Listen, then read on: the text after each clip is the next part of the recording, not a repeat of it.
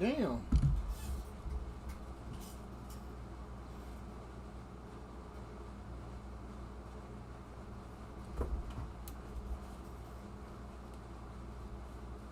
Ugh.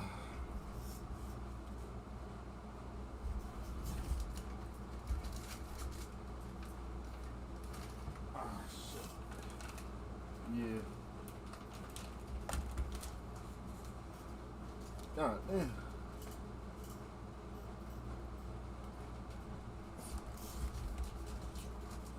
Had to grab my food, bitch. I need my little cup, my cup noodles, man. We trying to hop on. Hey, what the hell y'all doing?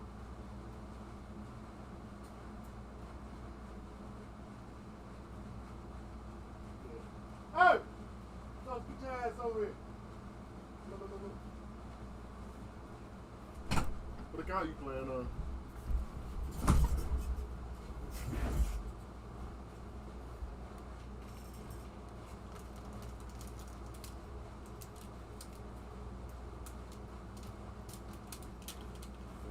Hop on my art then.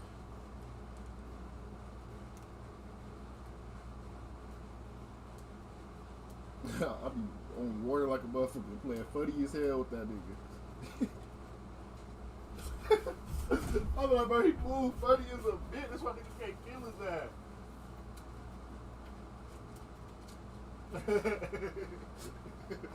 That shit be having me cry. I'm like, bro, what is he doing?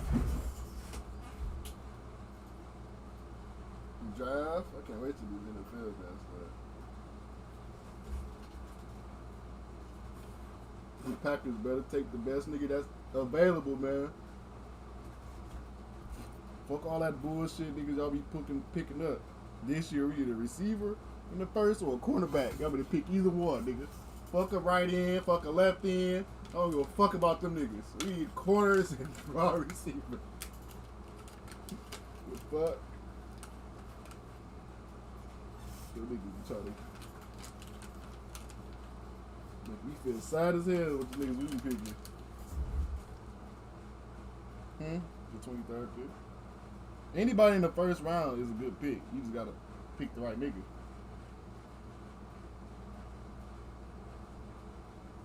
You be cold niggas that be in the first round, especially this draft.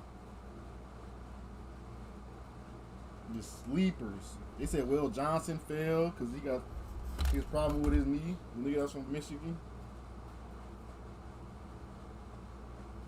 Tutorial McMillan, the 6'5" receiver from what's the name? His stock dropped. Never know these niggas. They'll pick up a right guard again.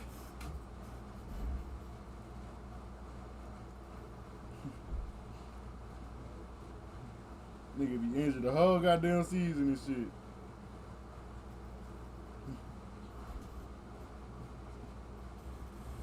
Shit, let me change this account. Switching over.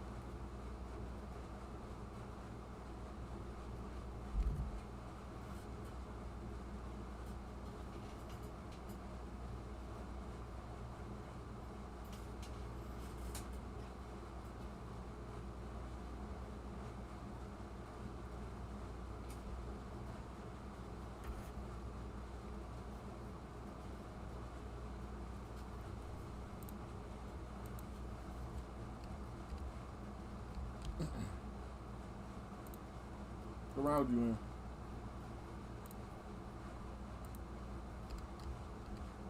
Good luck.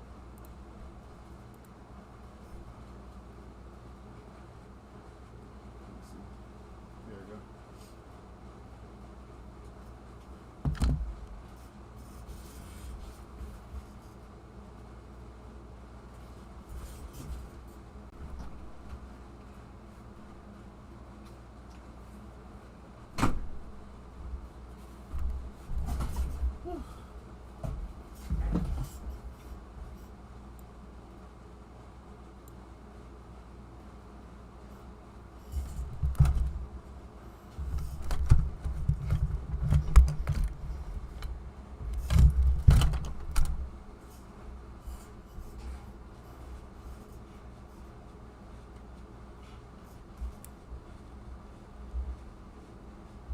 Sersky double O scheme.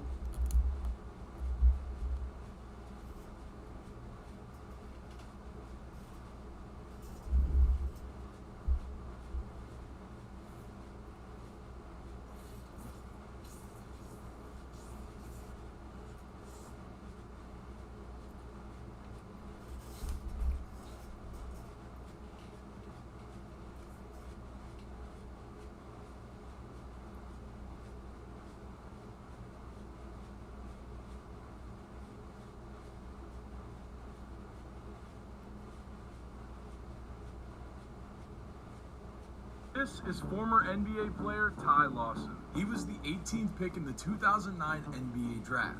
He was also the ACC Player of the Year in 2009 when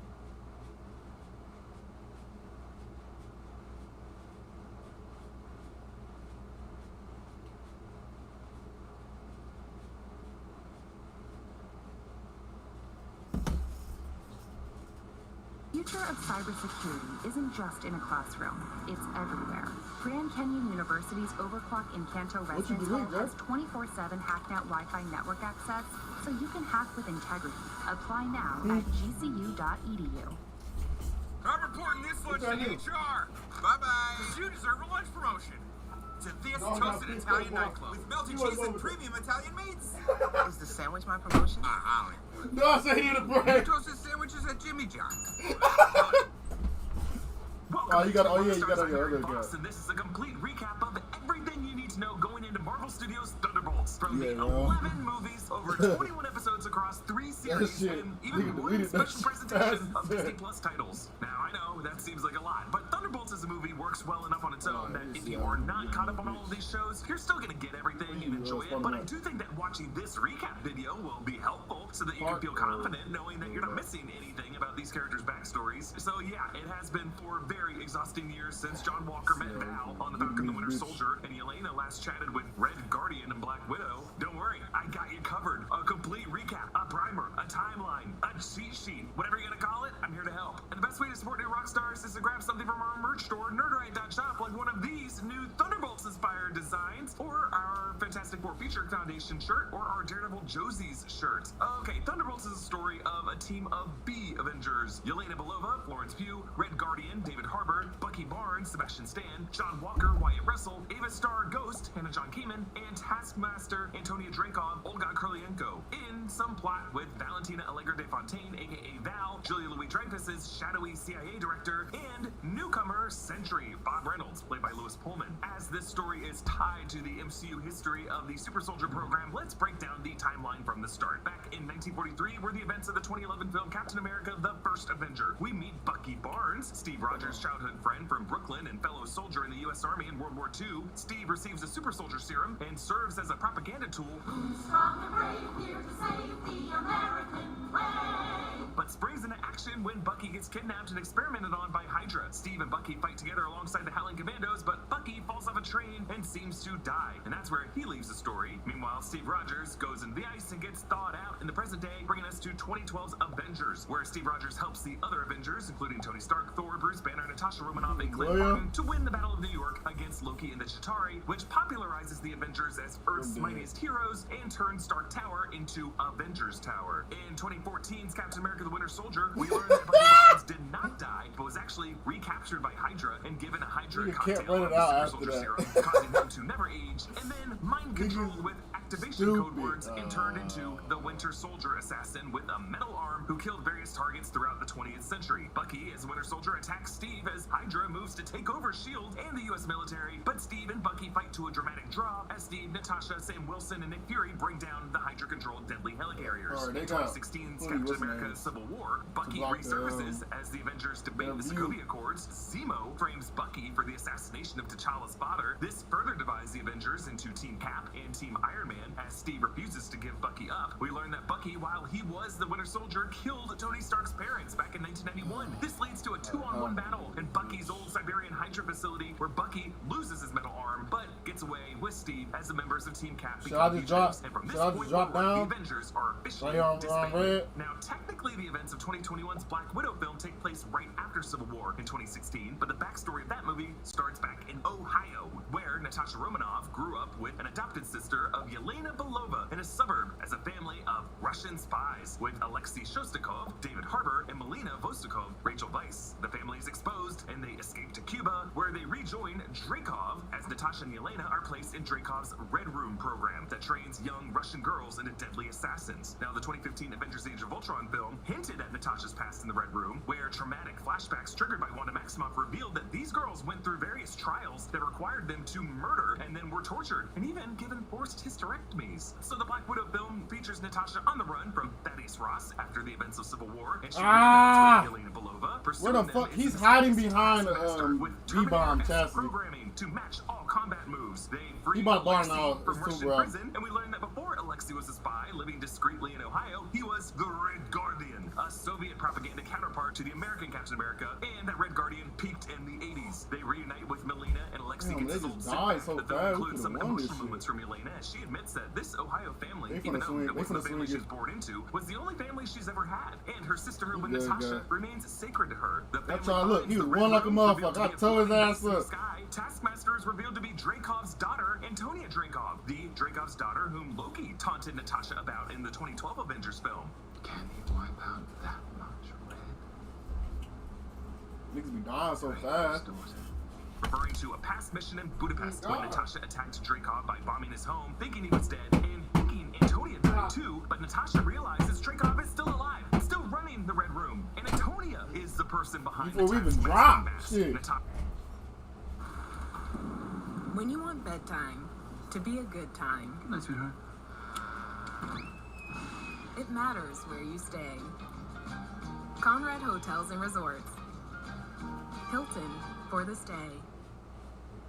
Bath Fitter does showers? That's right. We offer a wide selection of beautiful and functional showers. We can even convert your bath into a shower. Natasha uses an antidote to liberate the other Black Widow agents from their mind control, including Antonia, as the Red Room crashes. The movie's post-credit scene shows Yelena at Natasha's grave in the present day after Natasha had died in Avengers Endgame. Yelena now works as an assassin for Val, given the new target of Clint Barton, whom Yelena believes is responsible for Natasha's death. So here we need to jump back over to the Avengers timeline. In 2018's Avengers Infinity War, Thanos' forces attack Earth, seeking the Infinity Stones, and the Avengers rejoin Bucky in Wakanda, where we see he is a new Black Vibranium. That's the only player he got? The stone snaps, and half of all life justice away, including Bucky, and we will later see in the Hawkeye series, including Yelena Belova. Occurring simultaneously with the events of Infinity War are the events of 2018's Ant-Man and the Wasp, which introduces us to Ava Starr, aka Ghost. Ava was the daughter of former S.H.I.E.L.D. scientist Elias Starr, who built his own quantum tunnel that exploded, killing him and blasting young Ava with quantum energy that caused her body to phase through surfaces chaotically. Ava was taken in by S.H.I.E.L.D. and Bill Foster, given a suit for her powers and trained as a S.H.I.E.L.D. operative. But in the years after S.H.I.E.L.D. collapsed, Foster took Ava in and had to keep her in a chamber in his home to keep her body from basically dissipating. Foster and Ava tried to steal Hank Pym's shrunken down lab during the events of this movie, hoping to use the quantum energy from the tunnel to heal Ava. And when Scott, Hank, and Hulk successfully freed Janet Van Dyne from the quantum realm, Janet uses her quantum healing energy to heal Ava's condition. And Ava and Bill Foster go on the run. That's the last time we've seen them. In 2019's Avengers Endgame, the Avengers stage the time heist, which takes Natasha's life, and they use the stones to snap everyone back to reality, which includes Sam Wilson, who's the first returning Avenger that Steve hears. On your left. And it means Bucky comes back. This movie ends with old Steve handing over his shield to Sam Wilson with Bucky's blessing. And this takes us to our first Disney Plus series on this watch list, 2021's The Falcon and the Winter Soldier. Bucky, now going through some therapy to try to make peace with the people he hurt as Winter Soldier, ends up teaming up with Sam Wilson to face a group called the Flag Smashers, post-blip militants who stole and juiced up with Super Soldier Serum. Bucky is still in touch with the Wakandans, and we learn that the Dora Milaje had helped him psychologically heal from his Winter Soldier activation words. Bucky and Sam are forced to work with the government's new Captain America, John Walker, and his buddy Lamar Hoskins. John takes the Super Soldier Serum and is a bit aggressive in his pursuit of the Flag Smashers, especially when one of the Flag Smashers kills Lamar, and John loses it and violently kills the Flag Smasher with the Captain America shield. And this gets John dishonorably discharged, and he and his wife Olivia are approached by Val to give John a dark new tactical suit and to work for her. But John had rejoined Bucky and Sam to defeat the Flag Smashers, and Sam eventually becomes the new Captain America. I want to remind you for a second of one of the great underappreciated characters of the MCU, Ralph Bohner. Tell his ass don't miss. Remember how happy we were when our boner showed up in WandaVision? And how happy we all were to see that boner again in Agatha all along? Which repellent, if one boner can get that much Why is joy Bandit outside base, here? imagine what a steady supply of boners will do for your personal life. Oh, also, did I mention that today's video is sponsored by Blue Chew? Because it is. Blue Chew is a unique online service that delivers the same active ingredients as Viagra, Cialis, and Levitra, but in chewable tablets and at a fraction of the cost. Blue Chew's tablets are made in the USA and prepared and shipped direct to your door in a discreet package. It's super easy to wait some time, wait some consult with one of their licensed medical providers, and once you're approved, you'll receive your prescription within days. It's all done online. That means no visits to the doctor's office, no awkward conversations, and no waiting in line at the pharmacy. You can take Blue Chew anytime, day or night. That way you can plan ahead or be ready for whenever an opportunity arises. If you're skeptical or don't think you need it, it's crazy you don't got a team in a fail easier by game. getting harder and discover your You options literally at stop watching BlueChew.com. after Top And we've Ranger. got a special That deal shit for our sounds- listeners. Try your first month of Blue Chew free when you use promo code ROCKSTARS. Just Like you $5 don't, in shipping. you don't even That's fuck promo with the code paint ROCKSTARS. cheese. Visit BlueChew.com for more details and important safety information. And we thank Blue Chew for Oh, sponsoring God. today's video. In the Nigga don't even 2021 turn that holiday shit series, up. Clint Barton spends his Christmas holiday in New York, mentoring Kate Bishop and dealing with his old foes from the time he spent as a Ronin assassin during the blip. In this series, we learn that someone has bought Avengers Tower, but they don't say who. Yelena Belova catches up to Clint and tries to kill him in what becomes a four-way rooftop brawl among Clint, Yelena, Kate Bishop, and Maya Lopez, Echo. Yelena spends the series confronting Kate Bishop and helping Kate realize that the person who commissioned the hit on Clint was Kate's mother, Eleanor Bishop, who works for Wilson Fisk. Yes, Yelena Belova's text brought Kingpin back into the MCU. Yelena comes close to killing Clint in the 30 Rock battle, but Clint does the special whistle that we saw Natasha and Yelena doing as kids in Ohio. So Yelena realizes that Natasha and Clint had a special found sibling bond, and she walks away. In 2022's Black Panther Wakanda Forever, we learn that Val is actually the CIA director of the MCU, and she's eager to get her hands on Wakandan vibranium. And this title is only worth bringing up for one reason, really, but 2022's Guardians of the Galaxy Holiday Special on Disney Plus shows Nebula giving as a Christmas gift to Rocket Bucky's vibranium arm.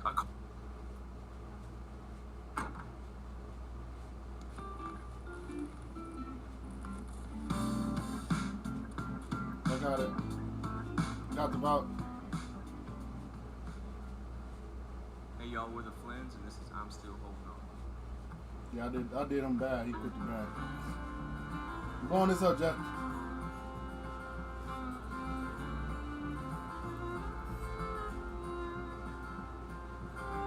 I've been used, scarred and bruised, knocked down to the floor. I paid the cost of battles lost, but I won't lose the war. I'm still holding on. I'm still holding on. The devil's hoping that I'll start folding, but I'm still holding on. I'm cutting tight with all the lies, playing tricks on my heart. So I'll fight, shine bright. Oh, I tried to get Doc out. Look, I missed. You found that too crispy. I'm still holding on. The devil's hoping that I'll start folding, but I'm still holding on.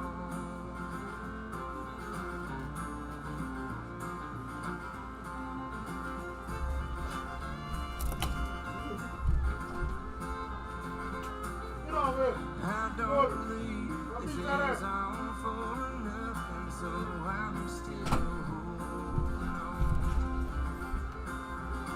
Yeah, I believe God is up to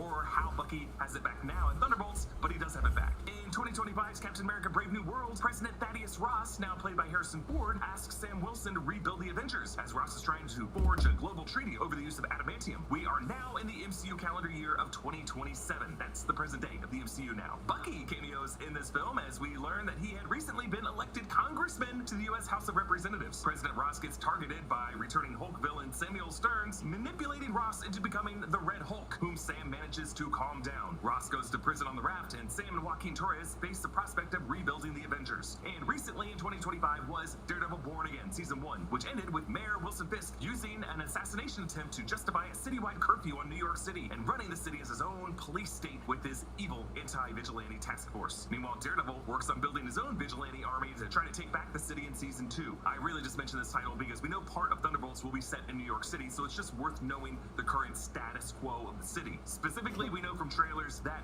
Avengers Tower is coming back in this movie. Val and her organization is who bought this tower, and they are turning it into what will become Sentry's Watchtower from the comics. Another potentially relevant title to consider is What If Season 3, Episode 3, What If the Red Guardian Stopped the Winter Soldier? This story is set in an alternate universe where, in 1991, Alexei Shostakov stopped Bucky from killing Tony Stark's parents, which then lead the two on a road trip out west to find the person Hydra was working with, codenamed the Rook, which turned out to be Obadiah Stane. It's not MCU canon, but the bro vibes between Bucky and Alexei are on full display here. So, to recap who everyone is in this movie and what's going on with them, Yelena Belova is still working for Val, who, in addition to being the CIA director, has some other connection to an organization called OXE, or the Ox Group. Bucky Barnes is now a congressman representing a district in Brooklyn. Alexei Shostakov, based on trailers for this movie, seems to be slumming it as a driver for the Red Guardian limo service, but in some ways living his best life. John Walker is also working from the for skylight. How did he see my foot from the skylight? Phasing powers and seems to be an independent operator. Taskmaster is a liberated widow agent Zero with shot a my bit of foot history from the with skylight. Yelena. How did And he we're see left with that? Bob, played by Lewis Pullman in this like movie. a little Bob one Reynolds in the comics is a one character toe with some shoulder. mental health issues and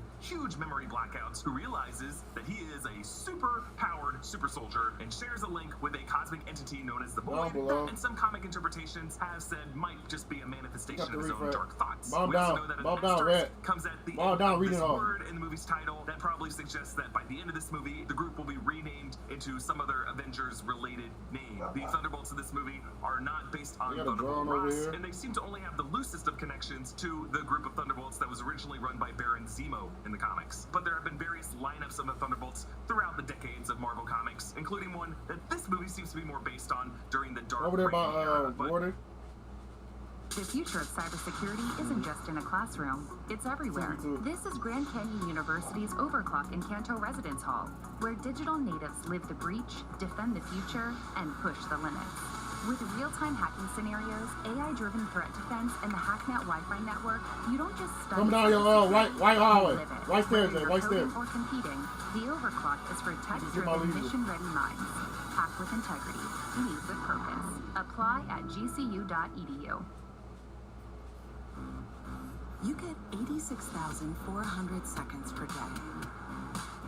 With iconic design DNA, everyday SUV functionality and comfort, and legendary sports car performance, every second inside the new Macan will be well spent. Experience the new Porsche Macan.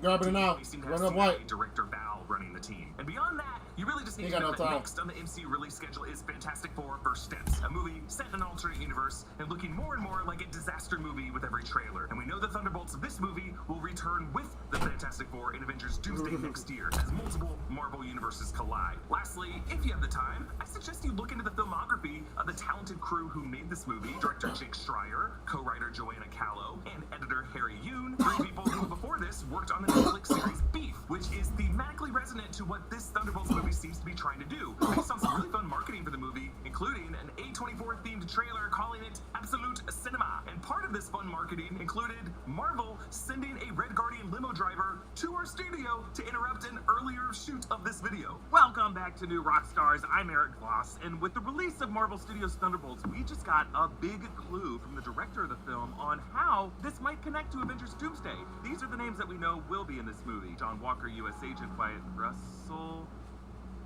Hi there. Sorry to interrupt here. Okay, hi. Special delivery for new rock stars. Okay, thank you. How? Please open the package, scan the QR code, call the number. Right now? Okay, didn't get an answer. Red Guardian. For the glory. What? Thank you, mysterious driver. Go Thunderbolts! Woo! Okay. Yes, go. Go, Thunderbolts, go. Alright, let's follow the nice man's instructions and scan the QR code. It's a YouTube video. Friends, it is Red Guardian here. Ha ha ha! Yes, my powerful two-car fleet is at your service, protecting you from boring evenings. I do business. I do school pickups, fancy funerals, and irregular. Listen to what my friends have to say about Red Guardian limo service. Limo service at Red Guardian, we'll take you anywhere. Oh, that's nice. Every paid ride is booming inside with world famous Red Guardian. Hey, his set kind of looks like So, ours. what are you waiting for? Basically robbing me. I close my eyes, you take my money. Run! Remember, I can do this all night. All night. Call I can do this 1-833 all night. Red Limo. That's a 0, not an O. Call now. For the glory. For the glory. Alright, so this is a goofy promo video that they have for Thunderbolts. Call the number? He also said call the number? Hello, it is I, Red Guardian. Thank you so much for calling Red Guardian News. Our powerful two-car fleet has all of the luxury for a price you can afford. Because you don't want to get taken for a ride when you get taken for a ride. Also, for a good deal, you can purchase tickets now to see Thunderbolts, only in theaters on May of the 2nd. Tell them Red Guardian sent you.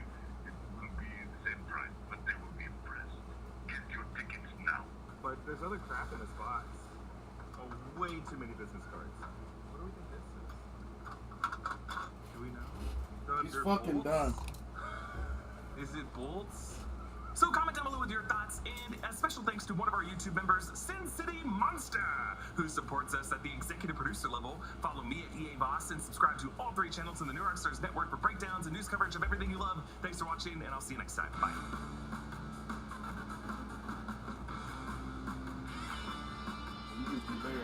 Whoa.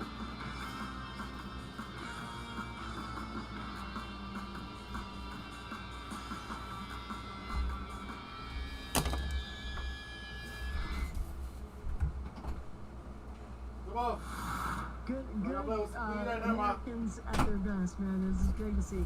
And now, since we have a lot of organizations that came out initially to help, but now that we're, this is several months in, people.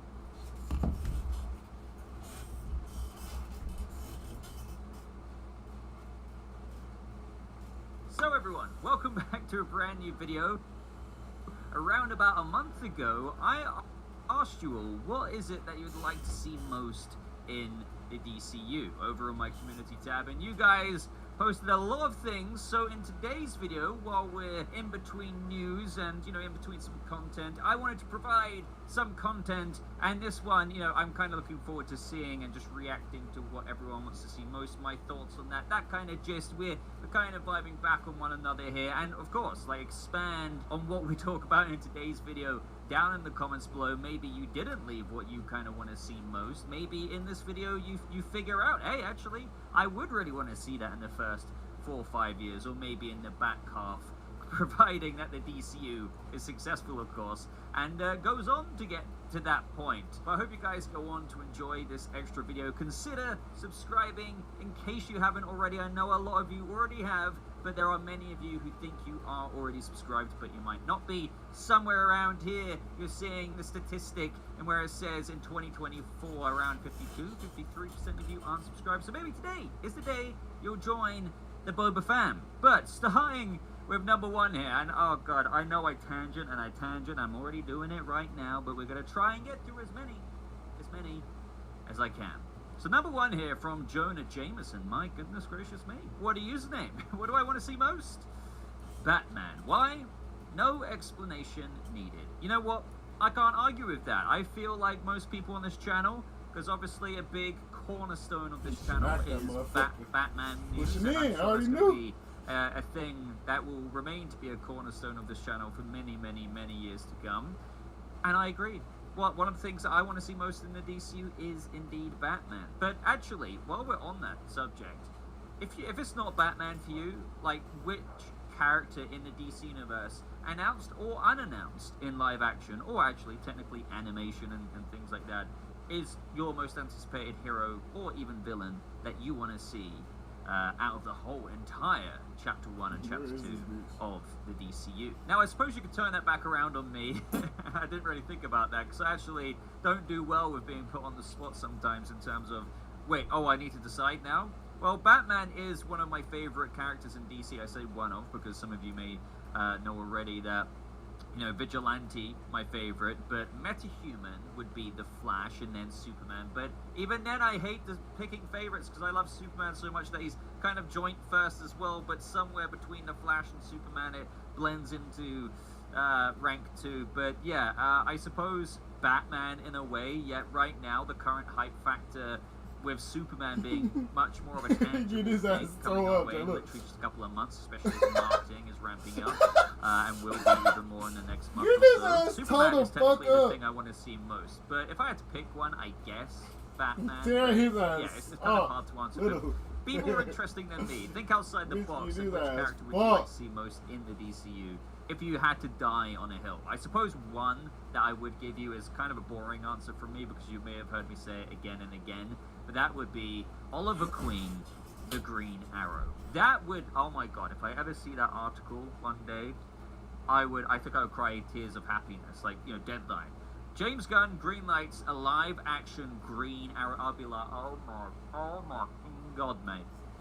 Bloody hell. Like, you'd bring the full-on British out of me. And speaking of which, stop calling me Shirley, 1180 says, I'm in the same boat that you and several others are. I'm wanting to see Oliver Queen on the big screen being utilized as something more than a Batman clone. Exactly.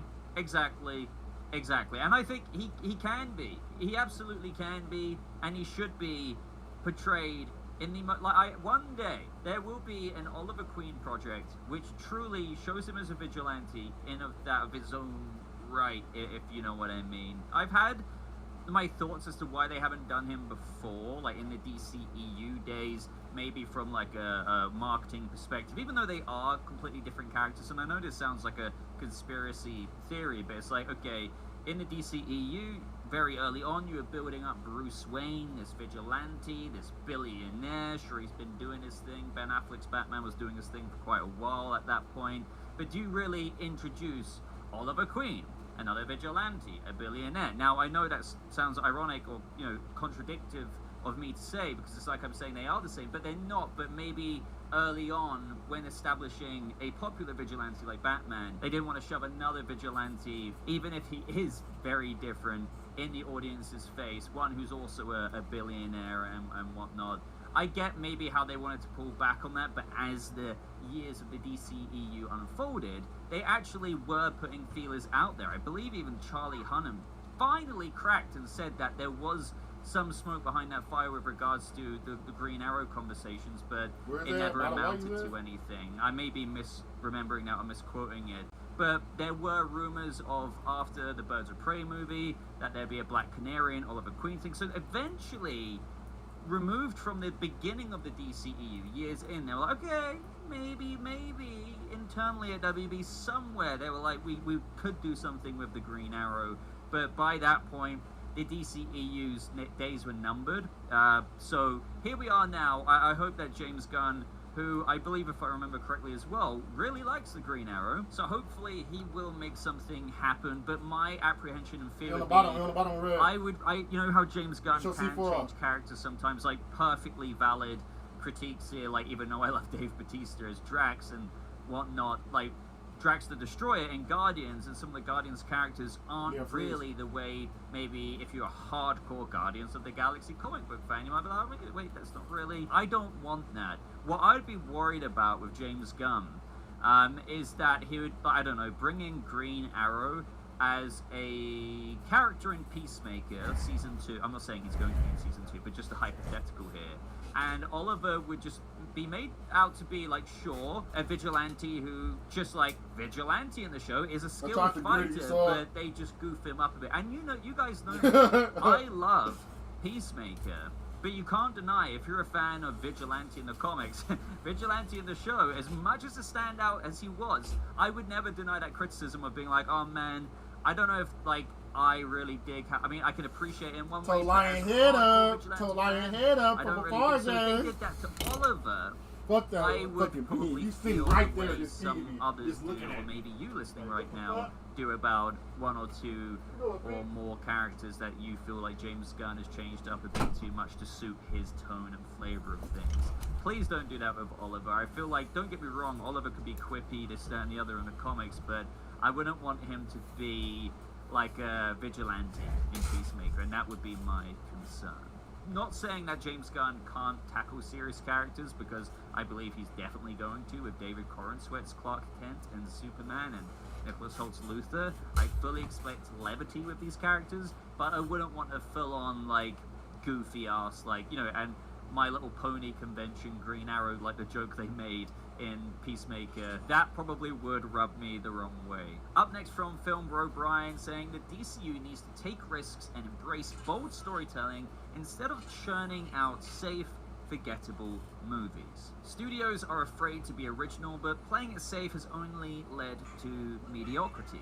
James Gunn has the chance to make the DCU stand out by pushing boundaries, exploring complex themes, and taking big creative swings. DC's best stories have always thrived on ambition, and the new DCU should do the same.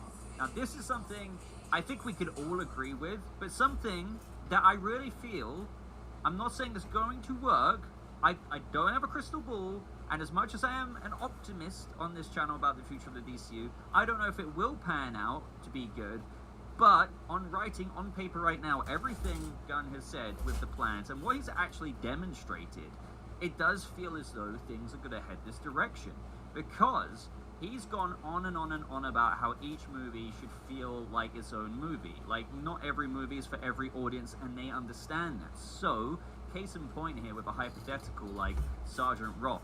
Hi, shit.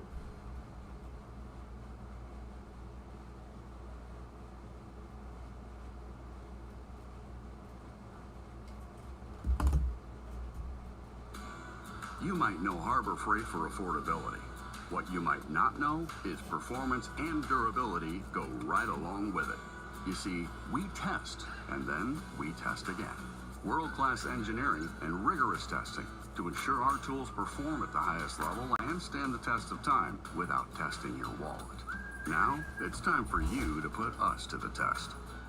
Whatever you do, do it for less at Harbor Freight. You want to build a future-proof career to provide for your family. Here is how you get there. Here at MATC, where you get an education that powers a career in tech. See what's possible at matc.edu today. Ladies and gentlemen, we have more GTA 6 leaks. Now, I want to go into this one with a little bit of a different frame of mind. You see, for years, I have been covering video games as a whole, specifically Call of Duty, and when it comes to leaks, there's a couple ways you can tell how legit they are, and that is how vague the actual leaks are. So I want to go into this specific video trying to decide whether I think this leak is real or whether or not I think it is fake. Now, the video in question is by someone by the name of Saints Fan. I think his name used to be Dat Saints Fan, and I actually think he used to be a Call of Duty YouTuber. I could be wrong about that. Let me know down in the comments. But the video is titled GTA 6 NPC routes leaked, or routines leaked. So in other words, what NPCs do in a day. So going from here, I think I've got like maybe 15 seconds, 20 seconds in on this one, and I'm like, okay, let's see how legit this actually is, and let's do it together. I worked on GTA 6. Already speculative, but go There on. are some insights on its design.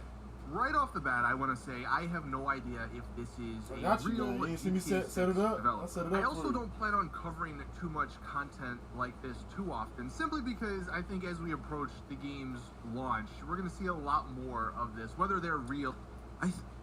He's right, and that is kind of why I wanted to make this, because as more information is given, it is way easier to do fake leaks, and you'll see what I mean as we go through. I'll give you some examples. Here's some insight. But at the moment, since we're in this major GTA 6 drought, I'm like a drug addict, man.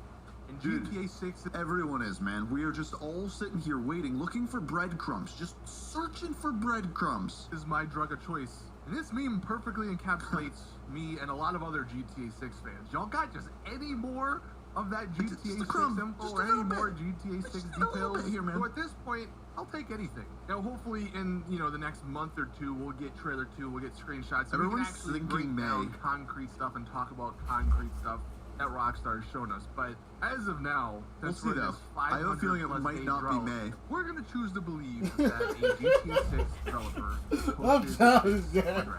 and as far as the Playing his ass bad. So I'm pretty sure they set up Oh, the yeah. account Kill my was damn teammates. deleted, so... Niggas trying to kill my teammates. I got all the refrags. Fuck off. this whole thing, and it is quite believable. Trying to kill And my the only damn thing I wanna show teammates. before we get into this They GTA keep 6 flanking, dev bro. post Like, is why? This did happen with What's up with RDR2. that? It was leaked 2 years before. Alright, so there's two types of This leaks, got like fucked. when you look back Hey, on them. get out of here. One is like, I can give you a leak for the next Call of Duty, and I can make it sound 100% real, and I can make it look like I'm 100% right. Like, we can go super vague. We can say, the next Call of Duty want game that is going to be kill. a He's Black trying to Ops call. game, and it's going to take place in the future, because that's what all the leaks have already said. It is going to feature all that some of your shit favorite get the kill, characters. guys. It's going to have multiplayer. The multiplayer is going to incorporate some of the old maps. Like, do you see how vague I am being with these? And because I'm being so vague, everything I'm saying is going to be right. But it doesn't mean I actually know anything. It just means that I know how to twist what we already know. For the This one's different, though. Back in, 2015, May of 2015, this guy on Reddit called Red Dead Insider, should have believed him. Of course, at the time he didn't. First of all, super interesting that he calls it Red Dead Redemption 3. If you don't know, I believe the first I one was think he hit the called wall of my Red nomad. Dead Revolver, I think. And then the He hit detail that the he goes into wall. here is Came out and wild. said, just a little tidbit here, you play a character named Arthur, you are a gang leader, and that the game heavily centers around your posse, and that you will be recruiting people, including Little Jack, James, Marston, Abigail, and he goes on, but he did, back in 2015, a random guy posted on Reddit did end up leaking some... Okay, but do you see what I mean here? How these can be extremely vague? So you move with your camp of outlaws, okay? Red Dead Outlaws, pretty straightforward. I mean, naming Arthur is pretty impressive. But, like, other little things here, like, the story mainly involves running from the law. You're saying Rockstar game involves running from the law. More interactive, like Skyrim, whatever that means. Like, do you see how what I'm saying? Like, how vague these actually are? I mean, putting names in adds a little bit more credibility, right? Points from RDR2. So this isn't crazy. Stuff like this has happened before. Now, is that the case for this? Is this an actual, developer? We have no idea.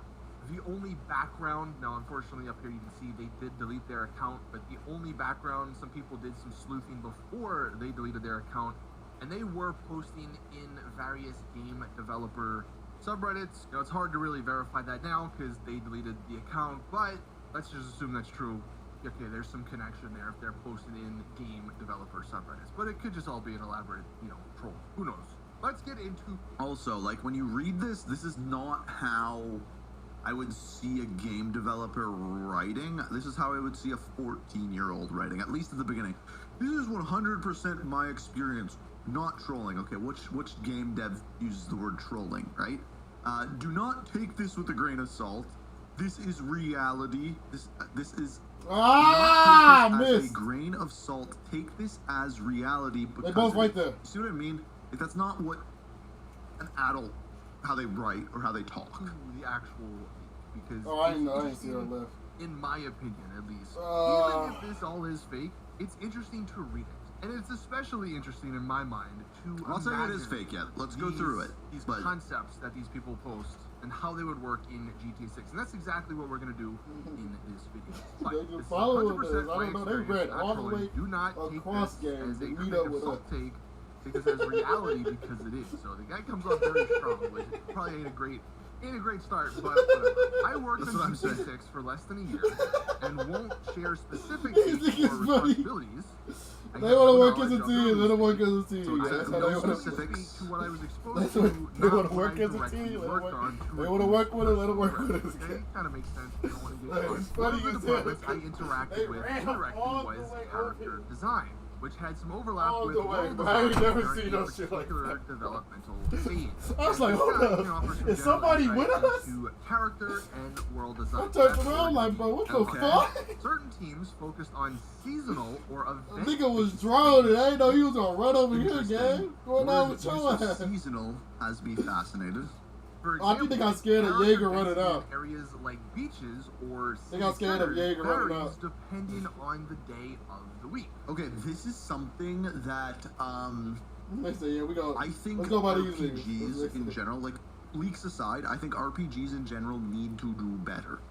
I think games like Stardew Valley, where each day of the week NPCs do different things and you can actually learn what they do, where they go, I think are really, really cool. Even a recent game with like a day-night cycle, like Schedule 1, I think those are really, really cool. And a game like GTA, I think, could amplify that to a huge, huge extent.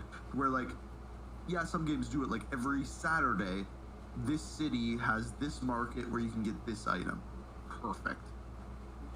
Mondays might see lower NPC volume at the beach compared to weekends. Perfect example right there. Trailer, the crowd levels in the trailer reflected typical weekend traffic.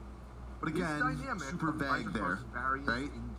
We've seen the trailer, we know that the beach is what's going on with the beach and everything like that. So, again, that doesn't add any specifics. As soon as he gets into specifics, we're like, okay, maybe there is a little bit more to this. Going to Trailer 1's beach shot, he's saying, this is what the beach would look like on, like, the weekend, when there's a ton of people, but if you're going on the week, you know, Monday, for instance, it might be a little bit more barren, like this very badly photoshopped image. I was going to say, this is horribly photoshopped. Where'd the road go? The beach with no or umbrellas or anything else, really.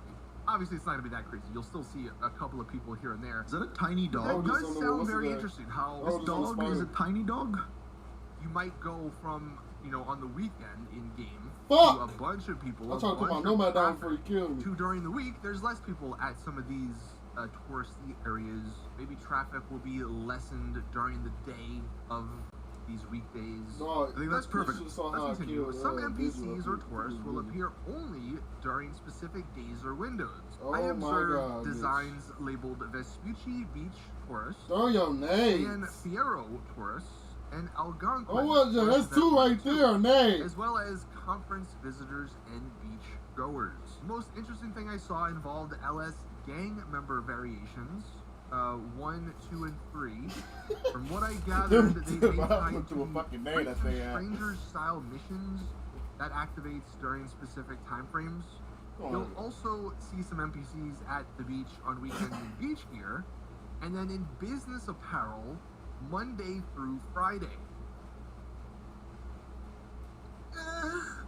I've seen designs labeled NPC 00 like okay 172 beach attire, and then NPC 00172 work attire. At minimum, there are likely 2 more variants associated with select NPCs. So that's a crazy paragraph right here, especially that last part.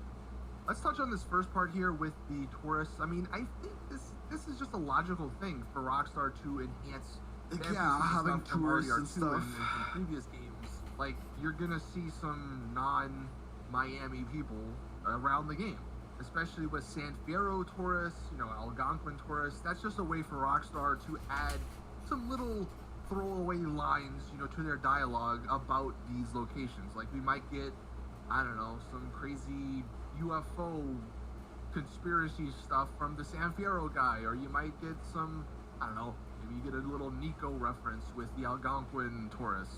So I think this first and part... that I think is definitely something Rockstar will do, but again, like, it's still so vague. Like, if he gave, like, a specific event, and then this event happened once the game was, but he's not really.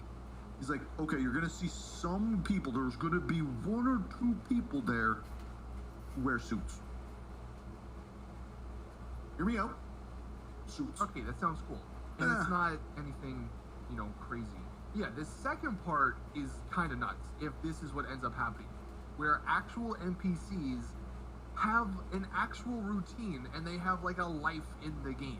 And I want to actually just bring up this little article. I mean, you can see this for yourself if you ever play RDR2 and then follow NPCs around. Yeah, this is already but existing. RDR2 has surprisingly complex lives for the NPC. And reading just some tidbits from this paragraph, or from this article, every character, no matter how small, appears to have a routine in RDR2. And a specific example from RDR2 was a man who stumbled his way out of a saloon every single morning to go to work. He's a lush, which apparently is like drug word for alcoholic. Like, the guy drinks his liquor, drinks his alcohol. So after working a bit in-game, he'll take a drinking break and a lunch break, both of which consist wholly of alcohol. Like, this is awesome. So that's just one small example of, in RDR2, I don't know if this is the NPC in question. Yeah, in RDR2, these NPCs have actual lives in the game. So going back to this GTA 6 thing, I think this is just building off of that RDR2 foundation. And I know there's gonna be way more NPCs in GTA 6, so we'll see if this is something that... I can't remember what the exact number was, but based off of the really big leaks that we already got, it's like Red Dead Redemption 2 had 60-something in-game events, and already GTA 6, 2 or 3 years before launch, had 300 and something. So about 5 times the amount. What the fuck are you doing? After that. So yes, this is an easy thing to say. It'll be amplified.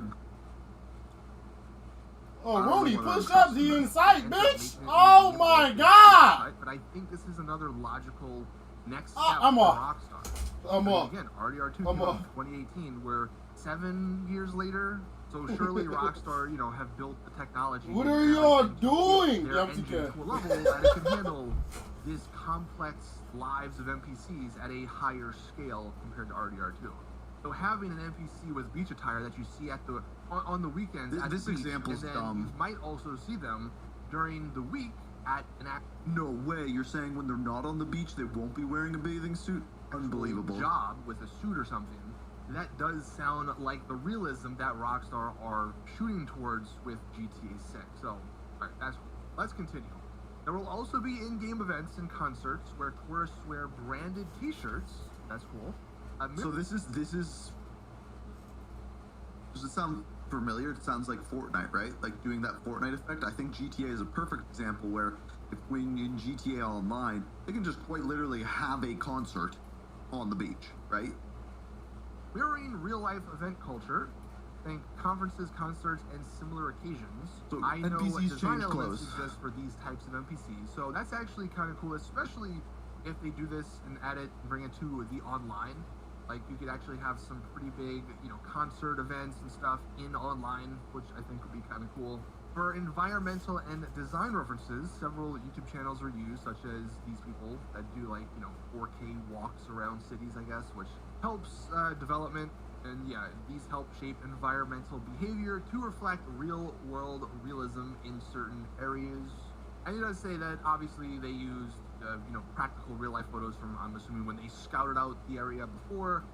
But they did also reference these YouTube channels on top of that, just to make sure everything's perfect. Alright, nothing crazy there. I also know that police body cam channels were referenced to help create some events based on what certain teams were designing. So, I don't know if that is true, but that would be cool. If, like, somehow they implemented police body cam footage somehow into things that go on. So, like, if something across town goes on, you get, like, some sort of body cam. That would be really cool. Oh, we actually get some body cam police stuff. We saw that in trailer 1, so again, nothing crazy. And he says, that's about it. Don't know when the game is launching. Don't have any insights like that. And then the rest of this is just him yapping about some random stuff. So we're not going to look at that. So was all that believable? I guess that's the big question really. that people should ask. For me, I think it's 50-50. I think what that is, and what most leaks for most games are, is you take something very, very obvious and expand on it to the extent where it sounds like you know more than you actually do. So, what can I do? Say, for example, I wanted to do this exact same leak, and I said, oh, different days, NPCs are going to do different things. Like, there is a character on the beach who is an older man who, at various different days, he goes to the beach every single day, except for Thursdays. On Thursdays, he volunteers up the street at a different thing, and he, each day on the beach, one day he's doing aerobics, the next day he's going in for a swim. It sounds realistic, but based off of, like, what we have seen in the trailer, it's a very easy jump to say something like that, right? And that's me even giving more specifics than David. It sounds realistic, especially when I'm supposed to write it out and put all these things down. I think you can definitely leak these things. It's the same thing like with saying, oh, there's all these radio stations, or this is how driving, there's something with driving, or there's going to be, these are going to be some of the aerial vehicles that are available in the game. Blimps are going to be there. Well, we saw that in the you see what I mean? So it's just, it's, I think, incredibly easy to make those things up unless you are doing, like, the first mission is going to be escaping from jail or something like that. Then you're like, okay, that's concrete. That is something that someone's putting their foot in the sand and being like, this is what happens. Do you see what the difference is there? And, like, this one is just vague things, which I think gives them some fun things to talk about. It doesn't sound very real. I would imagine a Rockstar developer working on the game right now is probably limited in what they have access to. Like, they're probably very specifically involved with certain aspects of the game. Like, this guy, for instance, being specifically involved with, like, the NPCs and events and stuff. I just think Rockstar would compartmentalize sort of a lot of their developers just so not much. By the way, what he's saying here is actually really true. I spoke to some developers about Black Ops 6 before it came out and tried to, like, pull some information out about the story. Every single one of them did not know how the game ended. Everyone. Every single person. I don't know whether they were just trolling me, but I legitimately, based off of what they were saying, they're like, yeah, we don't know how it ends, because Raven was working on it. I'm talking to Treyarch, right? Right, Treyarch. And they're like, yeah, I actually haven't seen the ending. I'm like, well, how are you working on, like, the narrative for the rest of the game if you have no idea how it ends? And, like, again, I don't know whether that's true or not, but this kind of stands up with what he's saying. So, as far as, like, how specific this leak was, if it's to be believed that it's real, it makes sense from, like, Rockstar's perspective that that's what happens behind the scenes. But as I showed, it's also nothing crazy if you just look at RDR2 and then say, hey, Rockstar are gonna make RDR2, but even better. But like I said at the very beginning of this video, even if this isn't a 100% true leak, it is very awesome to think about this in the game. Imagining Vice City or Port Gellhorn or anywhere else in Leonida having realistic traffic based on the time of day, based on the working hours, based on the traffic's an interesting one. Having NPCs actually have very detailed lives, and that you could follow one and sort of just see their life from a distance. It sounds like a crazy thing for a developer to pull off. Like, who would even imagine if, like, GTA 5 they had, like, realistic traffic where, like, if between 3 p.m. and 6 p.m. you go on the highway, you're just stuck there for 3 hours. Try something. Sorry, like I don't know why I find that so developer funny. Would, it's Rockstar. And like I showed with RDR2, they already did that in that game. Obviously, there's a lot less NPCs in an RDR2 game. But if they pulled that off, 7-8 years ago, then GTA 6 will be even more advanced, presumably. So that's not crazy at all, in my mind. So I guess let us know your thoughts in the comments down below. Do you believe this one, or do you not believe this one? Maybe for me, I want to believe this one because it just sounds like the ultimate, like, immersive experience in a game if what that guy said was true. But that is where we're going to end today's video. Like I also said, though, I don't plan on covering too much of this sort of stuff just because there's going to be a lot more. Yeah, that nigga. That's the same nigga who plays months. and most of it is going to be fake.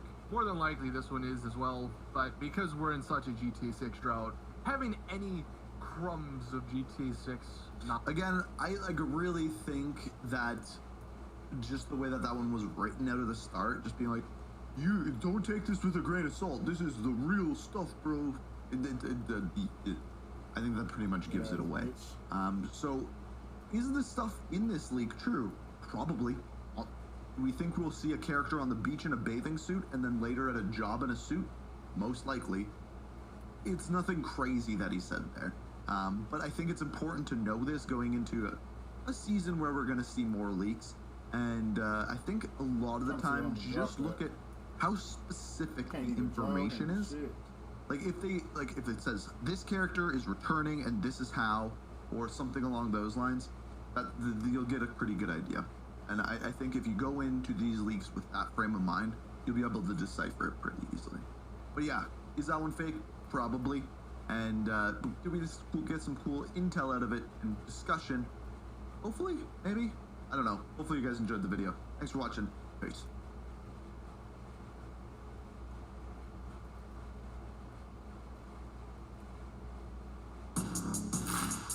Bitch. Oh, shit on you.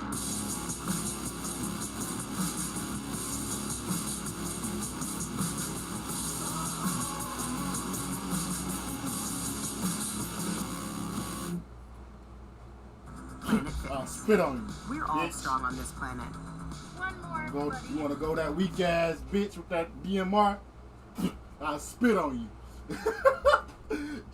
Head tap that dumb ass through the fucking wall. When it comes to video games, I feel like one of, if not the... Spit on her dumb ass. Fuck on her. Has to be Call of Duty. Everyone is always mad at it, and when people start loving it, you get dumped on. If you dump on it too much, you get dumped on for dumping on it. Oh, these? Happy Easter. I feel like these bunny ears make this video a little bit less controversial. This nigga Lee's trying to pick the fucking hat. That has to be politics. So spit on you. Video like I was doing last game. And Call of Duty in it at the same time. Leave it to Drifter to be that person to do that.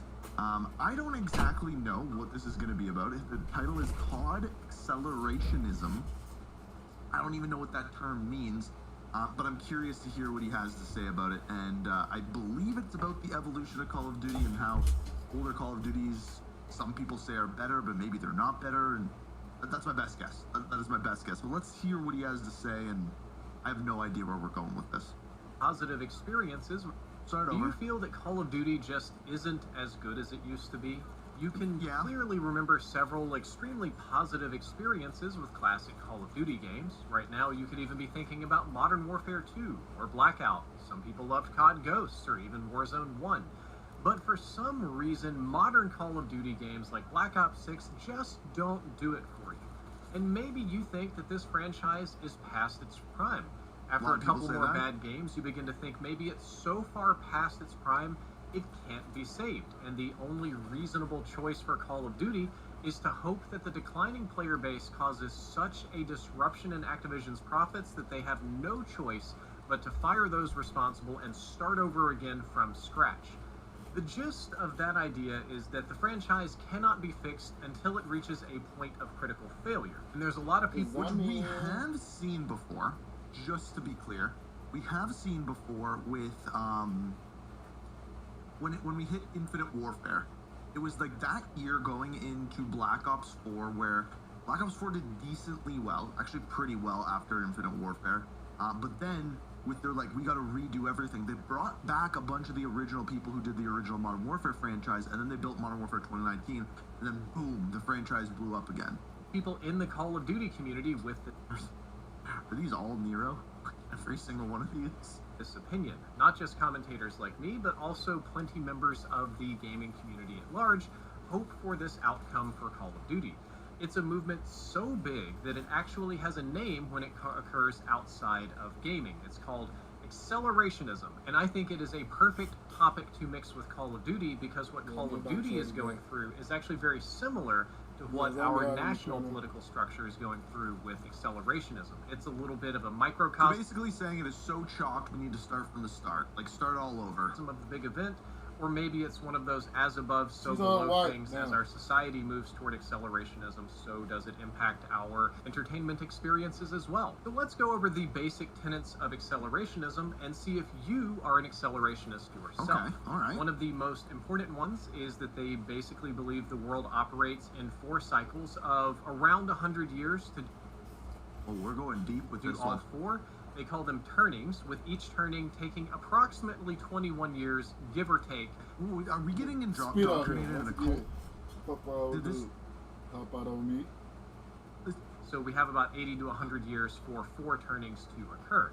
Each turning is an epoch or a shift in society as a whole. I'm going to give examples of this both for gaming and for real life stuff. Just to be clear, in Call of Duty's popularity, we're about at 21 years. So the first turning is considered a high, which usually occurs after a crisis. During the high, institutions are strong, individualism is weak, and society is generally very confident about where it wants to go collectively. A gaming example of a high point might be the golden era of Warzone 1, when it was the #1 game on the planet. Yeah. So, like, I like that he's giving examples. This is well done, Drifter. You did good on this one, buddy. Basically, so, like, think of highs in the community. So, like, when Modern Warfare 2, the original one, was first released, and everyone was talking about the game, or Black Ops 2, or Warzone was first announced. Sure. Fortnite. Fans were happy, quality was high, the future was looking bright, we all agreed about things, Activision was looking strong. A real-world example of this might be the post-World War II economic boom that all of the baby boomers got to enjoy, and we did not. That's an amazing time where we were able to truly build the bedrock of what is still currently the American economy. But this doesn't last forever. After about 20-something years, in comes the second turning, which is called the Awakening. This is an era where institutions are attacked in the name of personal and spiritual autonomy. The conformity of the high is causing a sort of cultural counter-reaction, and people are pushing back against it. Okay, so we saw that a little bit during Warzone, in fact, where people were saying Warzone's bad for the game. Like, it's when people start to be activists against the good thing. This would be, in gaming terms, kind of like the IW4 mods and a variety of mods that the community created so that they could replay Black Ops 2 or Modern Warfare 2 or classic games, and that conflicted with the institution of Call of Duty going against the institution. Now, the real-world example of this is probably the consciousness revolution, which spanned various college campuses and inner-city revolts ranging from the mid-1960s to the early 1990s. But that's not all. We got 2 more turnings to go. The third turning is considered an unraveling. As it is defined, the mood of this era, they say, is in many ways the opposite of a high. Institutions are weak and distrusted, while individualism is strong and flourishing. I would say that this is where we are right now with Call of Duty. In Call of Duty land, that's what's happening right now. Well, look, who do we got here? We got some Zach. I don't know who this one is, but institutions are incredibly weak. Distrusted. Individualism and people seeking other things is extremely strong right now. The game studios and publishers are just at their weakest positions in years, and it's kind of funny because, as I say, as above, so below, Call of Duty mirrors the real world. The most commonly cited real-world example of the third turning, the unraveling, is our current culture. I died on bar. Every single day in all sorts of places on the internet. Yeah, one side against each other kind of thing. And then finally, this is the spicy one. We have the fourth turning. The fourth turning is defined as a crisis. It is an era of destruction. This might be where we are next. We might be in a Call of Duty crisis. Destruction, often involving war, revolution. Well, I doubt there's going to be a war. In which institutional life is destroyed and rebuilt in response to whatever perceived threat to the nation's survival. After the crisis, civic authority revives, cultural expression redirects toward community purpose, and people begin to locate themselves in members of larger groups to hopefully create another high point. Accelerationists cite real-world examples of the 1929 stock crash, or all of World War II, especially the extremely destructive These are AI, right? Oh, well, that definitely is. And I don't think that Call of Duty has hit this point yet. I don't think that I can make an example of a time in Call of Duty where it truly hit this crisis point. But I would say we're close right now. We're close in Infinite Warfare, and maybe during one of the World War II games, like Vanguard. What's your percent? Vanguard is better than it is right now, community-wise, somehow. Do you believe that it's coming? And if acceleration theory is true, then the Call of Duty brand. Hey, honestly, what it could be is this year, with GTA 6 coming out, them releasing another Black Ops game, that could do it. We play with a should be dive. moving toward that crisis point in the future. So I think that there is a fascinating comparison between our high-level politics in the United States and the people that are funding various philosophies, and what's actually happening in our little section of Call of Duty world. And now for the most important part of accelerationism. Its adherents believe that these cycles are completely unavoidable. Therefore, we recognize that if we're in the tail end of the awakening, or maybe fully in the unraveling, that we should actually be working to accelerate towards the crisis. The idea is to make the unpleasant parts of the cycle as short as possible, effectively speedrunning to the good parts. This lines up very closely with community sentiments on Call of Duty, and guys, we made it. We made it. Fun or Buns made it. Which is hilarious because that's the second channel. A lot of people think that we can't get good parts anymore until we destroy what we currently have. Thus, speedrunning failed Call of Duty development cycles to finally get to the good games. So if you're one of the people who think that the only way to save Call of Duty is to first destroy it, then you're probably in some capacity and accelerationist. And you can... Yeah, so like we definitely see those people 100%. Like the only way to make Call of Duty good again is to destroy what's already there, get rid of skill-based matchmaking, and the only way to do that is by... So like, Nero, Blame Truth, I mean, sometimes me. Be an accelerationist if you are actively trying to destroy the game. But I'm not doing that. I don't know, society at large. Or if you're just hoping that natural societal and market forces do that for you. Most accelerationists don't really care what causes the acceleration toward the crisis. By the way, that gameplay lag is whatever Drifter uploaded, because he himself is not like lagging, it's just the gameplay, so I don't know what's going on with that. And I'm going to add one more wrinkle of interest to this, which is that accelerationism doesn't just apply to political or social cycles, but also to technological flavors. So much so, there's an entirely different flavor of accelerationists that often identify themselves with the E/ACC text online. I may be over-summarizing here, but the technological accelerationists broadly believe that a technological singularity is unavoidable. If you're unfamiliar with the singularity concept, that's a rate of technological advance where we truly hit that flat part of the graph that just goes straight up, change so fast we can't even understand it. It's often described as a super... Yeah, so like that's... People think it's going to be AI that causes that. Intelligent AI that can answer any question. Faster than light travel, immortality, various future technology indistinguishable from magic that will help us live better. Shot this nigga! Also, no! Brain, that's part of accelerationism.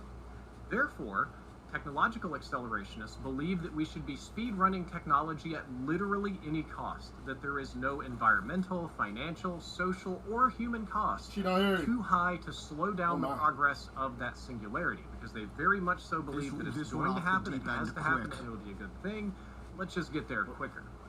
A fun quote that I found online is that accelerationists argue that technology, particularly computer technology, and capitalism, particularly the most aggressive global variety, should be massively sped up and intensified, either because this is the best way forward for humanity, or because they don't see any other alternatives. So it's kind of like how, I don't know about where you guys live, but right now, the housing market here is just, houses are so expensive. Like I'm in Canada, and it's wild. And people believe that the only way to lower those prices of houses is to have an absolute market crash. Problem with that, it's going to bankrupt so many people that everyone who has a house currently would be pretty close to screwed. And obviously there's some big problems with that, but some people believe that's the only way to fix that. And then other people believe, well, inflation will adjust for itself, which is scary in and of itself. Accelerationism used to be literally a fringe political theory, even borderlining on just being a conspiracy theory. It overlaps with collapse theory, which was very popular after 9/11 for those of you that were reading things online. However, there's a joke there. There's a joke there with collapsing. There's a joke there.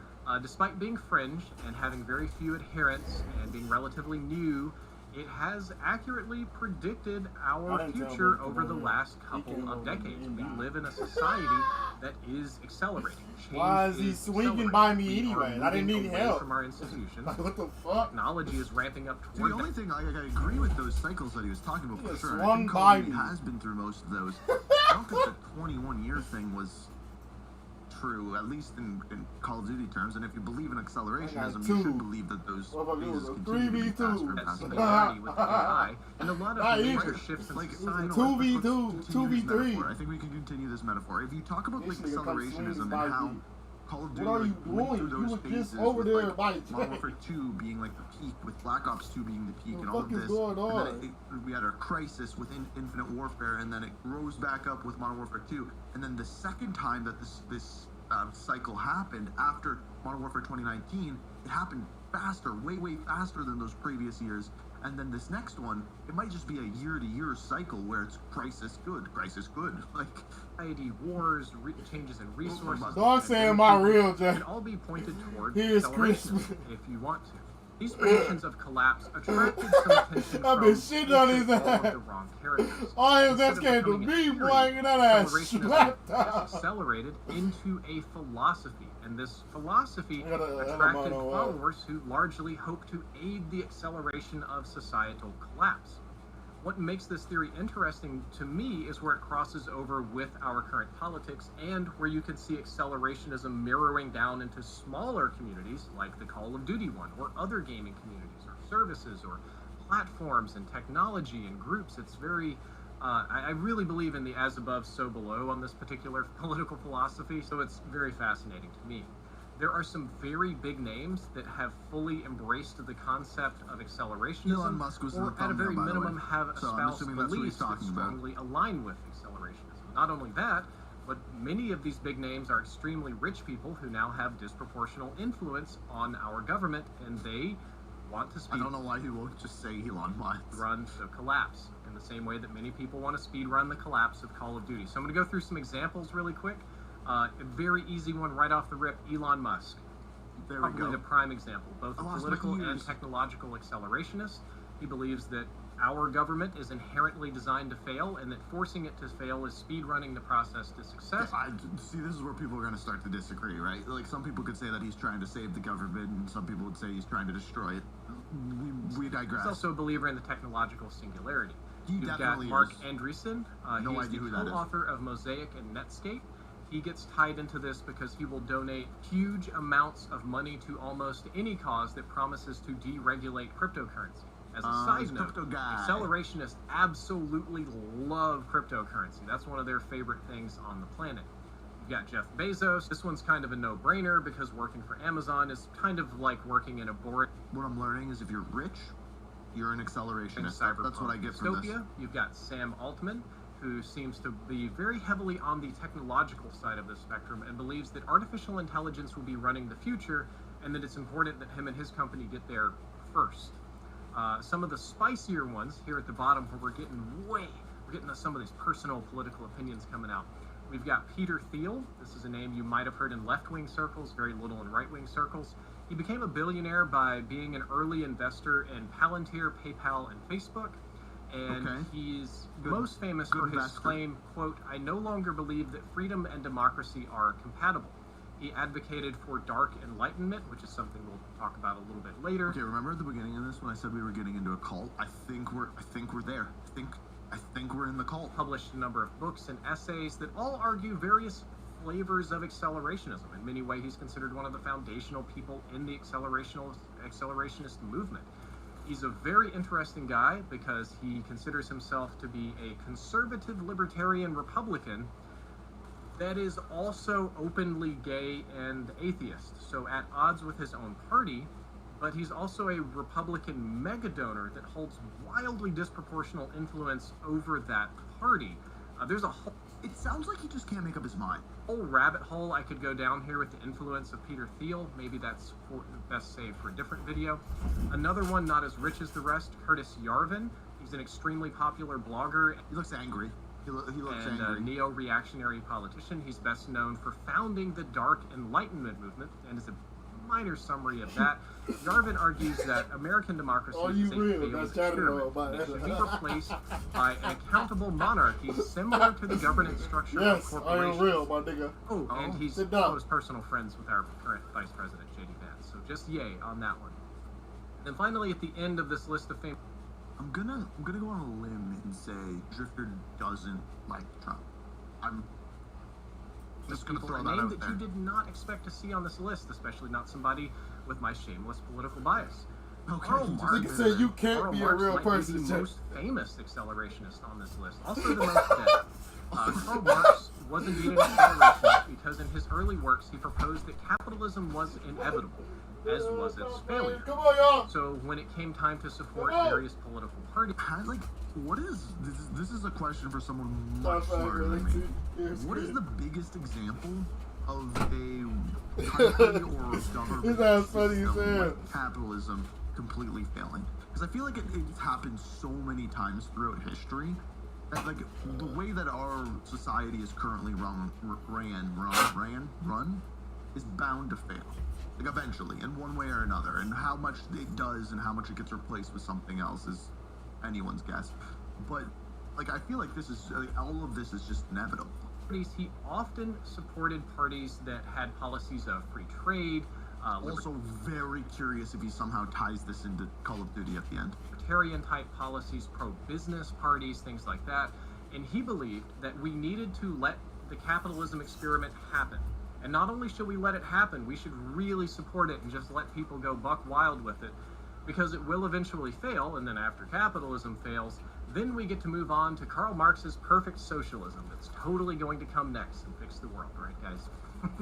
Well, what's frightening to me is that a huge number of accelerationists happen to be influential billionaires or people with values of hundreds of millions of dollars, or politicians, or people that have disproportional influence.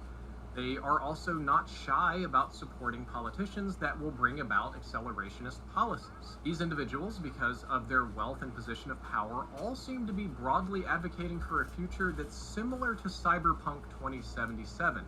I mean, are we against this? The influential accelerationists all seem to prefer a corporate-run society with little to no government. Corporate bylaws... I've played the game. There's some pretty cool stuff in there. ...would replace our regular laws. Citizenship would most likely be replaced with employment at various companies in their company towns and lands. I've also seen The Boys.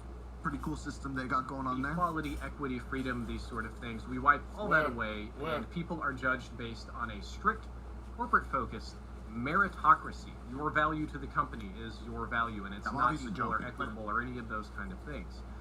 This is very literally cyberpunk. Not only... I think we're going pretty extreme with this. I think we're fully indoctrinated in the cult at this point. And, yeah. Just the genre, but the game and almost any piece of cyberpunk media you see will have stuff like this in it. And the end result is the sci-fi future version of a coal mining town. As many of you might know, coal miners in the early 1900s in America had to work in coal mining towns. And the company that owned the mine would also own the town, and they would own the houses in the town and the stores in the town. There'd be gold in them hills. You didn't get paid in cash, you got paid in scrip, which is like monopoly money that were like coupons. They could only use in the town. These people lived like slaves under the companies. In many cases, not even free to travel or to leave, or permanently indebted. If you want a good watch, nigga is creeping up on me, guys. Turn around. This nigga on the right side, and you can flick the shit out of his head. Built a town. No, it wasn't Coca-Cola. Built a town in South America to get rubber out of trees and have a plant there. And they ran their town like this, and it was fascinating. Some of the rules that they had and stuff. I can't remember who did that video. That is exactly the future that a lot of accelerationists want, but just add some technology and cyberpunky stuff in there. So I feel like Drifter, like he is shitting his pants right now. This nigga is fearing me right now. A little too heavily. Like Easter weekend. Nigga is fearing me. And he just went off the deep end. He had like this theory. He's like, there's this thing called acceleration. That nigga shitting their damn pants when they see a nigga. Really well. Except it doesn't, and then it goes in 21 Oh my years. god! All the government's doing it, but so is Call of Duty. If he ties this together at the end, I need to see. When you see things like AI running the government, or freedom cities, or corporate governance cities, or we should replace various governments or things. We should let corporations run the court system and things like that. That's an accelerationist belief that pushes us closer to Cyberpunk 2077. As you can tell, I do not believe in this philosophy or this movement. I think that... You know what, man? I couldn't tell. I couldn't tell, but now I've that the put it overall together. philosophy part of it might have more truth than the movement, though. I do believe that society moves... I definitely think the whole cycle thing that he talked about at the beginning is very true. I think we went off the deep end. I think a lot of things work in that cycle. I think it's more of a way of people think and the way that a business works. You're going to push in one direction so hard that eventually it's bound to fail, and then you have to reinvent the wheel. I think most businesses go through these iterations where things work, they fail, you have to figure out how to fix it, they work again. I've gone through that several times with YouTube, the way I do my YouTube videos, what we focus on, things like that, this channel, a million other things. And I think that is 100% true. When we went off the deep end with cyberpunk and cryptocurrency and Neuralink, I don't know what happened. That was a fever dream. In waves or cycles. I'm not sure if they're exactly the four turnings that the accelerationists want to talk about, but they do tend to result in booms and busts, much like our economy and some of our social changes. The part where I greatly diverge from accelerationists is where people seek to speed run the bad parts by making them so much worse. I don't agree with any of the So, I'll give you the best example of that. COVID. When it was happening, everyone... Have you ever heard of pox parties? When someone gets chicken pox, they bring everyone's kids around them so they all get chicken pox and then they're all immune for the rest of their lives because of that. People wanted to do that with COVID, and it's an idea. I think probably not a great one because the hospitals couldn't handle it and many other reasons. But that's an example of it, right? Like, you make things so much worse to get through that worse faster. Maybe it would have been better. We don't know because we didn't do that, right? We did the opposite. Anti-democratic or anti-egalitarian beliefs, any of the pro-corporate beliefs. I'm definitely the kind of person who would prefer to try to fix something instead of just destroy it. I'm one of those nerds that would prefer a flawed institution that needs many years of repairs over just burning it to the ground and seeing what happens. But that's just me. That's my personal morals. That's my belief. You might not agree. You might diverge from me. Your personal moral... I mean, I think a lot of people, in just a way of thinking about it, you want to get through... Why would you want to live in a bad part of society? Why would you want to have the bad part of Call of Duty be around longer, right? The Drifter's not going to tie it back together.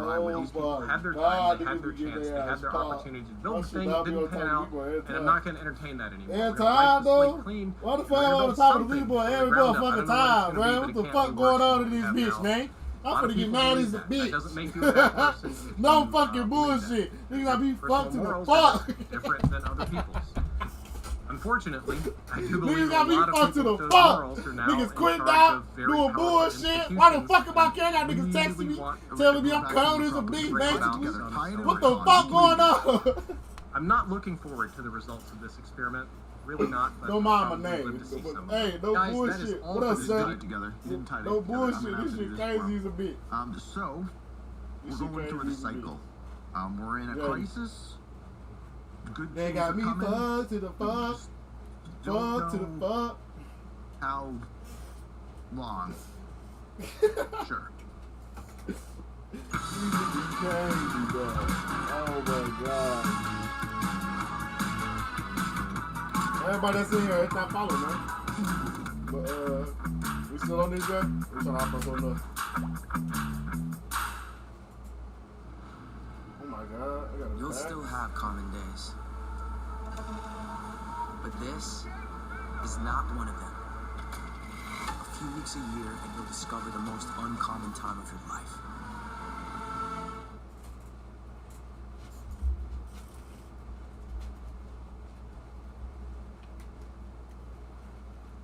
Can I just say that the way that...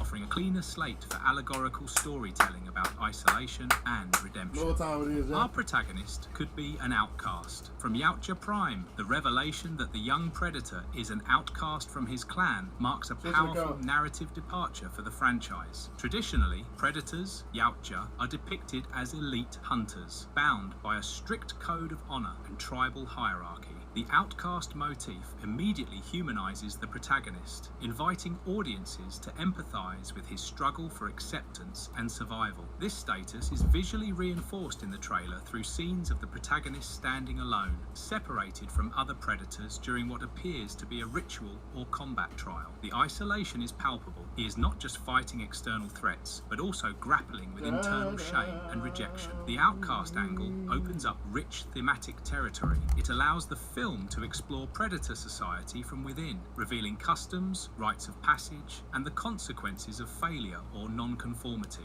Fans have speculated that the protagonist's exile could be due to a failed hunt, a breach of code, or even ideological differences, such as showing mercy to prey, possibly Thea. This narrative device mirrors classic heroes' journey arcs, where the protagonist must overcome both societal and personal obstacles to achieve redemption. It also sets up a compelling dynamic with Thea, as both characters are outsiders, forging a bond rooted in mutual alienation.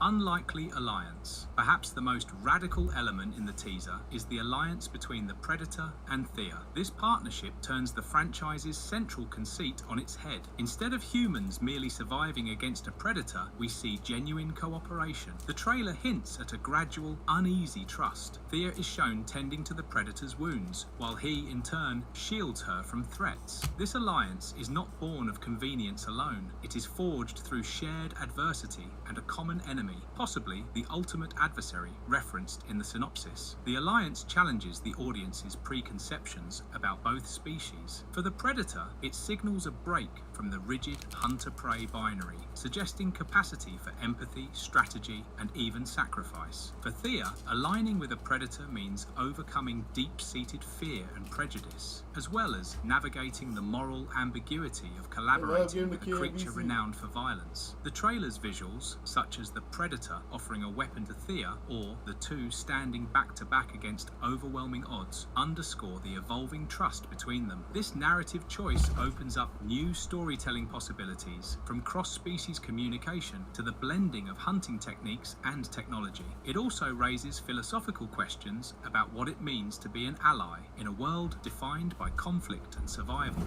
Quest for the ultimate adversary. Central to the film's plot is the quest for the ultimate adversary. This concept is a natural extension of Predator lore, where the pursuit of worthy prey is both a right and an obsession. The trailer teases glimpses of this adversary, a massive, dinosaur-like creature glimpsed in the final moments, dwarfing even the Predator. The search for such a foe serves multiple narrative functions. For the outcast Predator, it is a path to redemption. Defeating a legendary beast could restore his honor and secure re-entry into his clan. For Thea, the quest is likely a matter of survival, perhaps tied to a personal vendetta or the defense of her people. The adversary itself is shrouded in mystery. Is it a native apex predator, a genetic experiment gone wrong, or even a xenomorph queen, hinting at a future AVP crossover? Thematically, the quest is a crucible, forcing both protagonists to confront their limitations, fears, and the true nature of strength. The trailer's action sequences, featuring coordinated attacks, strategic traps, and desperate retreats, suggest that the adversary is not just physically imposing, but also cunning.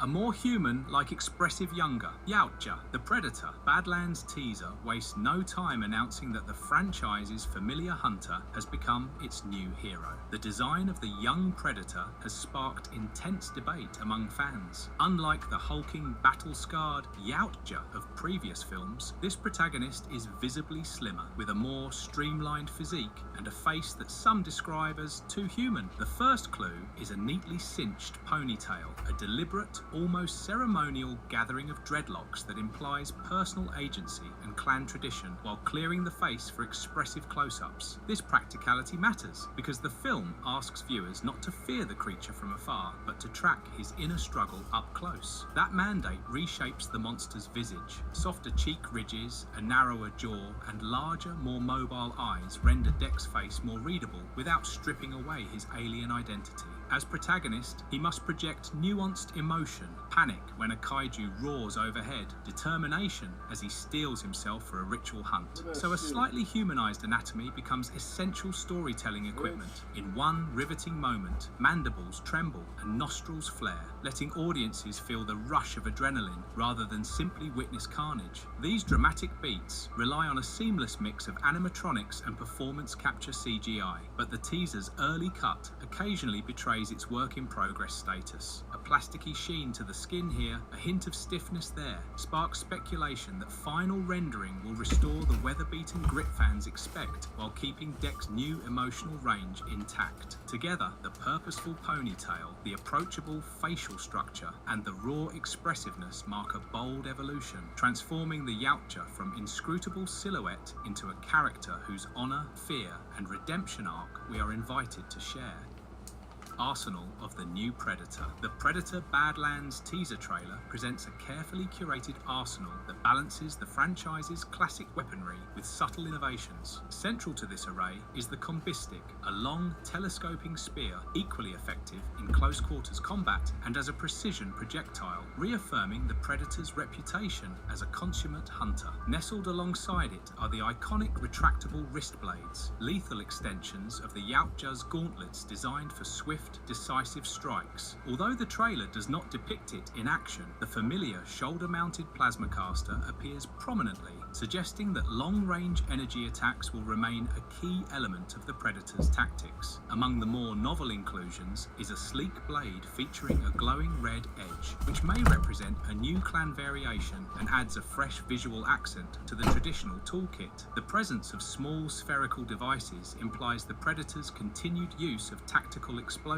reinforcing the creature's strategic approach to area denial and ambush. A large powered pack secures to the Predator's back, likely serving as the energy source for its various weapon systems, including the plasma caster. Finally, the Predator's helmet, equipped with armor plating, thermal vision, and advanced targeting systems, underscores the importance of technological augmentation in its relentless pursuit of prey. By limiting the teaser to these essential tools and a few intriguing enhancements, the film both honors the Predator's storied legacy and teases the measured evolution of its deadly arsenal.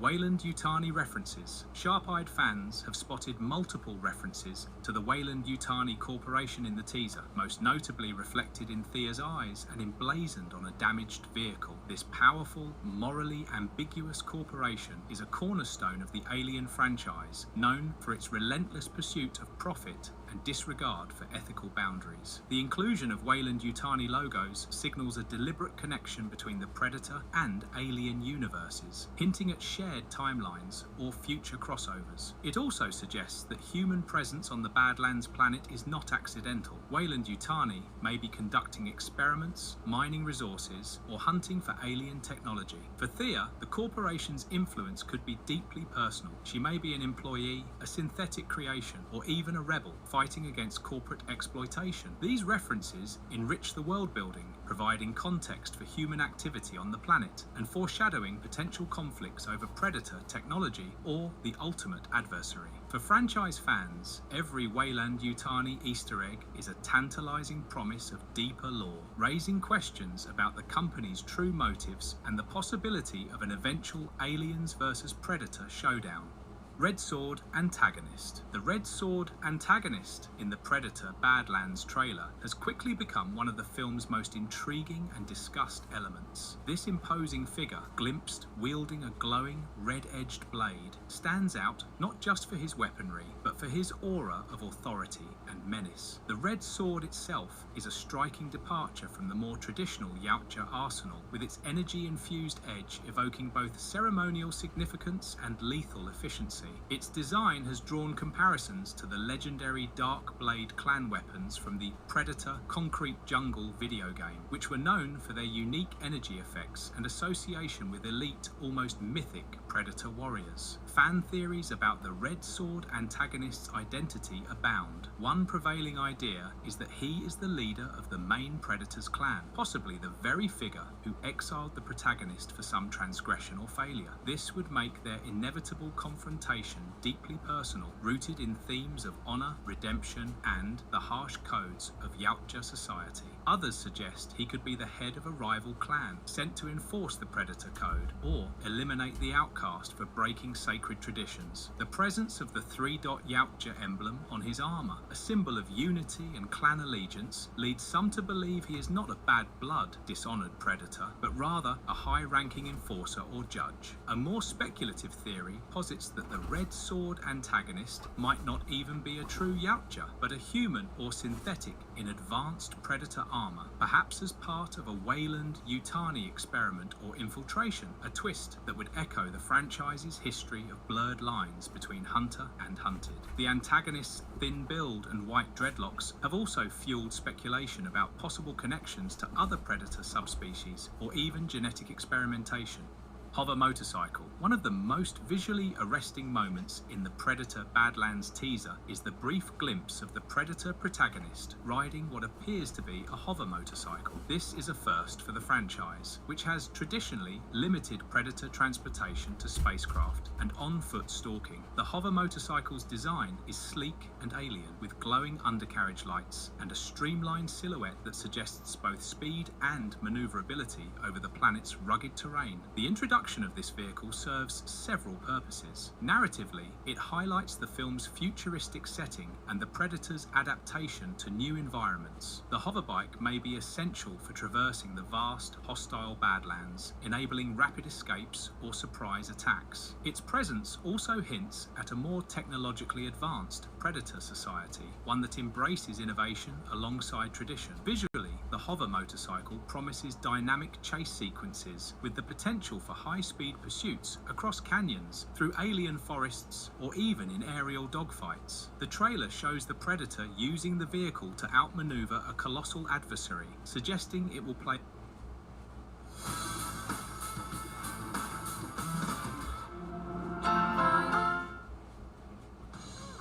Booking.com has all kinds of stays. Because a romantic hotel works for some. That a mirror? But not others. Find exactly what you're booking for. Booking.com, booking.yeah. Wherever the road takes you, Chevy is ready to drive you forward. With pure power unleashed and future-forward technology, every path leads to new possibilities. Chevrolet, together let's drive. Nice to be on vacation with you. Yeah, me and you. Even though we ended up as counselors at the most dangerous summer camp on Earth. It's gonna be great.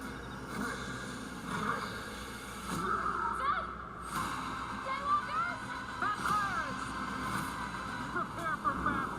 Watch out!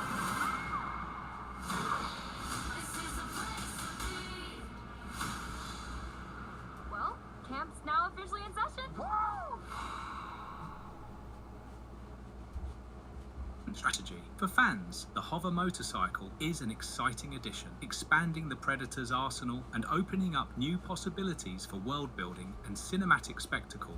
Human confrontation. A key scene in the trailer shows the Predator protagonist surrounded by armed humans, their weapons trained on him as he stands defiant but wary. This confrontation is loaded with tension. Will the humans attack, or will an uneasy truce be formed? The scene's ambiguity is deliberate, reflecting the film's exploration of alliances and mistrust. The Predator's posture is defensive but not overtly hostile, suggesting he may be seeking negotiation or even protection. The humans, meanwhile, are visible visibly nervous, aware of the Predator's lethal reputation, but also recognizing his potential as an ally against a greater threat. This moment is significant for several reasons. It challenges the franchise's traditional dynamic of Predator as relentless hunter and humans as prey. Instead, it positions both groups as survivors, forced to reconsider their roles in the face of a common enemy. The scene also hints at the possibility of cross-species cooperation, a theme that runs throughout the film. Hand dismemberment, and the cavern fight scene. The cavern fight scene in the Predator Badlands trailer stands out as one of the film's most intense and pivotal moments, offering a visceral glimpse into the internal conflicts and brutal rituals of Yautja society. Set deep within a shadowy, echoing cavern, the sequence features two predators, one of whom wields the now iconic glowing red sword, locked in a savage duel. The lighting and choreography emphasize the raw physicality of the combat, with bone-crunching blows, acrobatic maneuvers, and a palpable sense of desperation. A detail that has electrified fan discussion is the apparent dismemberment during the fight. In several slowed-down shots, it looks as though the red sword antagonist severs the hand or forearm of his opponent, possibly the protagonist Predator. This act is laden with symbolic meaning, as the loss of a limb in Yautja culture can signify dishonor, defeat, or the end of one's hunting career. It also dramatically raises the stakes for the protagonist, forcing him to adapt, survive, and perhaps seek a new form of redemption. Fan theories about the context of this fight abound. One popular idea is that this is a ritual combat, part of the Predator's coming-of-age or blooding ceremony, where failure could mean exile or death. The red sword antagonist, with his imposing presence and unique weapon, is believed by many to be a clan leader, enforcer, or even a former mentor to the protagonist. Some speculate that the duel began as a test of worthiness, but escalated when personal emotions, such as betrayal, mercy, or rivalry, came into play. There's even speculation that the two combatants share a deeper bond, possibly as brothers or close allies, making the violence all the more tragic. Another theory suggests that the protagonist's refusal to finish off his rival, or his inability to adhere to the clan's strict code, is what leads to his outcast status. The hand severing could be both punishment and a mark, branding him as an exile. The cavern's design, with its ritualistic carvings and ominous atmosphere, reinforces the notion that this is not just a fight for survival, but a defining moment in the protagonist's journey, a crucible that will shape his destiny and set the stage for his alliance with Thea and his quest for the ultimate adversary. Alien vs Predator. Setup is official now, but in a different way. The Predator Badlands teaser has reignited speculation about a potential Alien vs Predator AVP crossover, but this time with a subtler, more calculated approach. Director Dan Trachtenberg and Alien Romulus. Director Fede Alvarez have both hinted at a shared universe future, while studio head Steve Asbell has teased that any crossover wouldn't be in the way you think. The trailer's most explicit AVP link is Elle Fanning's character, Thea, a Weyland-Yutani synthetic. Her eyes flicker with the corporation's logo, a hallmark of alien androids such as David and Walter, while a smashed Weyland-Yutani vehicle further ties the planet to the corporation's colonial ambitions. This suggests Badlands takes place on a Weyland-Yutani colony where corporate experiments might intersect with predator hunts. This connects neatly with Trachtenberg's broader focus on expanding Yautja culture. He even worked with linguists to develop an intentional predator language, much like crafting Elvish for the Lord of the Rings. Fede Alvarez, who helmed Alien Romulus, has openly discussed his vision for a modern AVP film. He emphasized that the best crossover would be the one you don't realize is AVP until the xenomorphs show up.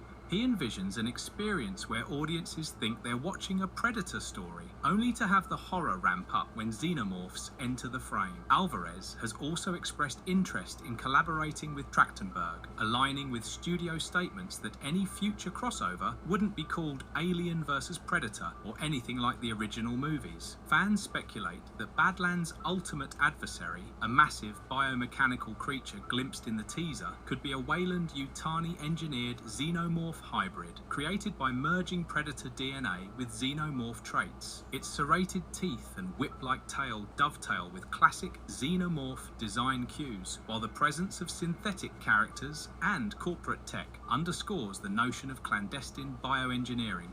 Trophy Wall. Introduction. The teaser opens with a haunting image. A wall adorned with skulls and bones, trophies from countless hunts. This display is a hallmark of predator culture, symbolizing honor, achievement, and the relentless pursuit of worthy prey. What sets this trophy wall apart is its diversity. Among the familiar human and animal skulls are more exotic specimens, an Independence Day alien, a T-Rex, possibly even an engineer from the Alien franchise. Each trophy tells a story, hinting at the breadth of predator activity across time and space. The wall serves as both exposition and foreshadowing. It establishes the stakes of the hunt, the legacy the protagonist must live up to, and the dangers that await. It also invites speculation about potential crossovers and the true extent of predator influence in the universe. For audiences, the trophy wall is a visual feast packed with Easter eggs and lore. It sets the tone for the film, one of legacy, challenge, and the eternal quest for the ultimate hunt. The appearance of an Independence Day alien skull, specifically what looks like a harvester's skull from the 1996 blockbuster in the opening trophy room shot of the Predator Badlands trailer, has set the sci-fi community abuzz with speculation and excitement. This Easter egg is immediately recognizable to fans. The harvester skull, with its distinctive elongated shape and unique cranial ridges, stands out among the other trophies, which include human, dinosaur, and even possible engineer skulls.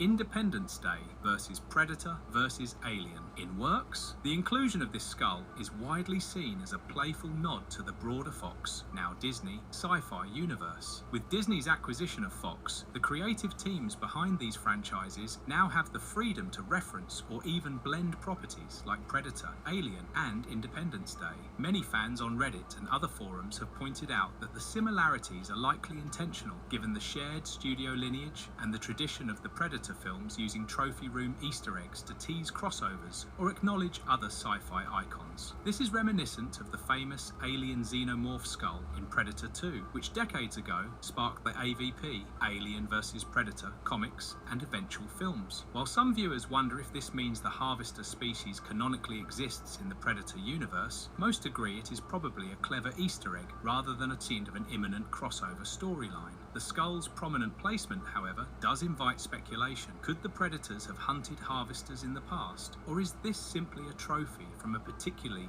ambitious Yautja's galactic travels? The idea fits within the established lore that Predators seek out the most dangerous and unique prey across the universe, and a harvester, given their destructive power in Independence Day, would certainly qualify as a worthy adversary. This Easter egg also fuels fan theories about the potential for even broader cross-franchise storytelling. Some have joked about a Jurassic Independence Alien vs Predator mashup, given the simultaneous presence of dinosaur and harvester skulls. Others see it as a simple, fun nod to the interconnectedness of modern sci-fi under Disney's umbrella, rather than a promise of narrative convergence. Story is inspired by Deshanda's lore. The possibility that the protagonist Predator in Predator Badlands is inspired by, or even directly based on, Deshanda, also known as Broken Tusk, from the legendary Aliens vs Predator comics and novels, has generated significant excitement and speculation among fans. He is one of the most celebrated Yautja characters in expanded universe lore, first appearing in the 1990 Aliens vs Predator comic series. At Charmin, we make paper, and we love trees. It's why 2 trees are regrown for every tree used, so you can enjoy the go. Charmin.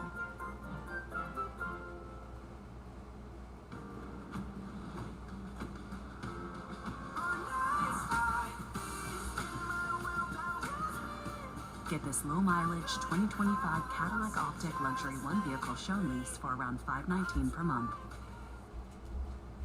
At US Cellular, you can get the amazing new iPhone 16 on us, plus $300 off any iPad, like iPad Air. That is a great deal. And now an unprompted song to express my excitement. Just know both devices have Apple Intelligence with Genmoji to express yourself. iPhone 16 stuns. iPad Air waits in the glow. Sweet. We should start a band. Yeah. Get iPhone 16 on us. No trade-in or plan requirements. Plus $300 off any iPad. US Cellular, built for us. Intelligence, strong sense of honor, and willingness to forge alliances with humans, most notably with Machiko Noguchi, the first human accepted into their clan. In the original stories, he led a hunting party to the planet Ryushi, where the mission quickly spiraled out of control after xenomorphs were unleashed. Despite sustaining severe injuries, including his iconic broken tusk, this Yautja fought valiantly alongside Machiko, ultimately sacrificing himself to defeat an alien queen. His legacy is defined by open-mindedness, strategic thinking, and the respect he earned from both his own kind and his human ally. Fans have noted several parallels between Dashande and the Badlands protagonist. The new Predator's slimmer, more human-like proportions, and the narrative focus on an alliance with a human, or android in the case of Thea, echo that dynamic. The idea of a Predator who is an outcast or viewed as different by his clan also aligns with an outsider status, especially after choosing to collaborate with a human. Some viewers speculate that the film's design choices, such as the protagonist's distinct appearance and more expressive face, may be intentional nods to his unique role in the comics, where empathy and adaptability set him apart from traditional warriors. More confidence in this movie. The decision to release Predator Badlands theatrically rather than on streaming platforms carries significant box office implications. The franchise's last major theatrical outing, The Predator 2018, received mixed reviews and underperformed financially, leading some to question the series' viability on the big screen. However, the critical success of Prey on streaming has reignited interest and raised expectations for a theatrical return. The November 2025 release date positions the film for a lucrative holiday window, but also places it in competition with other major blockbusters. The film's success will depend on its ability to attract both longtime fans and new audiences, leveraging its fresh perspective, high production values, and potential franchise crossovers. Strong box office performance could secure the future of the Predator series, paving the way for sequels, spin-offs, and expanded universe projects. Conversely, a disappointing run could push the franchise back to streaming or even into hiatus. The stakes are high, and the industry will be watching closely to see if Badlands can revitalize the Predator brand for a new era. November 2025. Release strategy. The choice of a November 7th, 2025 release date is a strategic move by 20th Century Studios. The early November slot positions Predator Badlands at the start of the holiday movie season, giving it a clear runway before the arrival of major December blockbusters. This timing allows the film to capitalize on increased audience attendance during the holidays, as well as awards season buzz for genre films that push creative boundaries. The release date also signals confidence in the film's commercial prospects. The studios typically reserve this window for high-profile tentpole releases. The strategy reflects a broader trend of positioning sci-fi and fantasy films as major event movies, capable of drawing large, diverse audiences. If Badlands performs well, it could establish November as a prime slot for future franchise entries, ensuring that the Predator remains a fixture of the cinematic landscape for years to come. Only time will tell how the movie is going to pan out. What I've seen in the trailer, I am loving it. Let us know in the comments, what do you think about the new Predator film? If you liked our analysis, drop a subs for us, and we will see you in the next one. This whole weekend, guy, I'm cleaning up. If you want to pull up, I'm gonna be smoking shit. I'll pull up on you. Dinner my barbecue. I ain't gonna lie. I said I dinner my barbecue this weekend. To clean up the yard. Gatorade Zero. All the electrolytes of Gatorade with zero sugar to rehydrate and replenish. So your return is as good as your serve. Get it, man. Let's go to Detroit. At Liberty University, we excel academically, thrive athletically, and grow spiritually. We're creators, problem solvers, and world changers, all united by one mission. Together, we are champions for Christ.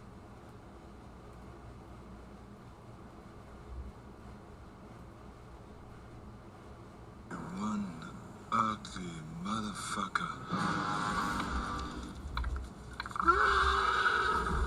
Every exotically grotesque predator Yautja featured in movies, explored in detail, Our title correctly describes the predators as exotic and grotesque.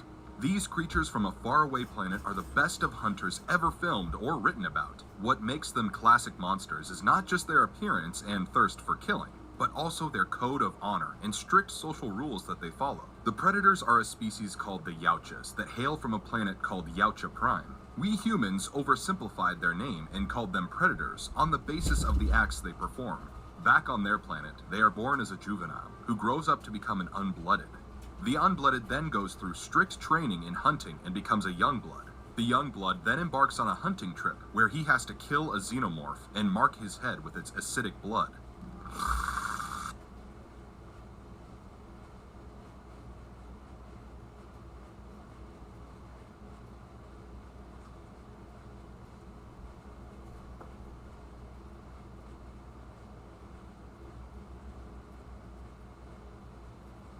Hey, the scene from, what's the name, Jay?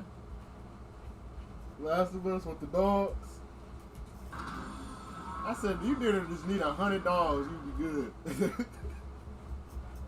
No, but they don't attack the animals, can. They don't go to the animals, nothing can. You need $100, you be isolated somewhere. The motherfuckers try to be a horde or something, you send out $100 with some guns.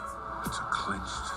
Man, you beat that shit. It cries out for a savior. Them dogs fucked them niggas up, It cuz. cries out for me. I said, damn! I said it was just 16 dogs. Them motherfuckers just folded 16 of them motherfuckers like that. Don't bite. Bro, I was like, ooh. I said, this is my favorite part. I said, I like the jaw part, but this part right here. I said, this is like me if I was in the zombie apocalypse. Stephen King's... Look at Tommy. Yeah, Tommy, lock in. Them dogs ain't gonna let you die, baby. Right niggas away. was running and shit, cuz. I said, niggas running. Niggas had flamethrowers and running, cuz. I said, what the fuck? Dude took off on Tommy, See from the Pacers in these first two games of the series against the Milwaukee Bucks. They've been playing great basketball. Okay.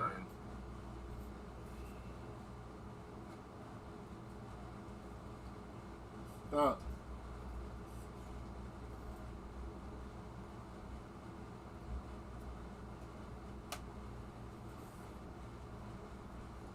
Florida tops the list of American states when it comes to the number of invasive species.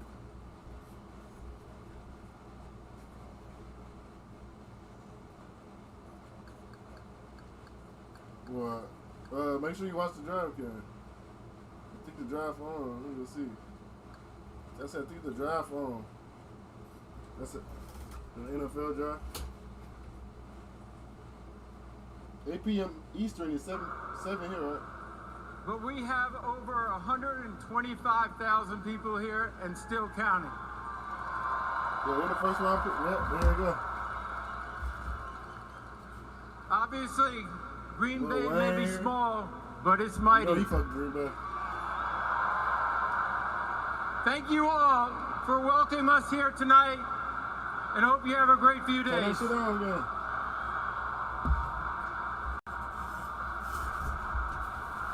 So you don't know who in the league next year. You be like, oh, shit. He cold as a bitch. All right, Marie, you got that.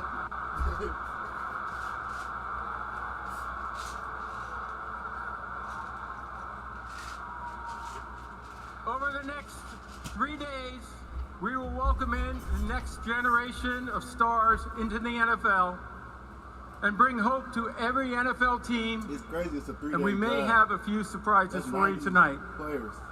That's a lot of But people. first, let's hear from some of your Packer greats. Please welcome Not even. 90, Clay Matthews, 93 players. You go to the 31st team. Jordy Nelson, Jordy Nelson. Mason Crosby, Mason Crosby. Yeah. Amon Green, James Jones, and Packer superfan Lil Wayne. Yes, sir. Clay Matthews, Jordy Nelson. I'm gonna go off script here real quick, Roger, but Yeah, I just got off the phone with the president, Donald Trump. He asked me to pass a message along to all 32 NFL franchises. So let me tell you what it reads here, all right? Hopefully they don't trade the shit. It says, my fellow Americans, the Bears still suck! The Bears still suck! Let's go, Clay! Let's go, Clay! Fuck wrong with them, nigga!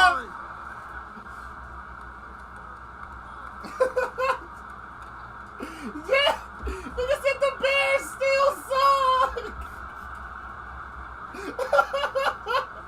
Clay still in shape. We need his ass. Come on, Clay. Get him cleat some shit out, nigga. Okay, Green Bay. Nigga like 6'4". It's time to get the show started. Are you ready? You make them niggas look little as a bitch. 2025 NFL Draft is now officially open. The Tennessee Titans are on the clock. Tennessee Titans are on the clock. 2 minutes. All right, a whole lot to unpack here, which we will do. I'll stick with the bicycles for just a moment. The best available, we'll check it out. Lance's best available, presented by Verizon. I get it. You got Cam Ward 1. Just to be clear here, this isn't like a mock because we anticipate Cam Ward being the first overall pick. You legitimately think he's the best guy? Well, I think he's the best available for. Look, I put him 1 because he's going on. Sure. The best guy I think is Ashton Genty, but I'm trying to balance my own personal grades with how the league sees these guys, I think. And so that's what it is, and it's going to be. But as we get deeper in the draft, I think it'll come in handy. But, you know, frankly, my opinion versus teams' opinions, I've talked to some teams who have it wildly different. Even the top 10 are wildly different. By the way, and just to be clear here, because you mentioned Ashton Genty, I do think about a mock draft live when you were with us. Your comp was one of the best players that I've ever seen play with my own eyes in LaDainian Tomlinson. Just for reference, and trust me, we'll talk more about Genty here coming up because it's not going to be too long before we hear his name called. But where does Cam stack for you? So Cam in this draft, I have him like the 7th or 8th best player in the draft. But what I would say about Cam is he is everything that you want in a position. Alpha dog competitor. The things that come to mind to me are tools, tenacity, toughness, all of those things. And when we look at the tape, you can see why the Tennessee Titans are maybe smitten by what he brings to the table. Big time arm talent, powerful arm, he can drive it, he can spin it like no other, and then it's the strength in the pocket. It's being able to shed off tacklers, find a way to continue to put the ball in the sweet spot, and then it's the creativity. Every quarterback that we now see at the top of the charts has this ability to play in an improvisational fashion. Now, he can do too much, and you'll see some picks and all of those things. You got to coach that. Are you kidding me? No running game, no offensive line to put up the numbers he did. He, to me, deserved to be. And I think I understand Cam Ward. You want a 6'3", 230-pounder. You want a guy with a rocket arm. You want a guy with 4'6" speed. It's not Shador Sanders. Cam Ward, stronger arm, more talent. I get it. But I'm telling you, Shador Sanders, old school pocket. You can win big in this league. It's been proven time and time again. Two things that everyone points to when you're talking about quarterback play. The two things that everyone wants is great decision making and accuracy throwing the football. I know, Booger, you're going to talk about these two things, and it's the two things that Shador Sanders has built his career on, and yet we continue to try and knock this young man down for things that really people don't hang their hat on. He has plenty of power in his arm. He has plenty of the mobility, as you mentioned. I don't understand it either, but I'll tell you this. I believe the Tennessee Titans aren't making the right pick with Cam Ward because he does all the things that Shador can do, and he does have special horsepower. And look, this comparison right here, the style of play, it is like Patrick Mahomes in terms of the creativity and the ability to buy time in the pocket and do things that are unconventional. They may have you screaming at home when you're watching on the TV screen, but then it turns out to be big plays. Patrick Mahomes has made a living doing this. Yes, he's with one of the greatest coaches of all time, and Andy Reid, who has found a way to harness it. But that's what Brian Callahan's going to have to do for Cam Ward. Harness it. Make sure he does it judiciously. Off-platform throw. Just look at this. Buy time in the pocket, escape out to the left, and then throw it like you're throwing the first base. It's just like Derek Jeter playing for the New York Yankees. But he puts it on a rope and puts it right where it needs to be put. Patrick has done this time and time again. in the NFL. Now I understand Patrick Dunn in the NFL, Cam Ward hasn't played a snap. This is just a comparison, and you'd be hard-pressed to tell me that you don't see the same thing that Mike Borgonzi saw, that we're showing on this screen, and this is why Cam Ward's the #1 overall pick. All right, Booger, so settle the tie here. I've got 1 vote for Shedeur, I've got 1 vote for Cam Ward. If it was your team, who would you select?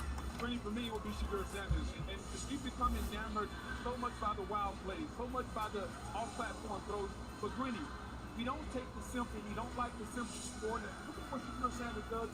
He plays the football like an old school traditional quarterback spot. Stands back there in the pocket and he throws the football with accuracy. And it may not be the most special thing you've seen, but it's the prerequisite for the position. Completing the football with accuracy, with timing, great decision, poise. He does all the things that you need to do quarterback to do.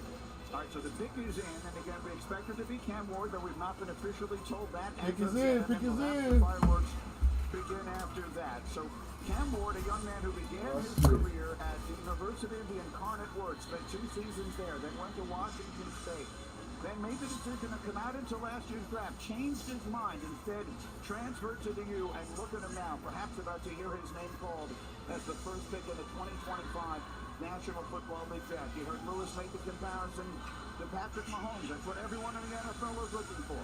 A young man with that sort of talent, those sorts of traits.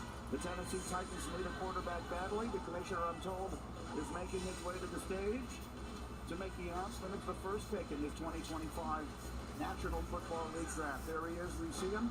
Here comes the commissioner. The pick is in. Number 1. Hey, let's go, Cal. Come on. With the first pick in the 2025 NFL Draft, the Tennessee Titans select Cameron Ward, quarterback. Let's go, Cal. Let's go, Cal. This mother cried and shit since the happiest hell he got that money. Damn! The Heisman voting in his 1 season at the U.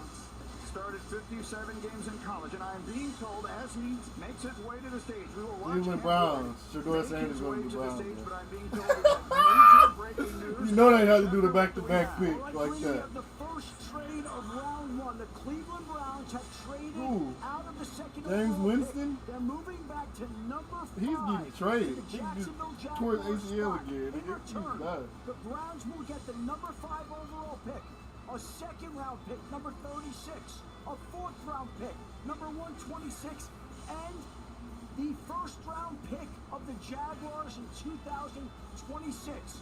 The Jaguars in turn get the number 2 pick, a 4th round pick, and a 6th round pick. The Jags traded to who? The youngest general manager in the NFL, James Gladstone, at the age of 34. Who the Jags trade? Is taking a huge swing at the 2nd pick, and they are targeting Travis Hunter. All right, that is a remarkable development immediately here. And so as you see Cam Ward... Travis going to the Jags? Something that we knew would happen. We did not know we would have a trade as early as number 2. Mel, Jacksonville giving up a lot to move up here. Is Travis Hunter... Who did the Jags get rid of? Is he worth all that they apparently are giving in return? Think about Jacksonville right Yeah, now. they traded that. They finna go for Travis Hunter. Who do they trade? No question. Help out Trevor Lawrence, right? What can Travis Hunter do? He can bring you juice to an offense. He can be a playmaker. He can be a touchdown maker. They need help at corner. That's a neat area for the Jaguars. He can be strategically worked in at cornerback late in the first half, late in games. These games were decided in the 4th quarter. Travis Hunter, the Jacksonville Jaguars, all about Trevor, all about the cornerback spot, 2 for the price of 1. Travis Hunter is, in my opinion, the best player in this draft. I don't think, when you think about what he can do, I understand it's tough in the NFL to play both ways. It's going to be very difficult. He may not be able to do it more than a year or 2. But I think you can always work him in on the other side of the ball. He's going to be offense with Trevor, and then on defense with the cornerback spot being the lead area, he'll figure it out. He has not had the benefit in college. Streaming issue on iPhone has been able to just focus on one position.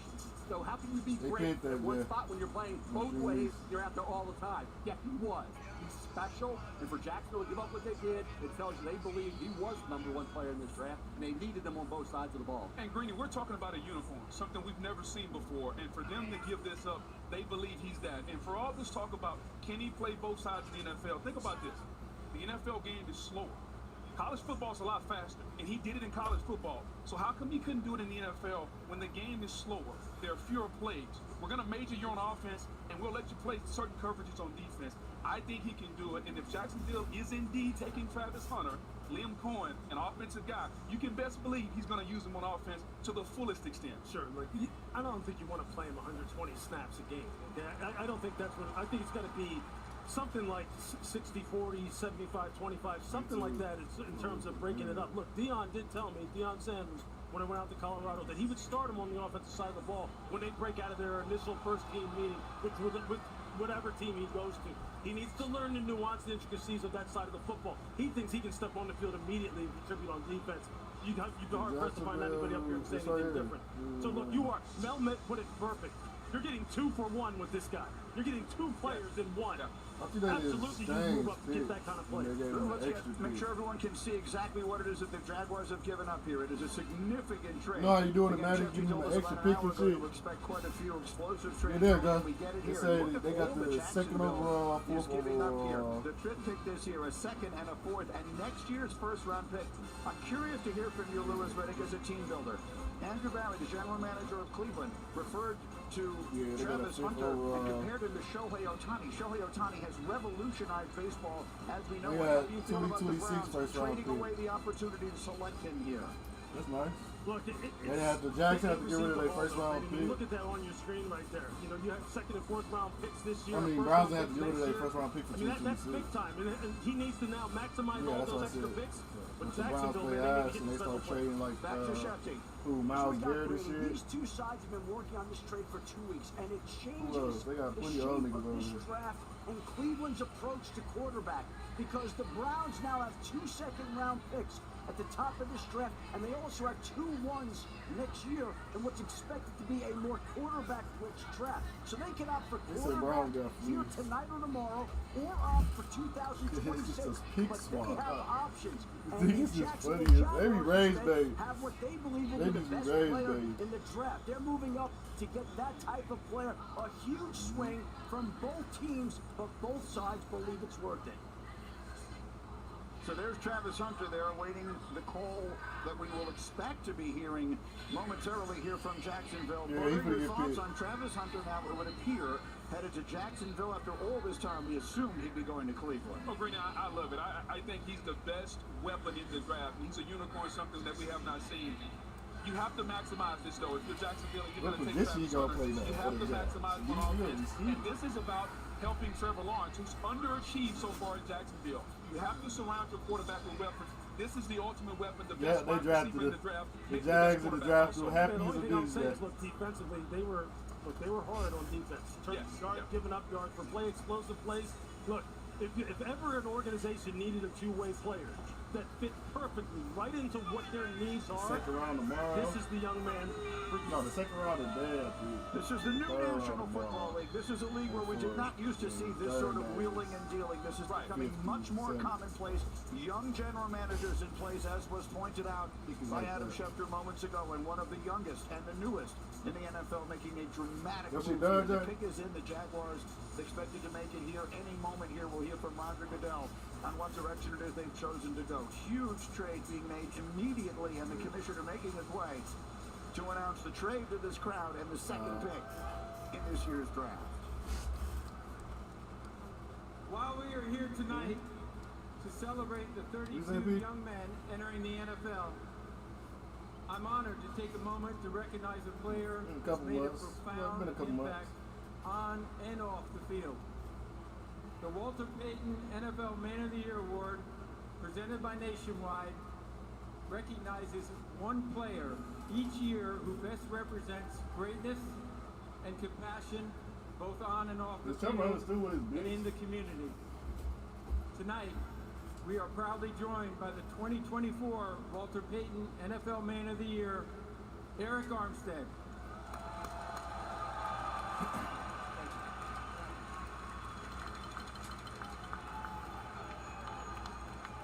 First off, Duval.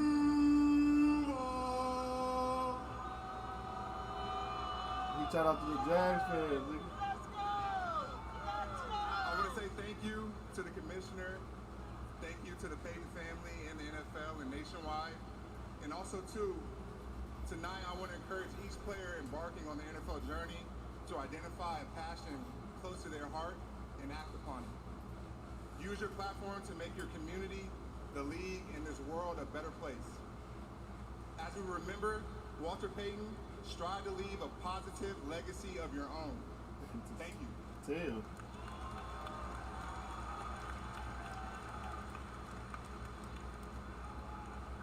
They said Jags actually have fans. Come on, everybody has a fan base. The Cleveland Browns have traded the second pick to the Jacksonville Jaguars.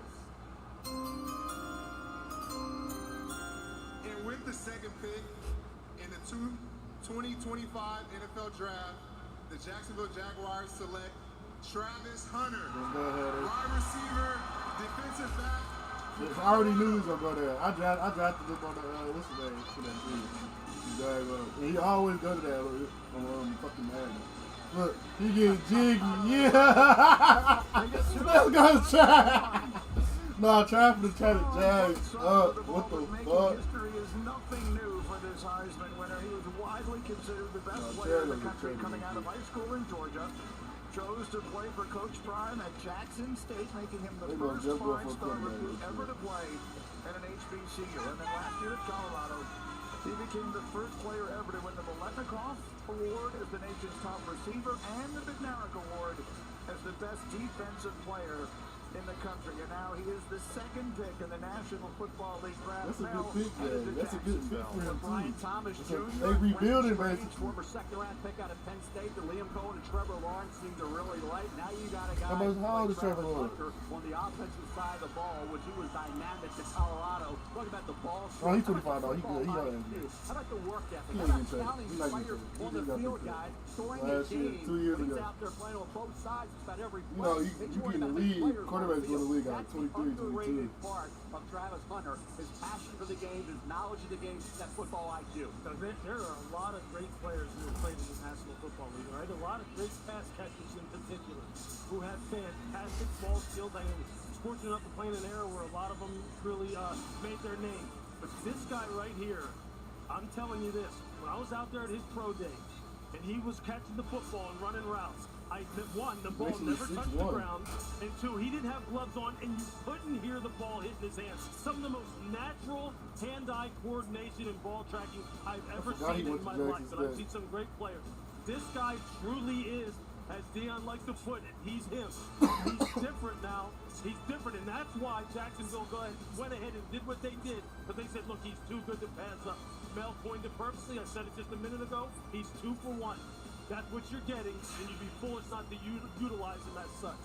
And when you're getting 2 for 1, I think it's important to talk about the stamina. It's hard playing football on one side of the football. Louis, you know, you and I play defense. It's hard to play defense. And then to go sit on the bench and pop right back up and get back up and play offense, I don't think America understands the stamina that this young man has and how hard he works in the offseason to prepare himself. This is truly something, Greeny. I've been around this game a long time. I've never seen anything like this. It's a reasonable question to ask how much he can play on both sides of the ball. We understand that he can play one side and dabble on the other, but realistically, as brilliant an athlete as he is, and I sell him short in no regard, he's as good as we've seen in a long time. Can he realistically play full-time on both sides of the ball? No, you're not going to play him 120, again, you're not going to play him 120, 130 snaps a game for 17 games and expect him to last a decade or longer. It's just not going to happen. You have to be judicious with it. I just said it has to be a 60-40, 75-25, 70-30 type of split. The question is, where do they use him first? Is it primarily offense or defense? Probably should do it. All right, Molly McGrath is standing by, and she's got the number 2 pick in the draft. Verizon Business takes us down to the stage. Molly. Thank you, Greeny. Travis, Jacksonville traded up to get you. What's your reaction to how all of that unfolded? I mean, they ain't talking to me since the combine, so I'm super excited to be able to go back home and be able to play for an organization that thought I was worthy of trading up and getting. What kind of conversations did you have with the Jag staff about where they see you playing for them? I mean, they told me they was going to let me go out there and do what I do. So they might sent me a coordinator, so I'm going to just go out there and do what I can do. Travis Hunter, a history maker, the first player in the draft era to be announced at both positions, receiver and defensive back. Congratulations. Yes, ma'am. Thank you. Greeny. You mentioned that he's going home.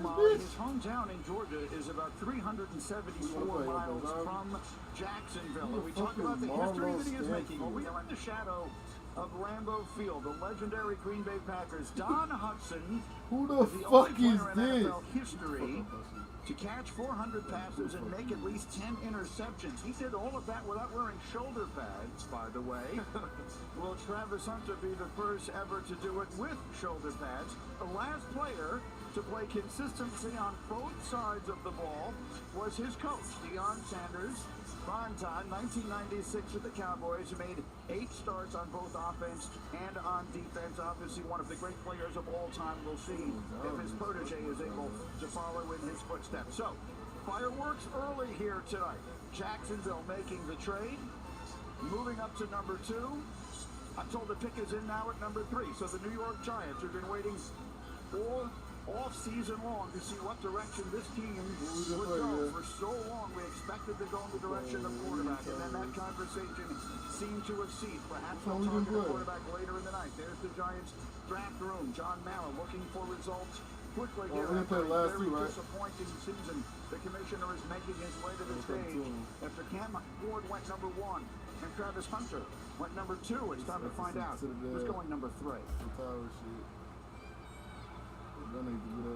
With the 3rd pick in the 2025 NFL Draft, the New York Giants select Abdul Carter, defensive end, Penn State. So that one goes as expected. Unanimous All-American Big Ten Defensive Player of the Year. 23.5 tackles for loss. Shit, that's what the Packers trade over. In the country.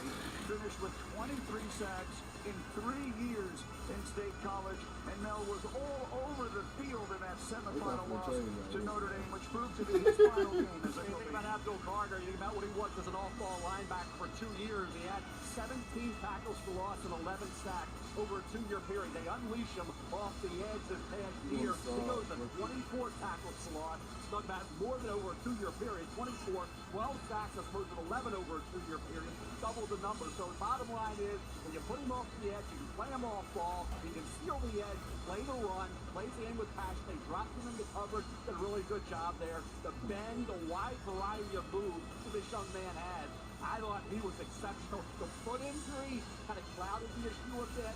Surgery, no surgery, that thought maybe would push him that quick, but it did not. The New York Giants had 2 edge rushers.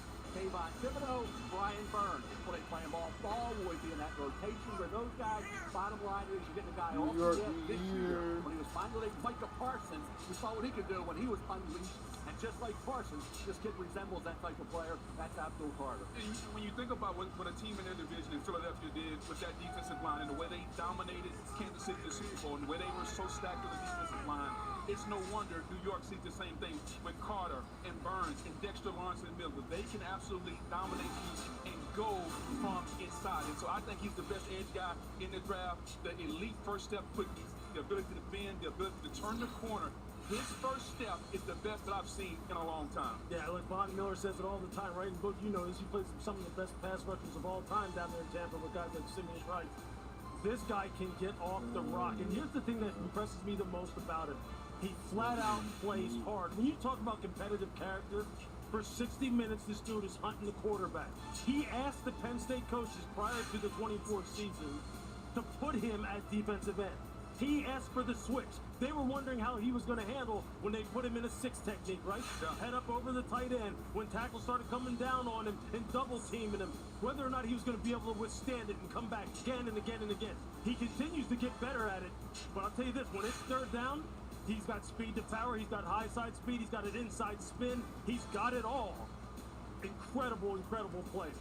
He wears the same uniform number that Micah Parsons did. Will he follow in those footsteps as far as effectiveness in the NFL? Verizon Business takes us down to Molly, who is standing by with the 3rd pick of the draft. Molly. Thank you, Greeny. Abdul, your dad trained you your entire childhood. What was that moment like after your name was called with your dad and the rest of your family? Yeah, it was surreal. I wouldn't be here without him. I'm just blessed. Thankful for my family. Thankful for everybody who helped me get to this moment. I can't wait to celebrate this moment with my family. You grew up in Philly. You grew up an Eagles fan. How are you going to bring the Giants back to dominance in the NFC East? Yeah, I'm all New York. New York getting everything from me. All that passion that I have, all the love that I have, all the excitement. On third down, I'm going to get loud. I'm going to get that big play, make my best pass rush, make that big explosive play. All right, congratulations, Abdul. Thank you. Greedy. Hi, Molly. Thank you. Abdul Carter is the third defensive player selected in the top 3 overall by the Giants in the common draft era. The others, Lawrence Taylor and Carl Banks. So Travis Hunter is off the board. How about his college teammate, Shedeur Sanders, waiting to hear his name called as round 1 of the NFL draft continues from Green Bay on ESPN.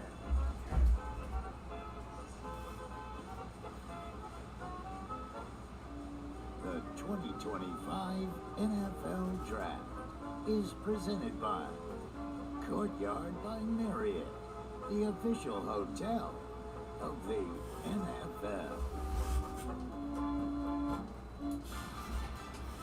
Being Courtyard's official fan ambassador has opened a new world for me. Now I get to hang out with NFL fans all season long. Butterfly. What?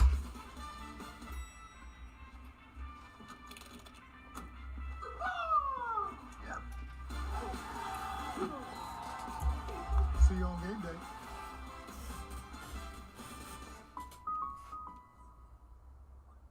Today, my boy becomes one of us!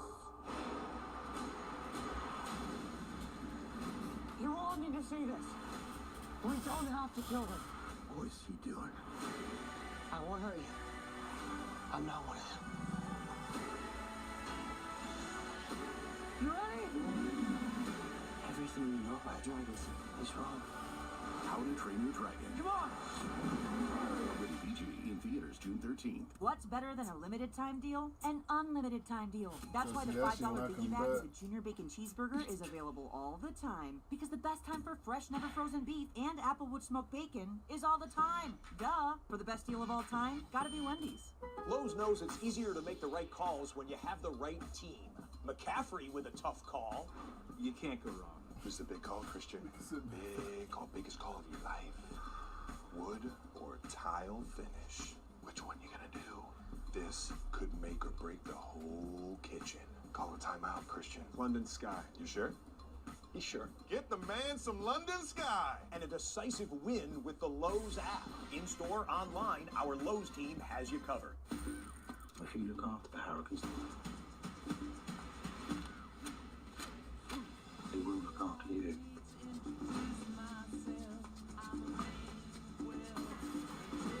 This put the entire family in the crosshairs.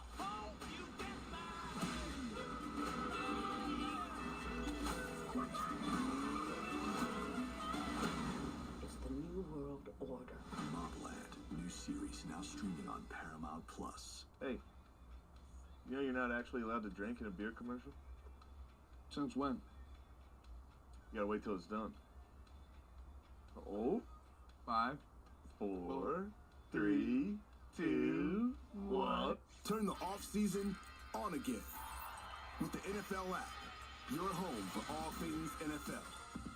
Get the news, the highlights, and more access with a subscription to NFL Plus. For the picks, the moves, the plays. All in one place. All year long. Welcome home.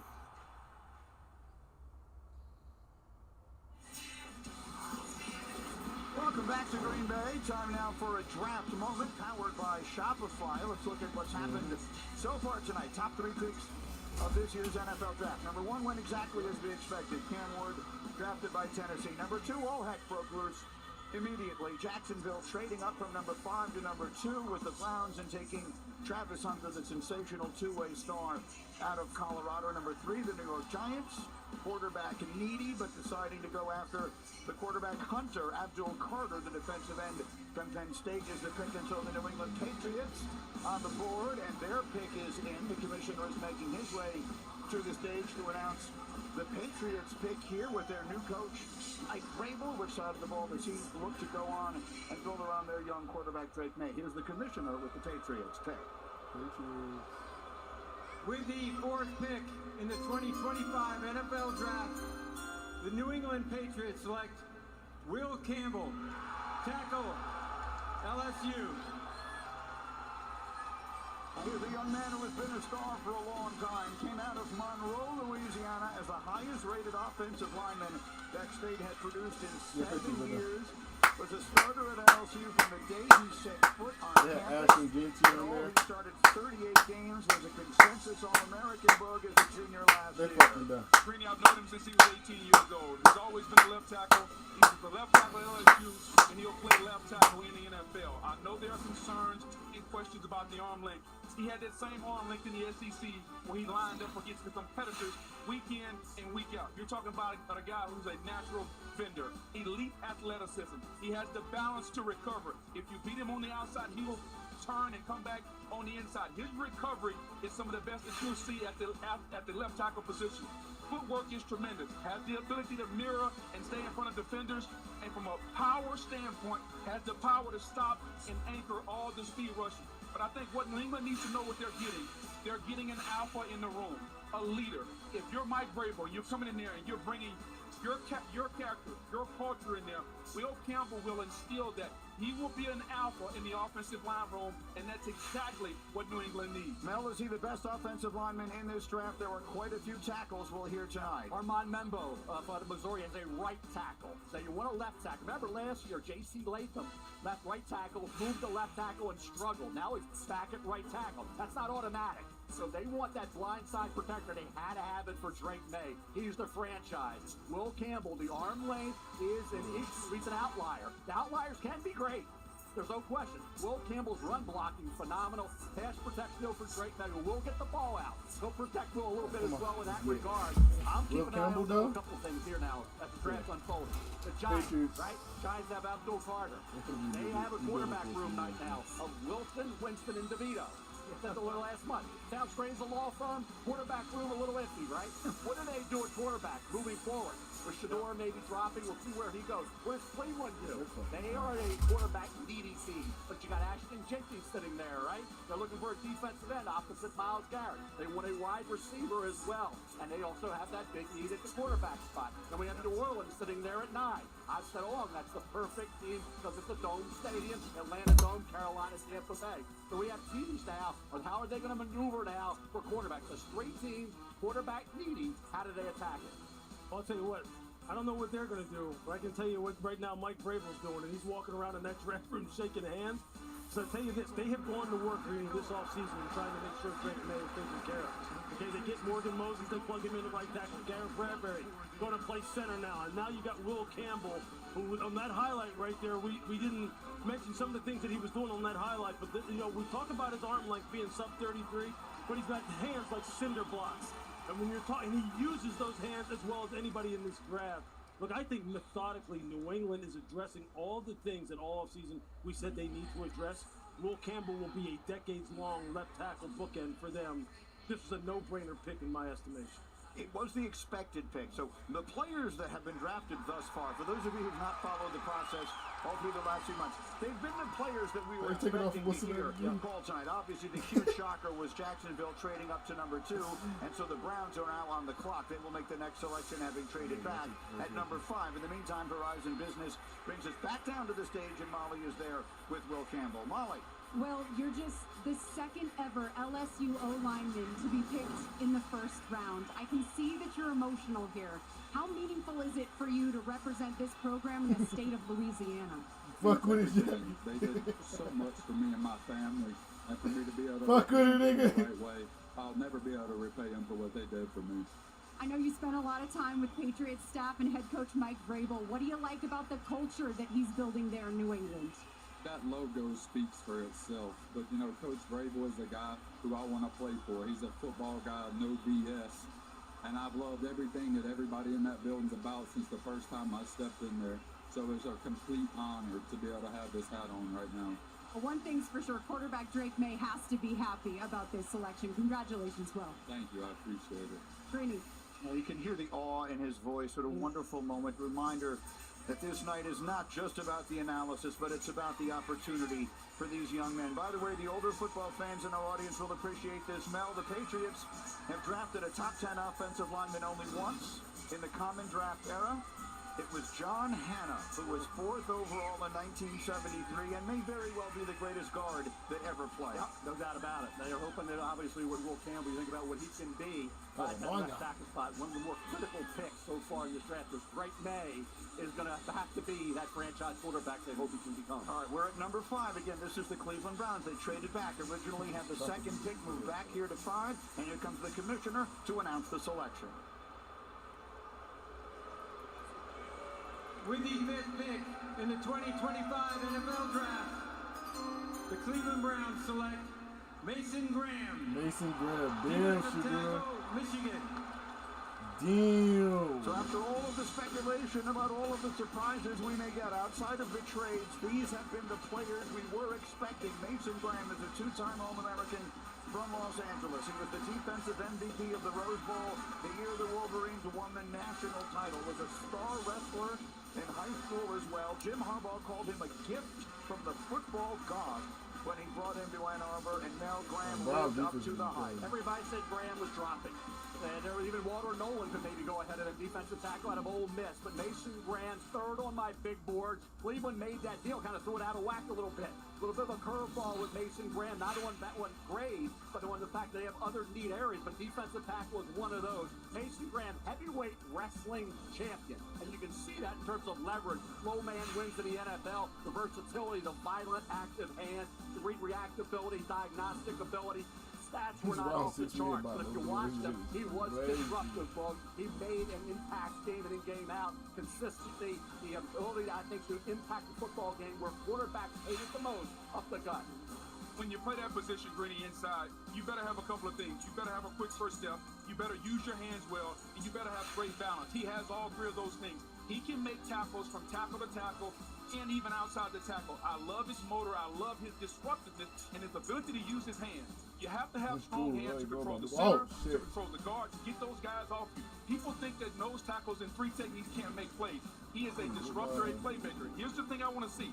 Can he continue to get better as a pass rusher? Can his pass rush arsenal continue to get better? Because right now, it's not up to par with what we've seen in the likes of Grady Jarrett or Aaron Donald, those impact, or Chris Jones, those impact 3 techniques. He's got to get better as a pass rusher. Yeah, that was one of the things that I struggled with when evaluating him was, look, there's no question he's talking to people in Michigan. They love him. They love all the things that folks just talked about, specifically his motor. They love him when he's on the move. Yes. When you're running games and stunts, and he's the looper. When he's a guy who you can kind of like get on some edges, get some angles. Look, he'll be working with one of the best pass rushers in the NFL, Myles Garrett. But can he produce rushing the passer? Let's go to the stage for Verizon Business and Molly McGrath. Take it, Molly.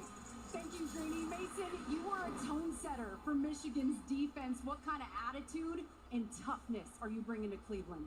I mean, just fierce competitor. You know, I want to come in there and win, you know, get to the top and then, you know, win a Super Bowl. So that's, you know, my one mission coming in, and that's what I'm going to do. A Michigan man is going to the state of Ohio. How are you going to make amends with those fans after what you did to the Buckeyes the last 3 years? I'm sure we'll get along pretty well coming here pretty soon.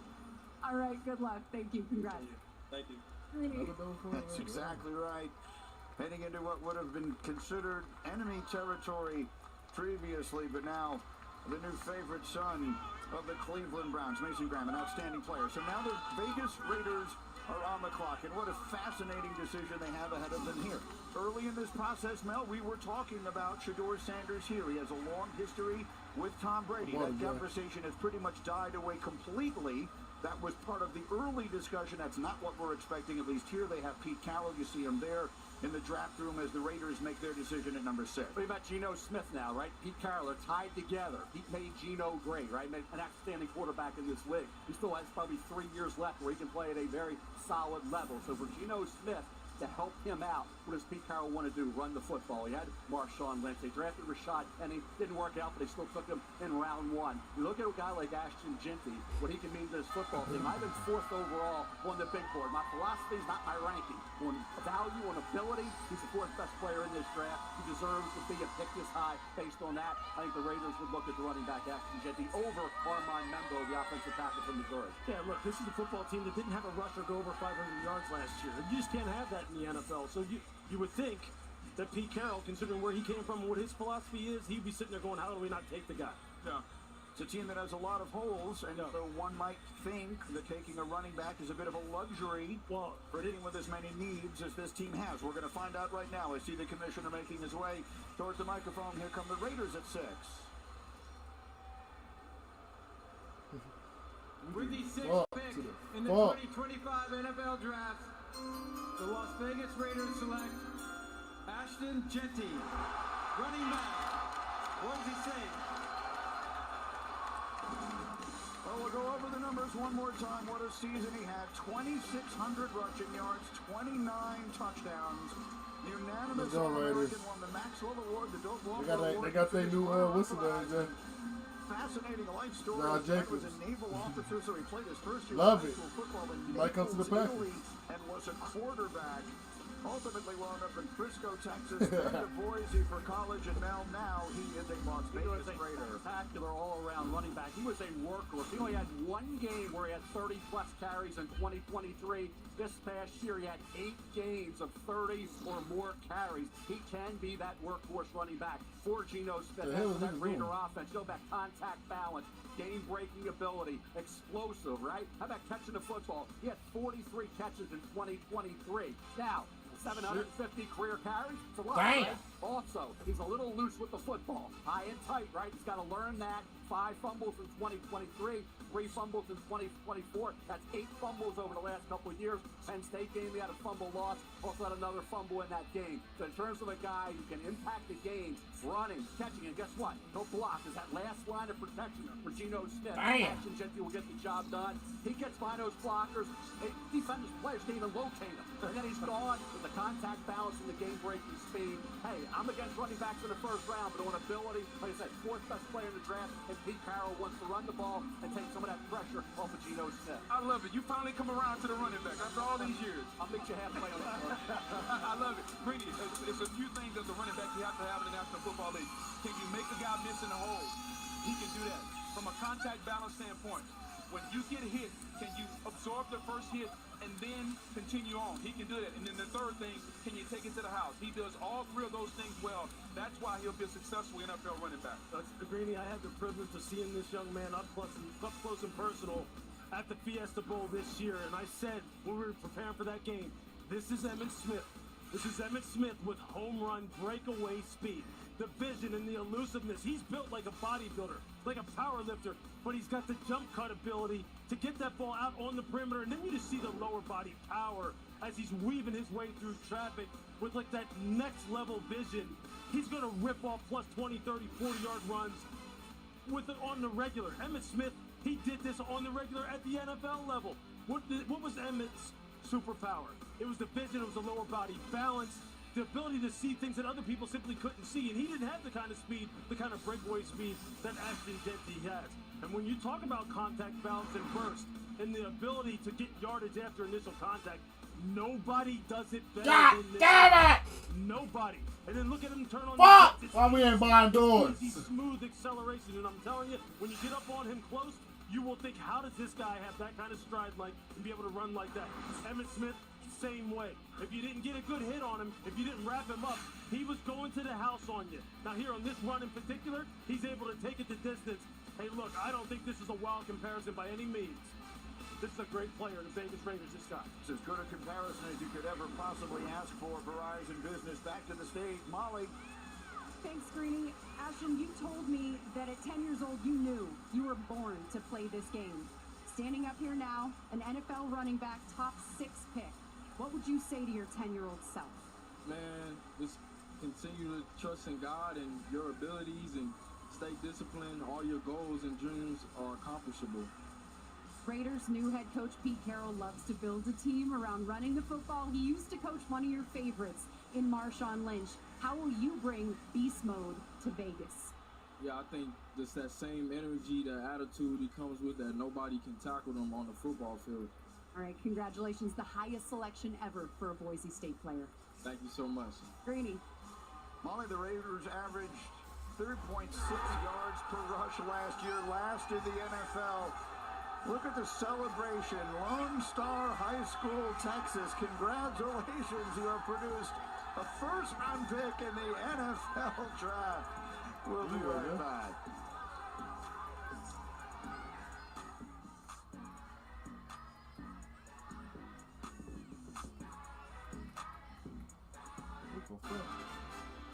Creed Courtyard's official fan ambassador has opened a new world for me. Now we get to hang out with NFL fans. Wait, what? Oh shit. Where the fuck is we at? Where the ammo box at, man? Where the fuck is we at? Whoa! Whoa! Trains. Trains that use the power of Dell AI and Intel, clearing the way so you arrive exactly where you belong. How the fuck, bro, get over there? What the fuck is going on? This is do or die. Make it worth it. Endor Season 2. Oh, how do you get over there? Only on Disney Plus. At AT&T, I'm so confused. we confidently guarantee our network. Trying to figure out. No. What we can't guarantee, you and your teammates being too connected. What up, Chad? Double oh no. I texted you guys I was gonna wear. I wore that last week. I got dressed first this morning. I thought you said you were gonna A wear. connection means something. That's why with AT&T, we'll proactively make it right with a credit for a full day of service if there is a network interruption. That's the AT&T guarantee. Ego, the #1 rated branded cordless outdoor power. Experience our most powerful blower that exceeds the power of gas. The industry's most powerful cordless pressure washer and a string trimmer so smart it loads the line with the push of a button. Find an Ego retailer near you. You know, Nationwide is so much more than a great insurance company. They're one of America's largest financial services companies, too. Just like I'm so much more than quarterback Peyton Manning. I'm also debating Manning. And honestly, this might be my best sport. What the fuck? I would argue that it's not. I think it might be. No, it's not. Look at It's Steve not. walking. Is two. It's not. Is 2 times infinity, no takebacks. You can't do no takebacks. That's debatable. For your insurance and financial needs, Nationwide is on your side. Jay, where the fuck are you going? You ain't even on the bike, bitch. Versace, bright crystal. At Macy's, the fragrance destination. Welcome back to the 2025 NFL Draft, presented by Courtyard by Marriott. Back in Green Bay, where these teams have been very economical with their use of time, the picks have been coming in quickly. The New York Jets pick is in with their new brain trust, their new head coach, Aaron Glenn. A lot of needs for this team. Let's see which direction they go. The 7th pick of the draft is in, and here comes the commissioner to make the announcement. This shit funny as hell. Because what the fuck happens is, bro? This shit crazy. The New York Jets This select one fucking get you Armand cornered for real. Memu, Missouri, tackle. Ew. Where the fuck is what's that gonna go? Just outside Kansas City. Jay? Became a starter midway through his freshman year, so he started 30 games at right tackle for What the the Tigers. fuck? And Melvin Where is before Shador the going? combine Shador going is what second really round? bolted him up this process. No question, he proved he could be a right tackle, not a guard. Now, I think it's a tough call for the Jets because Tyler Warren would have made a lot of sense. Tight end out of Penn State. Yeah, I can't But remember. Armand That's Mumbo's all you plug and play right tackle. They have to feel he will be a Pro Bowl right tackle. 29 starts over the last 3 years, 25 starts the last 2 years at right tackle. Powerful hands. Get to the second level as a run blocker could improve in that area. The kick out, the footwork overall. overall powerful punch. The way anchored, the hand placement was excellent. And like I said, once he showed I got mine over he had here, the Jeff. lane, but he had the ability physically, athletically to be a right tackle, not have to kick inside the guard. That's what solidified Ormond Membu as a top 10 pick, Lou. Yeah, I mean, he's a plug-and-play guy, right? Last year's first-round pick, Olafacino, stays at left tackle now. Membu just moves out to right tackle, and they slot him right in there. They're really solid on the interior already. This young man, I'll tell you what, he dominated people this year. Some of this, it was hard to find things not to like about a guy as big as he is, 330 plus, sub 5 seconds in the 40. Incredible prospect. He's the fourth offensive lineman the Jets have drafted in the first round since 2020, which is the most of any team in the NFL. And over the years, the reactions of the fans of the New York Jets to their picks have become the stuff of draft day legend. Where you go? The Jets, second round selection, Marion. Nigga left by oh my God, Jay. Mitchell, tight end, Nebraska. The Jets. And the fans are letting it know which way they want to go. Kyle Brady. So the Jets pick. Mark Sanchez. Quarterback, USC. Sam Darnold. Zach Wilson. Quarterback, BYU. Shit, watch out! Shit! What did he jump? Look at that.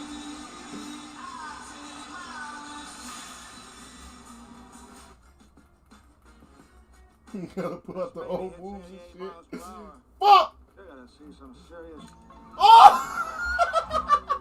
I flew off the map! Oh my God, bro.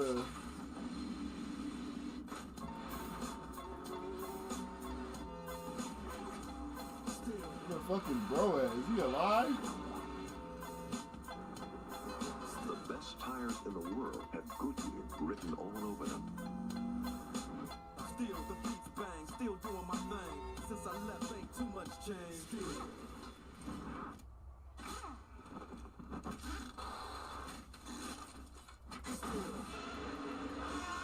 And even when I was close to defeat, I rose to my feet. Still hitting them cones and them lolos, still taking my time to progress with me. And I'm still not done with the streets. We can ride right here, Jeff. Hey, it's RV Harvey. Guilty as charged. Weekend in the RV? How was the lake? Catch any walleye? Niggas ain't find it yet. All I ever wanted was to be the cool boss with an RV and a fun nickname. Now that you know what a walleye is. Bro, we gotta find this chick. Hey, all that matters is that you bundled your RV and boat with your home and auto insurance. And got great savings and coverage. Sounds like an expert outdoorsman to me. I kind of Gotta did show it me. with the decor, didn't I? Way overboard. You've earned this, so hold it up high. You don't just give an extra hand, you give your whole heart, because it feels good to raise up the community that raised you. You are a fighter, and this is your reward. Medella, the Remarkable Fighter.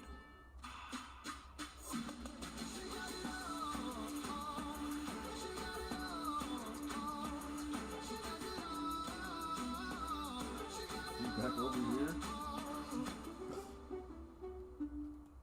On Chewy, Oh, Jug over here. 35%. And shop all your favorite He's brands. right on top. For any taste or any diet. Got that shit. Prices you love, delivered fast. For low prices, for life with pets, there's Chewy. Taco Bell's new $5, $7, and $9 Lux Cravings boxes give you extravagant options, including the decadent Cantina Chicken Burrito. For less, choose your Lux Cravings box, only at Taco Bell. We got. I am somebody. I may be young, but I am somebody. I may be small. We go. Oh shit! No! I must be respected. I'm coming. Protected. Never rejected. Nothing, come on there. Somebody.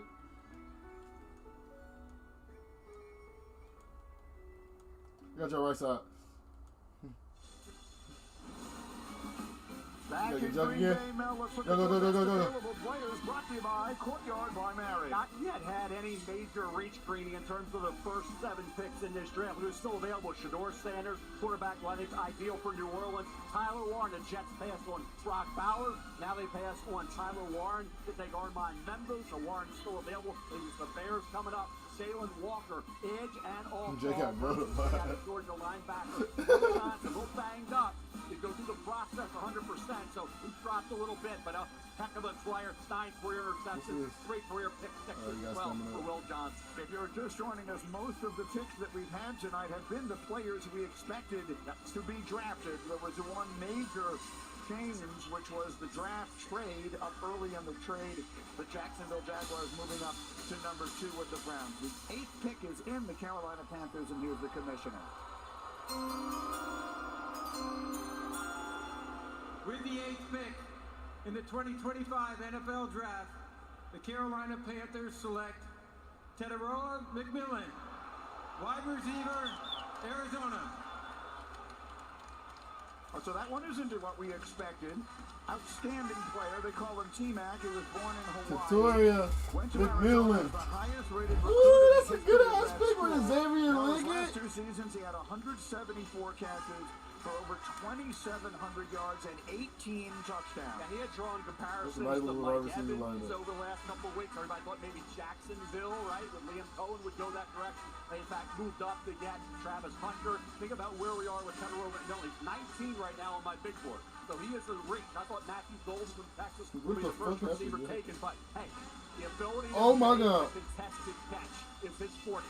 That's why Drake London was a comp, and We're certainly there, Mike Evans. If you want to stretch We're it there, to Evans, I would not do that. I think when you look at Teteroa McMillan, doing it against college cornerbacks, not being able to get great separation is the reason why I thought his stock dropped a bit. We've all talked about he loves volleyball, right? Okay? Hey, you gotta be an athlete to play volleyball. He loves the sport. The NFL, you gotta love it to be able to compete against the great corners in the NFL. His production over a 3-year period was consistent. Noah Fafita came on at quarterback, really helped his cause, but 84 catches this past year speaks volume. The kind of ability he had, 8 went for touchdowns. The catch radius, the length, the contested situations go his way. And the NFL guys, will there be enough separation? Can he get it done, Lou, against NFL quarterbacks like he did in college? And I love this pick for Bryce Young because you give him a bigger body to throw the football.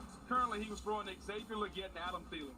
So now you're giving him a bigger body, bigger catch radius. He doesn't have to be as accurate. But when you talk about the contested catches on the college level, if you can't get open in college, how are you going to get open in the NFL? Like, that's my biggest concern for him. I get the body control. I get how pretty he looks. I get the contested catches. But can he get open in the NFL? Drake London is a fair comparison. He didn't take off in the NFL in Atlanta until they moved him inside in the slot and allowed him to get some free releases. So will they have to move T-Mac inside, or can he get open on the outside? Which is where he played plenty in Arizona. He played in the slot quite often in Arizona. And Judge Fish, Baby, man, this generation funny as a did some really nice things with him as far as getting him on linebackers, getting him on safety, where he could use some of that subtle movement in the way to get open. And his catch radius is something Bryce Young's going to absolutely need. And you're right.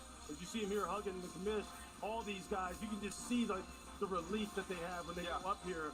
But Ted's going to have a good career in Carolina. He just needs to make sure he takes care of business. A very nice moment there as he placed the lay on the commissioner there.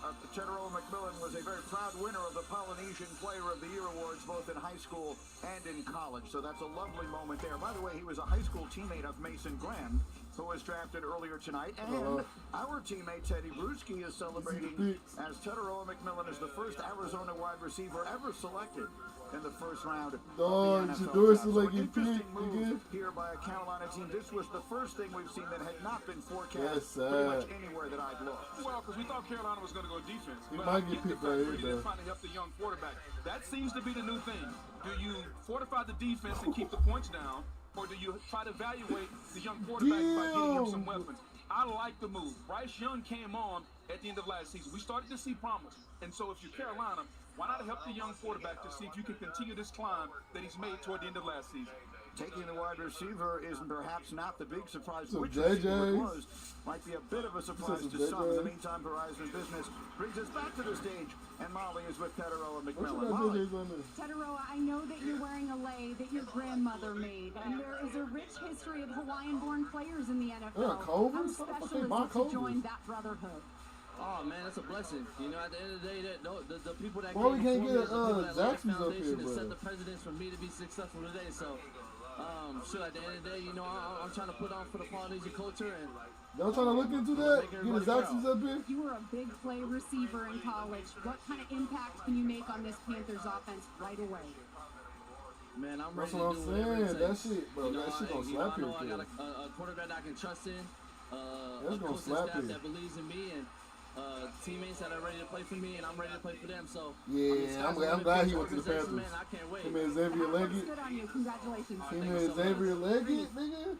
All right, Molly, thank you very much. The New Orleans Saints now on the clock. And as you can see, they are a team that has gone the longest of any in the NFL since drafting a quarterback in the first round. Archie Manning, in fact, is the only quarterback the New Orleans Saints ever selected in the first round. Troy Aikman is the only first-round quarterback the Dallas Cowboys ever took. Mel, you have been forecasting for quite some time Shedeur Sanders in this spot. Just love the fit. I go back to Drew Brees. I see similarities to Drew coming out. Arm strength question. Similar size, right? He was going to go to Miami. He didn't because of the shoulder, right? He ends up in New Orleans, wins a Super Bowl, right? You think about where we are right now with Shedeur Sanders in this pick.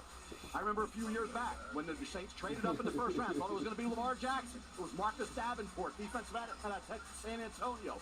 The division, the two former #1 pick overalls, and Baker and Bryce, in addition to Michael Penix Jr. I'm the safe. I'm taking Shedeur Sanders. Let's find out if that's what they've done. Here's the commissioner to announce the pick for New Orleans.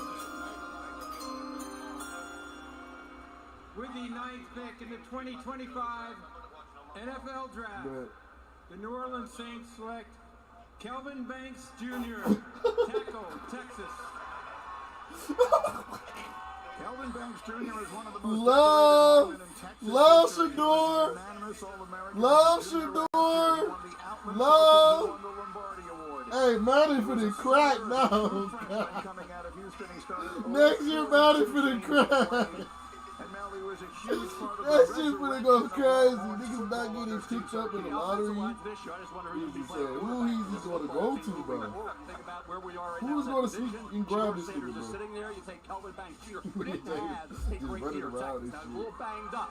But there were times where some guys were getting the best of Kelvin Banks Jr. You have to go back to it in 2023 to see Kelvin Banks Jr. at his best. Prior to that, when he came in, he was outstanding. In August, he was projected to be maybe a top 5 pick. Like I said, he didn't play up to the level of the talent this year. Was a little banged up, Lou, but the talent, when you go back to 2023, when he was 100%, it was in abundance. Yeah, look, I talked to Steve Sarkisian recently about Kelvin Banks, and he could not rave about this young man more. In terms of his competitiveness, how good of a teammate he is. He's a guy who overcomes adversity. Like, he had dealt with some things as far as health in his family. It never distracted him. He was continuously there for his team. As you mentioned, he wasn't 100% healthy, but when he is, this guy is smooth and fluid as water. Big, heavy hands. Got a nasty playing personality. He can pass protect with the very best of them, and the New Orleans Saints need it. They're one of the very worst teams in the NFL in terms of pass block win rate in 2024. You're right, Mel. They better find a quarterback in order to protect and someone who can help them compete in the South and in the NFC overall. But this guy's a building block. They needed a player like this, and he is a culture builder. Sark could not be happier and more effusive in his praise for Kelvin Banks. And it kind of goes with how Mickey Loomis built his team. 8 out of the last 10 picks, Greeny, have been offensive linemen for defensive linemen for Mickey Loomis and the Saints. He understands how to build this team. Yeah, he may need a quarterback, but this is a young man. He's got to play. He's got to finish a little bit more, finish his blocks. But I love, as Lewis says, a building block for the Saints as they look for their quarterback in the future that they have to give at some point. In our countdown show, Adam Schefter suggested the Saints may be looking to target a quarterback in the second round. Meanwhile, we have an update on the scheduling release. Laura Rutledge and Colleen Wolfe join us. Laura. Ladies and gentlemen, NFL fans everywhere, hold on to your hats because boy do we have an announcement for you live from the heart of the NFL draft right here in Green Bay, Wisconsin. That's right, Colleen. The schedule release marks a pivotal moment moment in the NFL calendar. It sets the stage for a thrilling season. Yeah, this is when we get to geek out over every single game and bye week, the primetime revenge and rematches, those late season divisional dates that end up deciding they getting our shit slapped on at Lambeau in December. Ooh, we're gonna have to find out. You'll find out soon, okay? How about these rookies, the players who are drafted tonight? When and where do they make their NFL debuts? We're gonna find that out as well. Let's not forget the expanding lineup. Oh my God! Why am I getting slapped on? There's so many captivating matchups. It's the best. Yes, because nothing says holiday cheer like watching your team destroy another. So, without further ado, everybody, get it together, mark your calendars, set your alarms. The schedule will be dropped on May 14th. There we go. Lock it in. We can't wait. You can tweet it out. My God! Be sure to check out all the great content from the NFL team sites, the club social channels around the schedule. Tune into NFL Network as well as ESPN. So much. Full coverage of the thrilling 2025 matchup. May 14th, just around the corner. I know. It's basically here at this point. Guys, get ready and buckle up for the greatest season of your lives. Oh, shit! So there you have it, May 14th, which is a Wednesday, the 2025 schedule release show.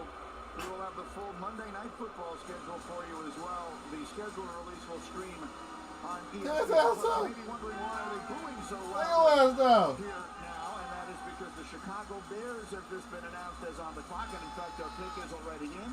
There is no rivalry in any American professional sport, and that includes all of them, quite like the Bears and the Packers, which goes back to the very beginning of the National Football League's history. And so these Packer fans will boo the Bears even more loudly than they boo the commissioner. Here comes Roger Goodell to announce Chicago's selection at 10.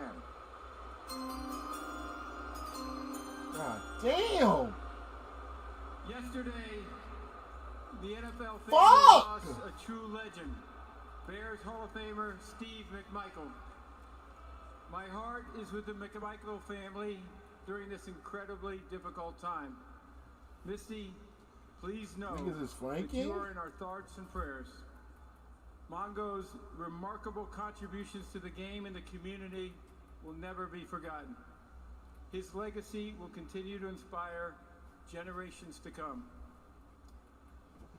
50 years ago, with the 4th pick in the 1975 NFL Draft, the Chicago Bears selected one of Steve McMichael's teammates and closest friends, Walter Payton, running back, Jackson State.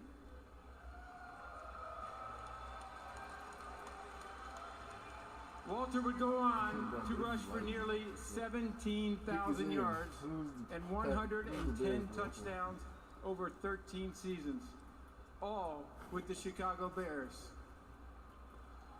As you heard earlier, the NFL continues to honor Sweetness not only for his performance and excellence on the field, but also his commitment to give back to his community with the Walter Payton NFL Man of the Year Award. So with the 10th pick in the 2025 NFL Draft, the Chicago Bears select Colston Loveland, tight end, Michigan.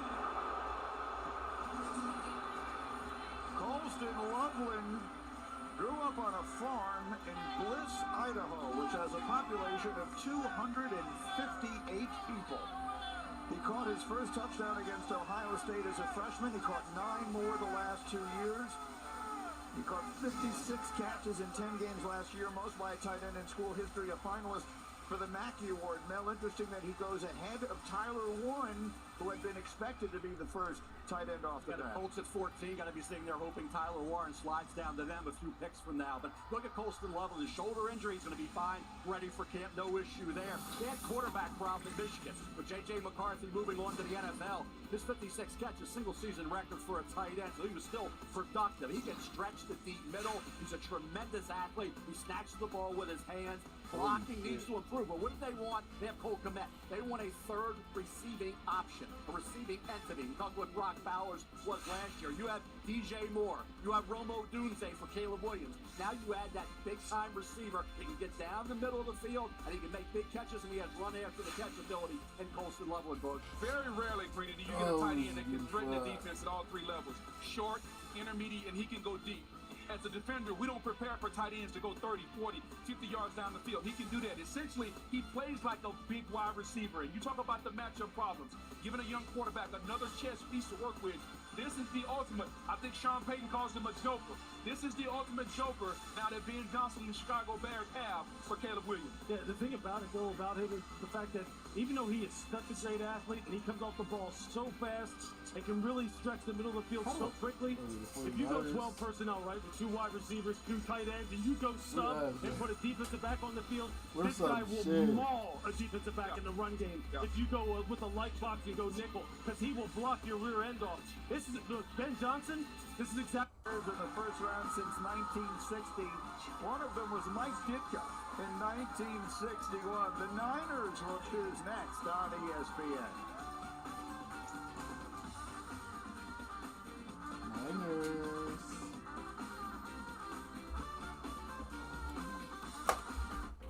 Our Earth is rich with diverse, vibrant, delicate ecosystems, and we must protect them at all costs. Together, we can discover the wonder of our planet before it's too late.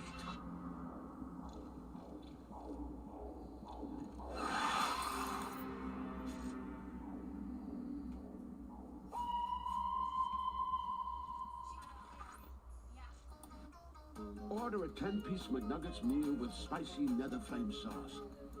And unlock epic add-ons in Minecraft. Only when you order on the McDonald's app. Let's build. Lowe's knows it's easier to make the right calls when you have the right team. McCaffrey looking lost. Hey, I'm looking for a one. I'm looking for a lawnmower. Could you point me aisle 27? Find what you need faster with the Lowe's app. Baby. Is that Hidden Valley Ranch? Damn. This is the most flavorful day of my life. Easy Squeezy Hidden Valley Ranch. Only serious about flavor. Gatorade, the world's most superior sports drink, designed to rehydrate, replenish, and refuel. It fuels the best because it is the best. Gatorade, is it in you? Why do 80% of NFL players choose a Sleep Number smart bed? Because the higher my sleep IQ score, the better I play. But that's not the only reason. He likes his side firm. I like my side soft. Sleep Number does that. Effortless comfort all night. So sleeping on a smart bed is why you can play like this? Yeah, because I also like to sleep cool. And I like to sleep even cooler. And I really like it when we both get what we want. Sleep Number does that. Meet the Sleep Number Climate Cool smart bed. Sleep up to 15 degrees cooler on each side. Visit a Sleep Number store near you. Craving more football? Experience the game like never before. Every snap, every play. We take you inside the huddle. Yellow Rachel, all ready. On the sidelines. We're going to keep on into the helmet. The access, the action. You see and hear everything. More of what you love. The United Football League on ESPN.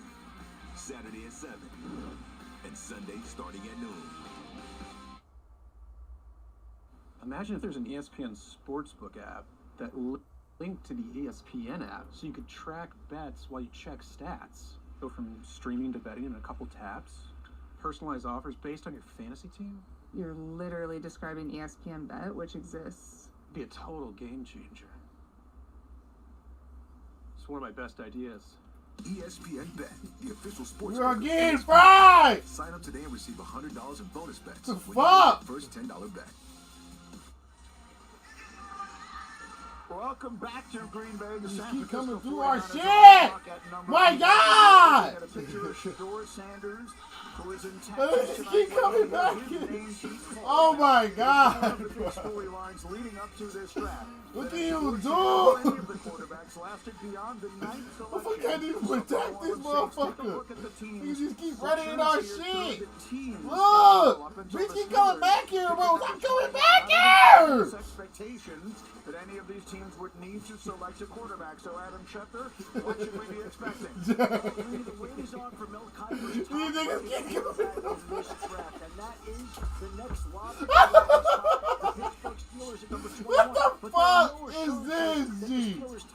And if they don't This is free kills at this point. These niggas don't keep pushing like dumbass. And into the second round on Friday night. All right, Shefty, thank you very much. And obviously, at any point, a team could wind up trading up and in, so we'll have to wait and see how this unfolds. In the meantime, our house announcer, Alan Roach, has an announcement. Please direct your attention to the main stage video screens for a special message from United States service members stationed at Yokota Air Base in Japan. Hello from United States Forces Japan. I'm Sergeant Mitchell Johnson. I'm here with service members from the United States Army, Marine Corps, and Navy. We are proud to announce that this year we are celebrating our 250th anniversary. We are grateful for the opportunity to partner with the NFL Salute to Service and the USO in introducing the San Francisco 49ers 2025 draft pick. With the San Francisco 49ers draft pick, back to you in Green Bay. Gonna be with a campfire. How the fuck are they on A?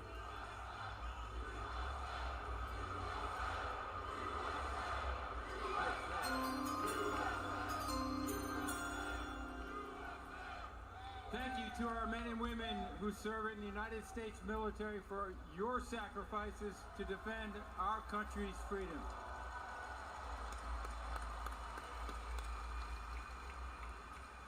With the 11th pick in the 2025 NFL Draft, the San Francisco 49ers select Michael Williams, defensive end, Georgia.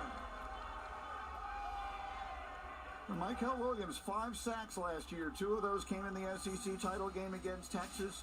He was a 5-star recruit from Columbus, Georgia. 14 sacks in 3 seasons after starting his very first game as a true freshman, and still very young, Mel. He won't turn 21 years old until late June. Yeah, he had a high grade going into the season, Greeny. Then he had that ankle injury, a left ankle injury against Clemson, came back from it and played and didn't shut it down. Continued to play, continued to be somewhat productive. He had 9 tackles lost, he had 5 sacks. He forced a couple fumbles. He looks the part of an edge rusher in the National Football with his size, his long arms, 34.5 arms, and huge hands. Oh my God, man, where you at? Where you at? Coming after the quarterback off the edge. I thought he played the run great. He has a strong run defender off the edge, but as a pass rusher, I thought a little bit more work. That pass rush these teams have want to get the most out of Michael Williams, folks. He's got the things that you cannot teach: the traits, the height, the arm length, the ability to set the edge and play the run. We know he's technically sound playing at Georgia the way Kirby Smart coaches defense. The only concern I have is when it comes to using those traits and getting to the passer. I didn't see much of a rush plan, Lou. I didn't see any moves besides the speed to power. He's going to have to continue to develop the moves, because when you get to the National Football League level, just the traits won't win. You have to have more than traits. You need to be able to have a pass rush arsenal. How are you going to beat the offensive tackle and get to the quarterback? John Lynch loves him. He loves defensive line. You're going to pair him with Nick Bosa, create 2 bookends. But is he going to be able to live up to this feeling as far as the pass rush arsenal? I want to see that. Yeah, they needed to restock the cover in San Francisco. Come on, bro. Who the fuck flashing the shit out of me? That position used to be the heartbeat of that football team. Both lines of scrimmage, in fact, defensive and offensive line. They need to restock that. Michael has not produced on a consistent basis the way you would think his measurables should bear themselves out. Mel mentioned the fact that he was injured this year. He said himself, he played at maybe 60% most of the year. He's got to tie it all together. Robert Saleh, the defensive coordinator now for San Francisco, has to get it out of him. Michael Williams, the first player ever out of Georgia to be selected by San Francisco in the first round in the Common Draft era. And so the Dallas Cowboys selection is in. An interesting one to make with their new head coach, Brian Schottenheimer. Here comes the commissioner to the stage. The Cowboys at 12, ready to make the selection.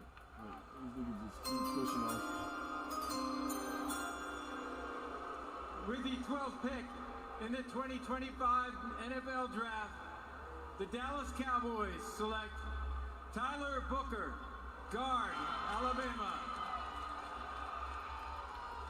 He was a first-team All-American who just turned 21 2 weeks ago. Grew up in New Haven, Connecticut. Headed down to the IMG Academy where he was coached by former linebacker Pepper Johnson. Played in 38 games at Alabama. Started the final 27. All but one of those, Mel, was at left guard. He's a powerhouse inside. He will beat you up. I tell you, there's a heavyweight fight when you go up against Tyler Booker. You better bring it because he will beat you up. As a run blocker, he'll drive you off the ball. He never stops to sustain. And I thought he was in pass protection, Brooke. Outstanding. Now, he's phone booth guy. You want movement? It's got to be scheme fit. Movement's not his game. But as a guy in that's a power blocking team, he can drive you off the ball. And I thought, like I say, his pass pro skills at Alabama were excellent. And I love this pick for the Cowboys. One Hall of Famer retires in Zach Martin, and you draft another guy who's I think has that kind of potential as a guard if you use him the right way. His power, his ability to take a man and move that man against his will. That's what the offensive linemen try to do. He can do that with the best of them, Greeny. Understand how to use it. You don't need to pull him around the edge. Get on corners. Allow him to go downhill and displace the defenders and climb to the second level.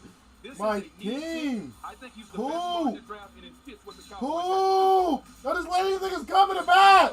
Building the trenches is something that Dallas is trying to do, right? I mean, Tyler Booker, he's someone like, what the fuck, G? 6'4" and 321. I'm fucking killing these niggas every time. time. People, when he did, he could actually absolutely move some people. He'll probably play the right guard. Tyler Smith will play the left guard.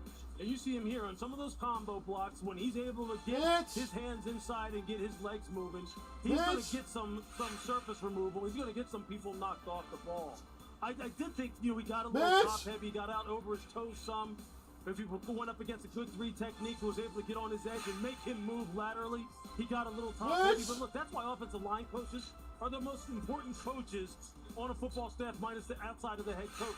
And Dallas is going to have to make sure that they develop this young man, get him consistent with his play, they can get it all out of him. And there's more plays like that you see on your screen than not.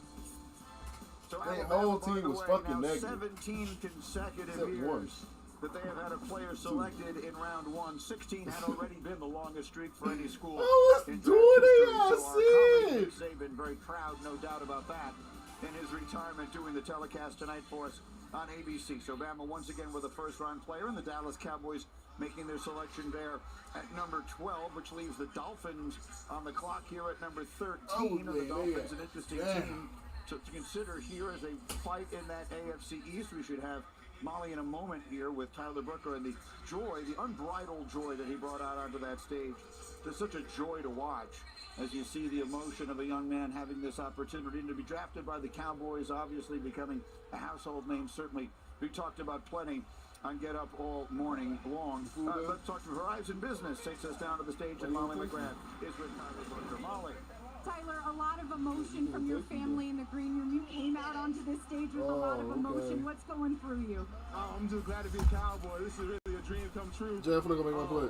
It's truly a blessing. I actually trained in Dallas, so I fell in love with the area. And the whole process, I was like, man, it would be great to be a Cowboy. And the Lord works mysterious ways. Shout out to God. Trust and believe in God. If you're ever going through something, like just trust in God, He got you. Those who know you emphasize your leadership and character. What are the Cowboys getting in you? They're getting the same thing Alabama got. They're going to get a leader, somebody who loves to work, somebody who loves practice, somebody who loves his teammates, somebody who's going to aim to win multiple championships. I can't wait to further this tradition of success in Dallas. I'm so excited. Congratulations, Tyler. Thank you so much. Have a good one.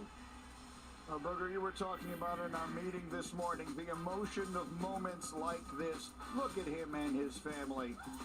And now, as we continue to watch the celebration of these young men, we also bring you tonight something special from NFL star George Kittle and his friend Red Guardian from Marvel Studios' Thunderbolts, which will be available only in theaters on May the 2nd.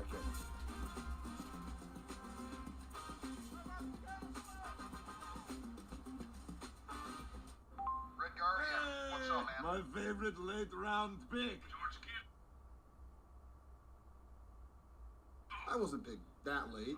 Many teams doubted you. Red Guardian was doubted too. Shouldn't you be like saving the world with the Thunderbolts? I'm looking for sleepers in later rounds. Maybe they will get their face on Wheaties box like you. I'm not on a Wheaties box. You sure about that? You sure, huh? I mean, you could have picked a better picture at least.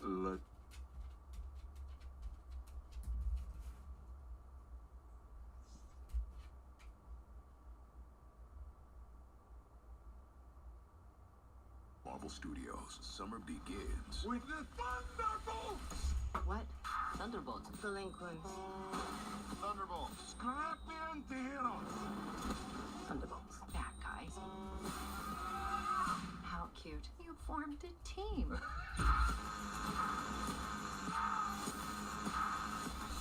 Thunderbolts? It's cool then. Marvel Studios Thunderbolts. Can't call ourselves that. Rated PG-13. Get tickets now. Dad, those are the Adidas I've been looking for. Hey! Wow, look who's getting their fix for kicks and dicks. I know, there's so much here. Plus all the fancy styles that just don't miss. I need these in a size 6. There's even more kicks when you click on dicks.com. More like kick sporting goods, right? Ring, make it, ring, girl, make it. You again. Everybody's loving that Grubhub deal with Prime, huh? Amazon Prime member, you can get $0 delivery fees on Grubhub. Go to Amazon.com/Grubhub, activate your free Grubhub Plus membership, and start ordering with $0 delivery fees on Grubhub for top restaurants and your go-to spots. Eligible orders only. Terms and additional fees apply. Should we just not carpool? I can control the radio. Never mind. $6 never tasted so good. IHOP's Breakfast Babes combo is now just $6. Featuring IHOP's world-famous buttermilk pancakes, crispy hickory smoked bacon, and 2 eggs cooked to order your way. All for just $6. Part of the new $6 House Faves menu. I don't really like committing to things. I'm scared. But when Verizon announced that I could lock in a low price for 3 years, I mean, yeah, that's what I'm talking about.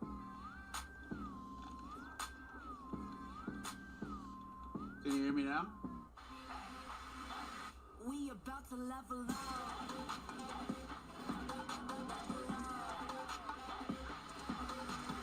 We about to level up. The new star of the seas. Book your vacation today. This is the legendary light beer. If this can could talk, then it tells stories. And if you've had one, you probably got a story worth telling. Here's the 50 years of Miller time.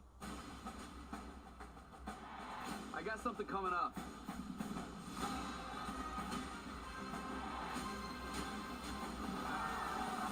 Something kind of big.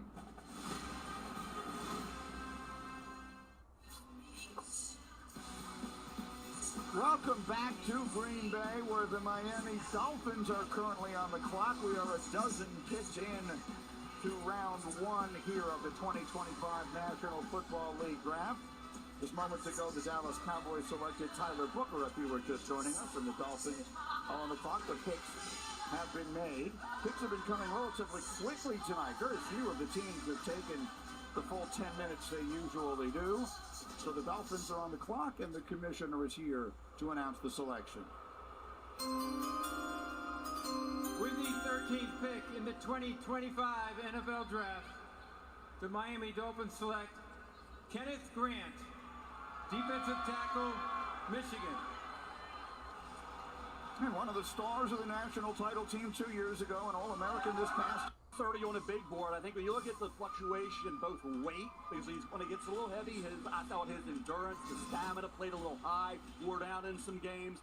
That's an issue. I think when he places the right weight, he can be a guy who can affect the path of the quarterback throwing the football. Because he can break up passes, he can be disruptive. Certainly you look at the violent, active hands, he showed that as well as Mason Graham did at Michigan. He was really, going into the year, thought to be almost on a par with Mason Graham. So when you look at Kenneth Grant, Calais Campbell now is an Arizona Cardinal. Defensive tackle, because of that move, became a need. Kenneth Grant, like I say, manage that weight.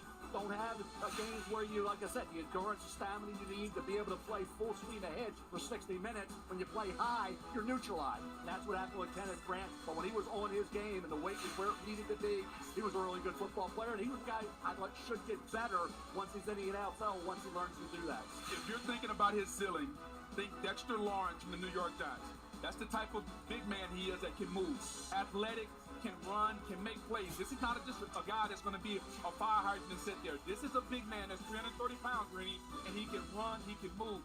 He's got to become a better rusher, and I think he has all the tools because he is a twitchy 330 pounds. He uses his hands. I need more out of him in the pass rush game, but from a run standpoint, he can lock down just the way Dexter Lawrence did at Clemson. Yeah, the coaching staff of Michigan, Wink Martindale, the defensive coordinator, thinks that this kid has tremendous upside. Anthony Weaver, the defensive coordinator in Miami, they need some beef on the inside. Gave up too many yards after contact last year as far as run defense. He'll help that. All right, so we are 13 picks into this draft, and as we bring our research producer extraordinaire, Evan Kaplan, into the conversation, these picks have had a very distinctly different feel, Cap, from the first 13 a year ago. Yeah, Grady, what a difference a year makes, right? Last year, the first 14 picks in the draft were all offensive players. That is the longest streak at any point in the common draft era. So far this year, through 13 picks, 9 offense, 5 defense. That adds up to 14. That's because Travis Hunter, we're counting on both sides of the ball, and only 1 QB so far in the first 13 picks tonight. We had 6 QBs through this point last year. We'll see where the next one goes off the board. All right, the Indianapolis Colts have made their selection. That pick is in. We've been speculating about them taking a tight end all along, and there is one sitting right there for them. Let's see if that's the direction they go. Here's the commish. With the 14th pick in the 2025 NFL Draft, the Indianapolis Colts select Tyler Warren, tight end, Penn State.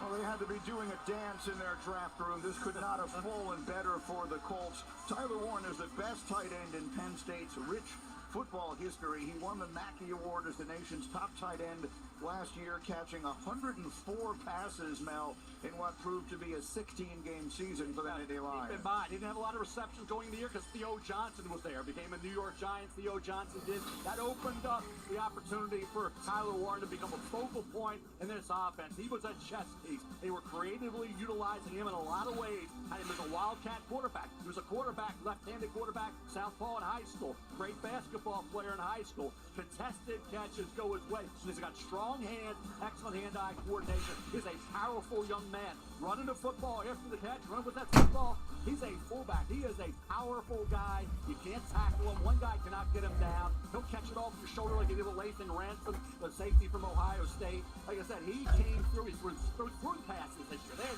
throwing passes. H-back, through tight end. He can do so many things as that versatile chess piece. That's why I thought he may have been a New York Jet. They passed on Bowers, now they passed on Warren for the O-lineman, and that allows a guy like Tyler Warren. After Loveland went a little earlier, Tyler Warren goes to the Colts, and a major need for them was tight end. When you sit and you talk to this young man, Greeny, you just kind of go, this dude is just a flat-out football player. He's a flat-out athlete. He was a 3-sport player in high school. He played baseball. He played basketball. You see some of his basketball highlights. They're ridiculous. They're throwing alley-oops and stuff. So he's going up and getting the ball like this over top of people's heads. We got to talk to him a couple times this past year, man, and and then on top of it, he's so smart. The ways in which they use him, I mean, in Indianapolis, Shane Steichen's going to be like, hey, look, man, we can put this guy just about anywhere because he's just so smart, has so much mental horsepower, is so versatile. You're right. I mean, he fell right to him. And how cool is that if you're the Indianapolis Colts right now? You got maybe the best player at the position, and he fell right to you. You didn't have to do a thing. This is just a listing of all the different places that he lined up over the course of his college career. By the way, the last time the Colts took a first-round tight end worked out pretty well. It was Dallas Clark, who was an All-Pro. And again, the celebrations are on in the hometowns tonight. Mechanicsville, Virginia, is where Tyler Warren is from. And as they were celebrating in his home in Glen Allen, they were also celebrating at his high school. Congratulations, guys. You produced a first-round pick in the NFL Draft. We'll be back in Green Bay in just a moment. You're watching the 2025 NFL Draft, presented by Courtyard by Marriott. Hey. Thanks so much for hosting, sweetie. I hear you found someone special. Yeah, he's a keeper. Is that dog food in the fridge? It's not dog food. It's fresh pet. Real meat, real veggies. for Peter. That's Peter? Should have known.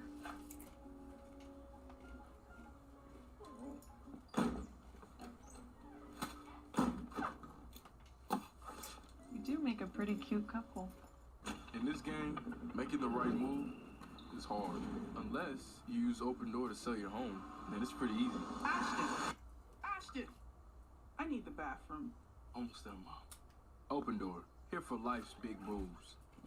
From the #1 rated brand in cordless outdoor power, the Ego 22-inch aluminum deck mower with Select Cut is the most powerful mower in its class, featuring an aluminum deck that allows for extreme blade speeds, producing the perfect razor-sharp cut. Designed for durability that's guaranteed for life. All powered by Ego's patented 56-volt arc lithium battery. One battery powers all tools. Find an Ego retailer near you. If you keep making that face, it's gonna stay like that. I'm trying to get my own car insurance. USAA. Grandpa was in the military. He shared membership with your mom so she could share with you. Easy. USAA. Check if you're eligible today. Bounty Mega Roll lasts longer, so you can tackle applesauce and avocado, berries, butter, coffee cream, crispy fingers, deviled eggs, and empanadas red and green. Bounty Mega Roll lets you clean spills without running out. And mommy's glass of sipping down. Bounty, the quicker picker-upper. Check out the new whip. Tight. Fully custom. How many Bud Lights can you fit in that puppy? As many Bud Lights as it takes. That's a lot of Bud Lights. You have to give me one of those. We're here at Blackberry Friday, where everyone wants the unique taste of new Dr. Pepper Blackberry. Full Dr. Pepper! The sweet blackberry flavor. Please remain bold and sweet. Try new Dr. Pepper Blackberry. The clock is ticking, Ethan. And now the fate of every soul on earth is your responsibility. I need you to trust me one last time.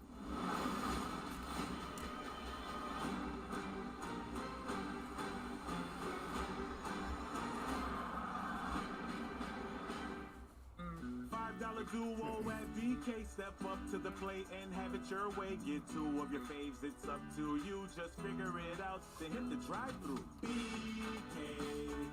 have it your way.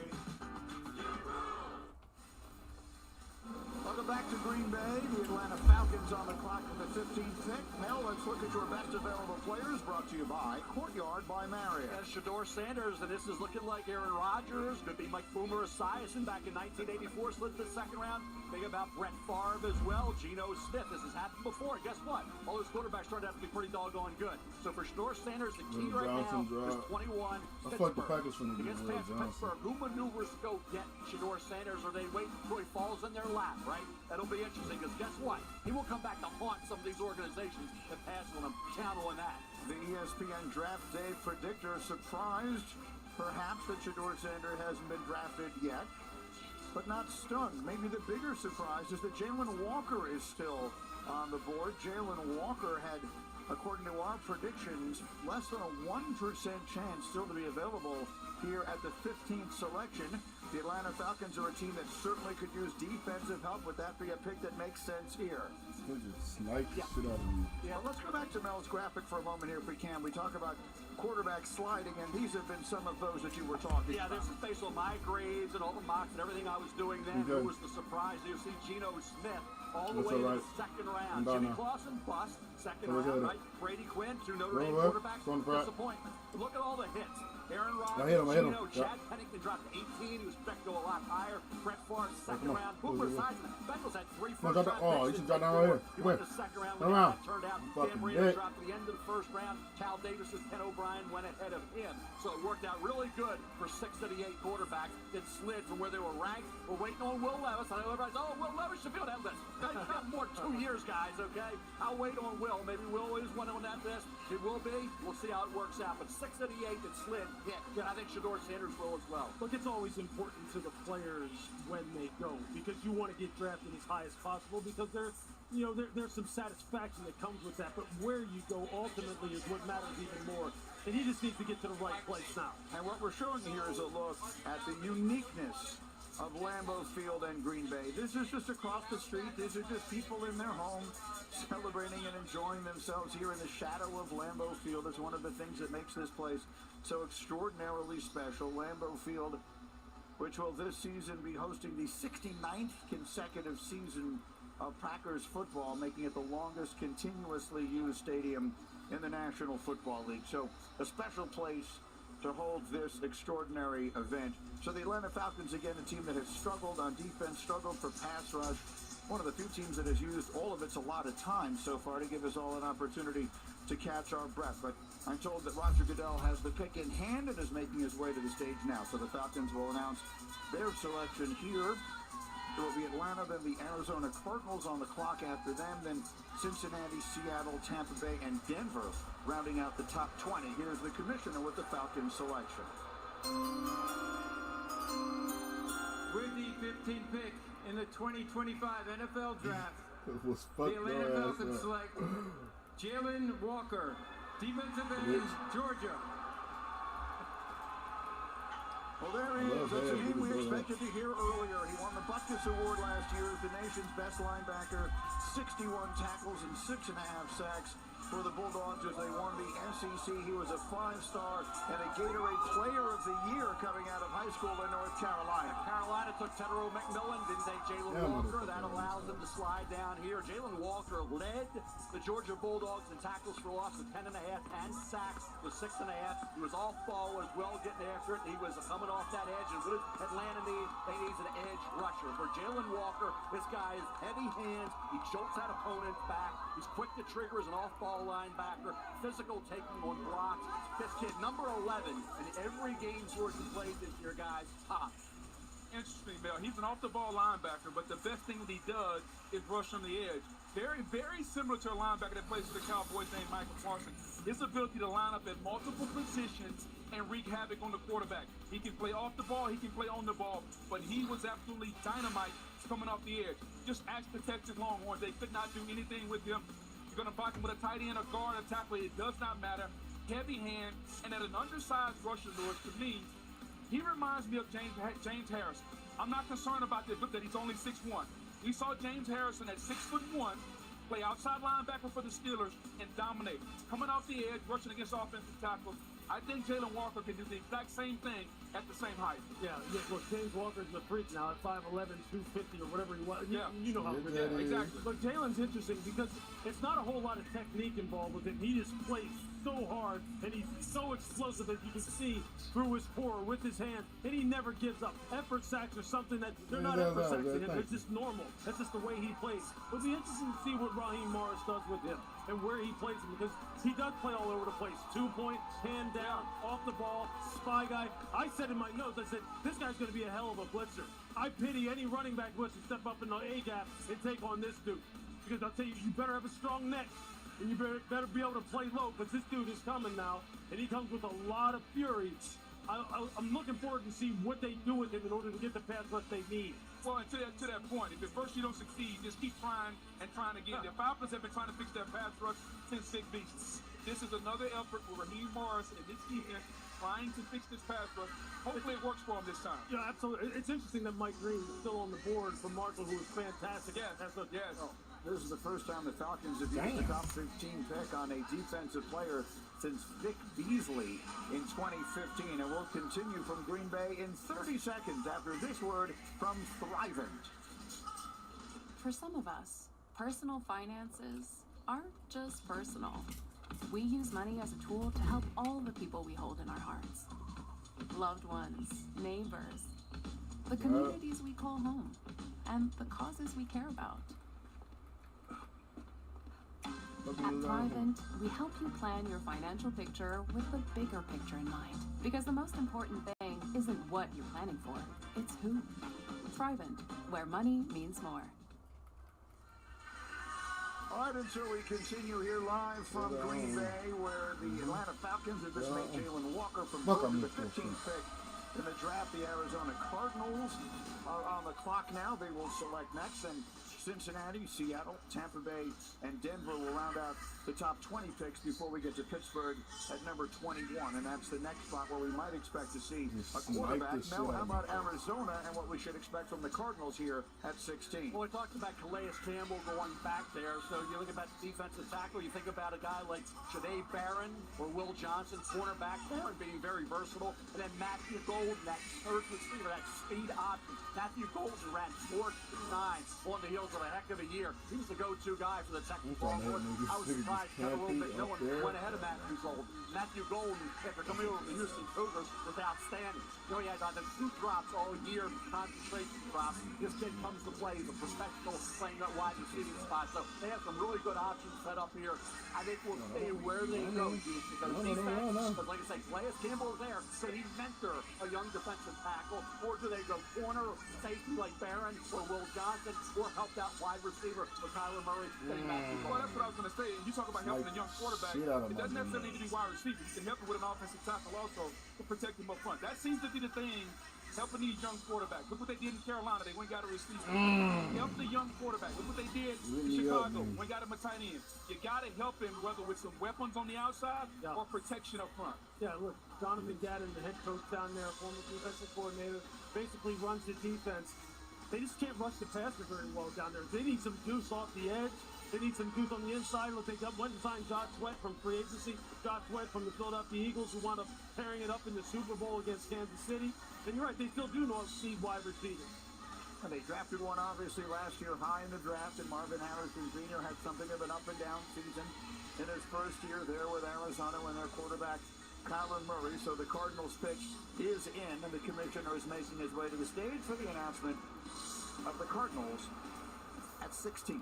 With the 16th pick in the 2025 NFL Draft, the Arizona Cardinals select Walter Nolan, defensive tackle, Mississippi.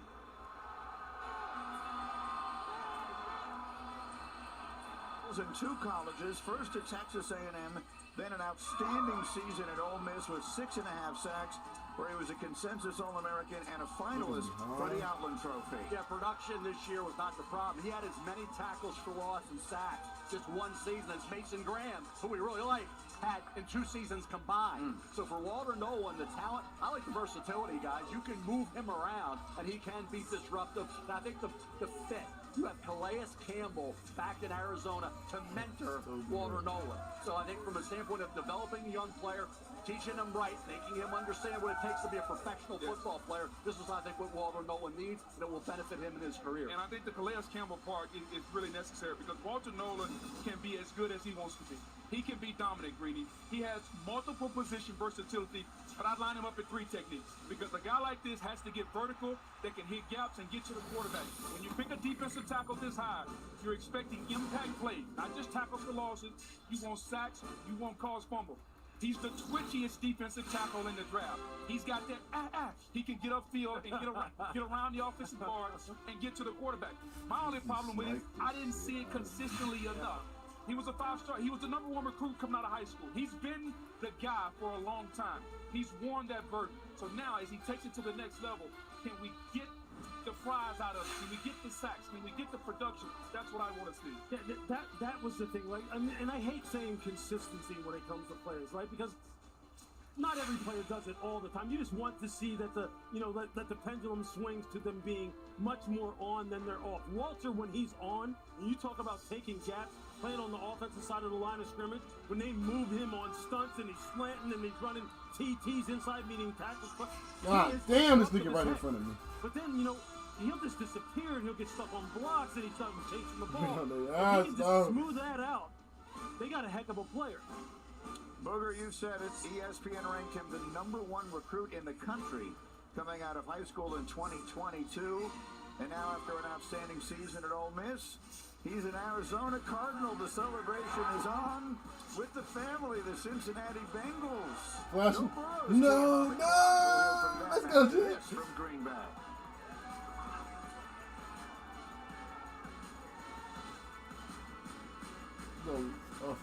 Let him. We got in that bitch. That was fine. Why I do what I do? Oh, man. From day one, it's always been about them.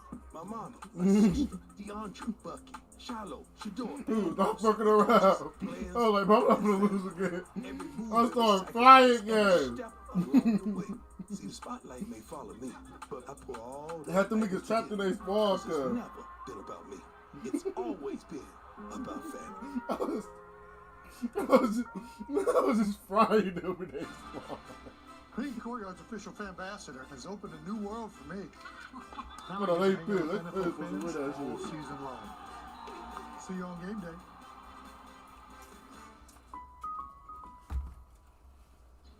Did they just hop from a baseball game to We a told her I show on lost her. Max without leaving DirecTV? It's like all their apps and channels are connected. Oh, it's all connected. Shows, movies, sports, cooking shows. Is she talking to us?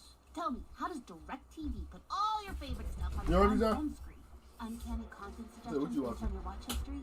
Or mind control? Were you recently electrocuted? A better way to watch whatever you want to watch. Well, I for one am Sad. intrigued. Looking for a Cincinnati reason Eagles to try in. the $5 meal deal They with finna you, go for the McFadden. quarterback. They might go Choose for one. If they get Will Johnson, bruh. And the price makes Oh my Get more than you fucking expect. God. $5 meal deal with new McFadden. Lowe's knows it's easier to make the right calls when you have the right team. Dak going for it, and he fumbles. Brilliant Let the recovery fucking with the let Lowe's Will app. Johnson He fall always to delivers. his And so does the Lowe's 23rd, app. please. Store online, our Lowe's team has you covered. Death is coming for us because we were never supposed to exist. If you can see how all of this fits together, we might have a chance. Final Destination, Bloodlines, May 16th, rated R. Turn the off-season on again with the NFL app. Your home for all things NFL. Get the news, the highlights, and more access with a subscription to NFL Plus for the picks, the moves, the plays, all in one place, all year long. Welcome home. Joe Barrow, ACL. The Copa del Rey Final and El Clasico on ESPN Plus. Copa del Rey Final up for grabs. A throne to claim. Exciting game. Legacies to defend. There's the goal they were looking for. History to be made.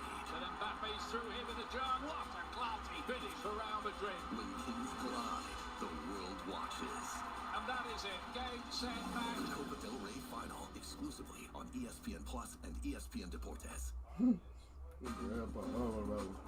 Welcome back to Kenton's the and shit. 2025 NFL Draft, presented by Courtyard. Tell your ass up. Marriott. 2025 draft in Green Bay, Wisconsin, where we are now on pick 17. The Cincinnati Bengals, a team that lost Sam Hubbard, a defensive end, to retirement offseason. They're still talking to Trey Hendrickson about a new contract, but the two sides still have not gotten close to a What deal. the fuck is going on? I'm running everywhere. I don't be seeing them At the niggas. spot for more pass rush help. All right, Chef, Come on, kill him, kill him! What the fuck? No! Season, and thus far, Hendrickson is the one they have not. They've taken care of the two wide receivers, so the offense working good. The defense, major questions.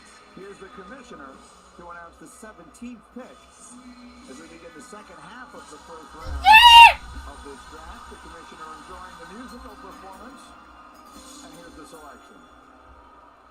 Who the Bengals give? With the 17th pick in the 2025 NFL Draft, the Cincinnati Bengals select Shamar Stewart. Jamar defensive Stewart? end, Texas A&M. What an edge.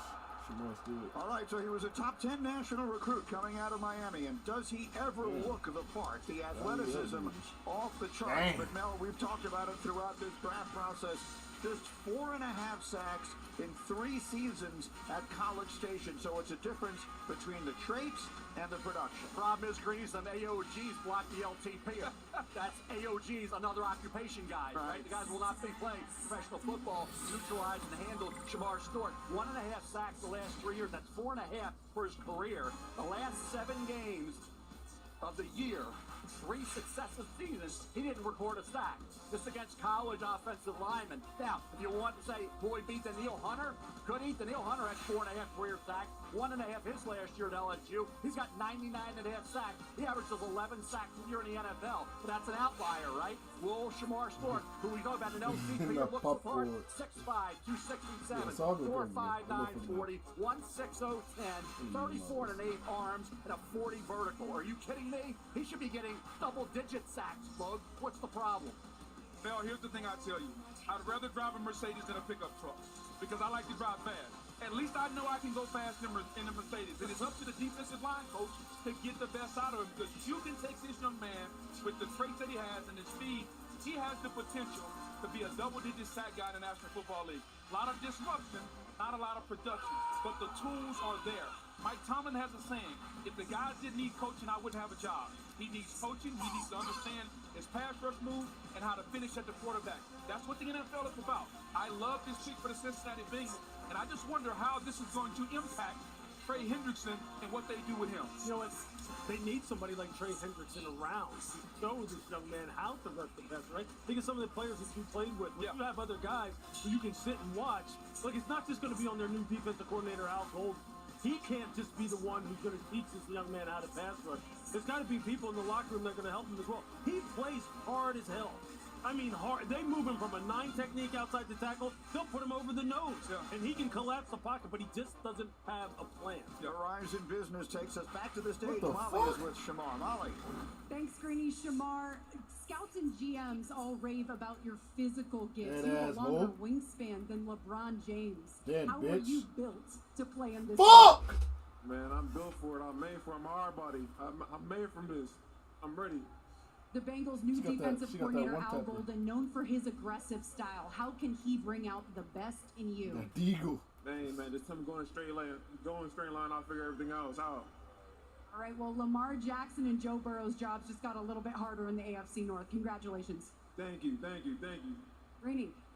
Molly, thank you very much. Shamar Stewart, again, the magnificent physical talent, the production that hasn't always lined up to it, but a player we did expect to hear his name early tonight. Mike Green still on the board. A lot of pass rushers in this draft. It was interesting to see in which order they would fall, and now they are starting to do just that. The Seattle Seahawks are on the clock, followed by Tampa and Denver, and we'll be back in 15 seconds after this word from Thrivent. With Thrivent, your personal finances aren't just personal. We use money as a tool to help all the people we hold in our hearts. Because the most important thing isn't what you're planning for, it's who. Thrivent, where money means more. All right, we are back in Green Bay. The Seattle Seahawks are on the clock in an interesting offseason for Seattle after they send away Geno Smith and they sign up Sam Darnold. So it's sort of a new era there with their second-year coach Mike McDonald. What direction should we be expecting now for the Seattle Seahawks here picking at number 18? We talked about a lot about the interior of the offensive line, and Tyler Booker is gone, and there's other guys that are available, and I think we talked about versatility, Boog and Lou, and that's where Gray Zabel, North Dakota State. I know there's some teams in the late first round were hoping he would slide through the cracks, but the versatility to play every position on the offensive line, practice at center at the Senior Bowl. Gray Zabel, I know he could have gone anywhere he wanted. He stayed at North Dakota State, loyal to that program, and he can play anywhere on that line, but he could be a Pro Bowl guard at the pro level. Especially if they feel really good about their 2 tackles, those young tackles they've taken in the draft, Charles Cross and Abraham Luke. If they feel really good about those tackles, then I agree with Mel. Attacking the interior of the line is the way to go. A quick note as we await the commissioner, there's been 1 trade so far. The fewest in any first round in the common draft era is 3. We'll see if those start, but here's the commissioner. Seattle, who y'all get? With the 18th pick in the 2025 NFL Draft, the Seattle Seahawks select Gray Zabel, guard, North Dakota State. So there he is, Mel. There's your guy. You just mentioned it. He had NIL offers to leave That nigga's North going Dakota for State. guards. Why they going for guards? In part so he could play with his brother, and as a result, he won his second FCS championship last year, got invited to the Senior Bowl. He was great there. This, by the way, is the 4th year in the last 5 the Bison have had an offensive lineman selected in the draft. Yeah, you look at it, start the first 3 games at left guard in 2023, moved to right tackle for the rest of that season. This past year, he's at left tackle for North North Dakota State. He's getting the job done again, getting it done there. Started the final 36 games of his career. 41 overall at left tackle, right tackle, left guard, and right guard. As they practice at center at the Senior Bowl in Lewis. Technique and a fiery approach. He's got a defensive mentality. Ray Zabel, I know down in Mobile, impressed a lot of offensive line coaches. No doubt, especially with his play on the interior, center, and guard. You go back to 23, as you mentioned, and you watch him there, where he started those games at left guard. He looked like a Pro Bowler. He looked like a guy who's going to be all rookie immediately, and he's going to challenge for a Pro Bowl spot. The arm length does show up the tackle for him. He doesn't have that kind of physical range to deal with some of the pass rushers he would deal with in the NFL. But at guard, he's plug and play. Kill that nigga. So he's headed to Seattle. The Tampa Bay Buccaneers. Oh my God! To Gray Zabel and his family. Again, the Bucs are on the clock, then the Broncos, then the Steelers. When will we have our next quarterback selected? We'll find out shortly. We're live in Green Bay. We're back in a moment on ESPN.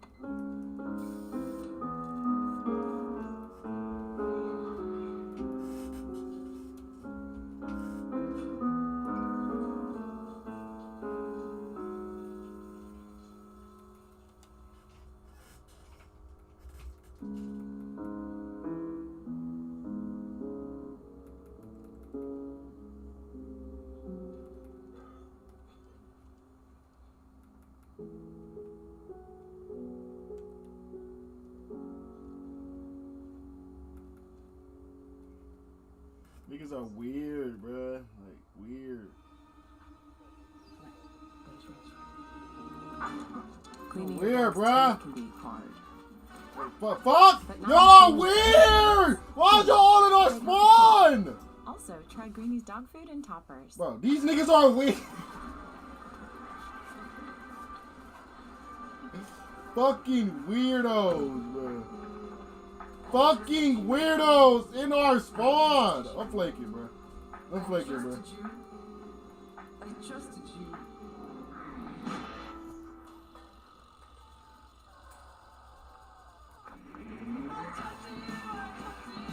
Oh my God! This is a meal. Melty, cheesy, flaky, toasty. Lunch just got croissant-tastic. Try the new croissant toast sandwich. Oh! It just meals good at Panera. I can't get him! Have everyday Americans make it. When you build your credit to build yourself up. When payday comes on your terms. When your girl math starts math. Oh yeah, you're making it. Niggas getting you a spawning. But as you progress, you can't go nowhere when they spawn. Start to forget. Like, bro, you be trying to dominate us, man.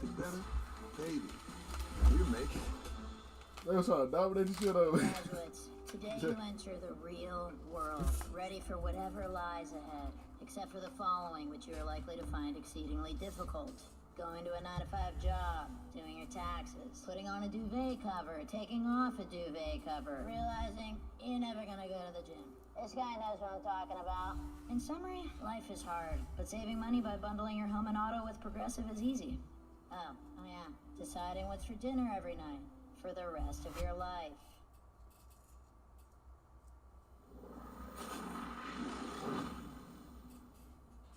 With the first selection in the 2005 NFL Draft, the San Francisco 49ers select Alex Smith. Forget franchise. Aaron Rodgers will be solid. How far he drops is going to be the storyline of the day. The Miami Dolphins select Ronnie Brown, Carnell Williams, Antrell Roll. And a week and a half ago, it looked like Aaron was going to be the guy. I like Aaron Rodgers a lot, and somebody's going to get themselves a heck of a steal. With the 24th selection in the 2005 NFL gonna happen Draft, to the Green Bay Shador. Packers select Aaron Rodgers. Yeah, Rodgers type of journey right now. We're back in Green Bay. Time now for a draft moment brought to you by Ego. What happened?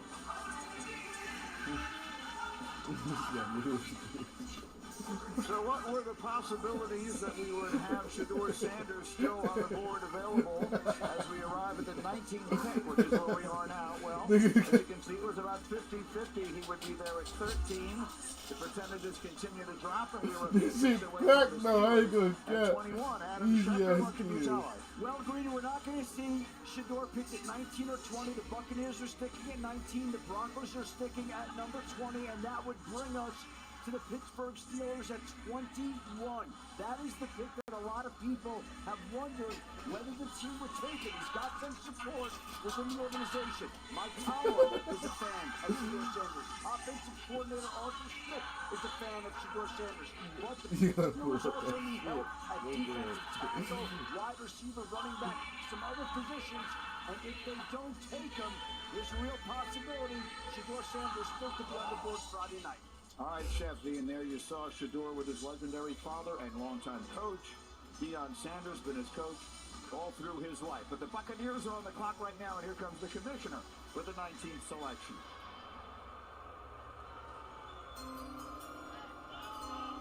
With the 19th pick in the 2025 NFL Draft, the Tampa Bay Buccaneers select Emeka Egbuka. Emeka Egbuka. Receiver. Yeah, Emeka Egbuka just went to the fucking whistle there. Tampa Bay. Defense, but if you think of all the great pass catchers Ohio State has sent to the NFL, even in the last handful of years, consider Emeka Egbuka is the school's all-time. We was gonna pick him up if he dropped. Now we probably had to go with Will Johnson. Hopefully they grab him. Emeka Egbuka down was that left ankle injury in We 2023. trade Missed 3 Jair or games something. mid-season, came back at 41 catches. Year prior to that, he had 74 catches for 15-6 average and 10 touchdowns. This past year, 81 catches, 12-5 average, and 10 touchdowns. I've called him a professional receiver. You know what you're getting with Emeka Egbuka, Lou. Once he ran that 4.47 40, that solidified him as a late first, maybe even a mid first. But Emeka Egbuka running under 4.5 with the kind of production and versatility and the approach, that workman-like business professional approach, is how he became a first-round draft choice. Think about where Emeka plays primarily, right in the slot. Who's the guy who can also win outside, real tough inside, to make contested catches straight in the middle of the field. Who does that for Tampa Bay? Chris Godwin. Chris Godwin coming off of a very, very significant injury. This makes you wonder. They must be concerned a little bit about what's going on with Chris Godwin and maybe his availability, who knows, for 2025. Because this is not for certain. Mike Evans getting a little bit older. This is a little bit of a curveball of a pick. But when you start trying to think about why this may have happened, you kind of have to start like following the breadcrumbs. It also makes you wonder if you're Tampa, who's going to rush the passer? Greeny, you said we were thinking defense. Yes. They need an edge rusher. They signed Hassan Reddick on a 1-year deal. They need more juice coming off the edge in this Todd Bowles defense. Well, Booger, you live in Tampa. You've been telling me all along they were going to go defense. Everyone told me they were going to go defense, and then they didn't. But again, this is not in any way a reflection on Emeka Egbuka, who was a terrific player there. You see Todd Bowles. So the Denver Broncos I was pushing him so bad. The Steelers will pick next. It's been an intriguing night, and it's about to get all the more interesting. We're back in Green Bay in just a moment. The 2025 NFL Draft, presented by Courtyard by Marriott, is brought to you by Progressive. Protect your auto, home, and business today at progressive.com. Niggas is hiding in the fucking back. Mine was earned in Germany, 1984. I earned it for my family in You playing a 1945. game or what? Mom earned it for us. USAA membership is for those who serve and can be shared with their spouses, then What? kids, and their kids What is for going generations on? to come. And because our members know USAA's commitment to serving the military community, they're proud to start their family's legacy. So I'm in, and so is our family. USAA. See if you can become Where you a at, member Jackie? today. Members who switch saved an average of $725 annually on auto insurance. I was tired of being told no. No to my dreams. I had no idea if anyone would buy anything. This is so wild that I actually, from a dream, started a business. Fuck! You did. I know. Oh my god, every time I fucking did my Every time we peek something, like, fuck. Oh, they, like, look, they on the left of us now. There's nothing like that first Mercedes. What's going on? Experience the feeling yourself at a local Mercedes-Benz dealer. My God, damn. How aren't you dead, bro? Really?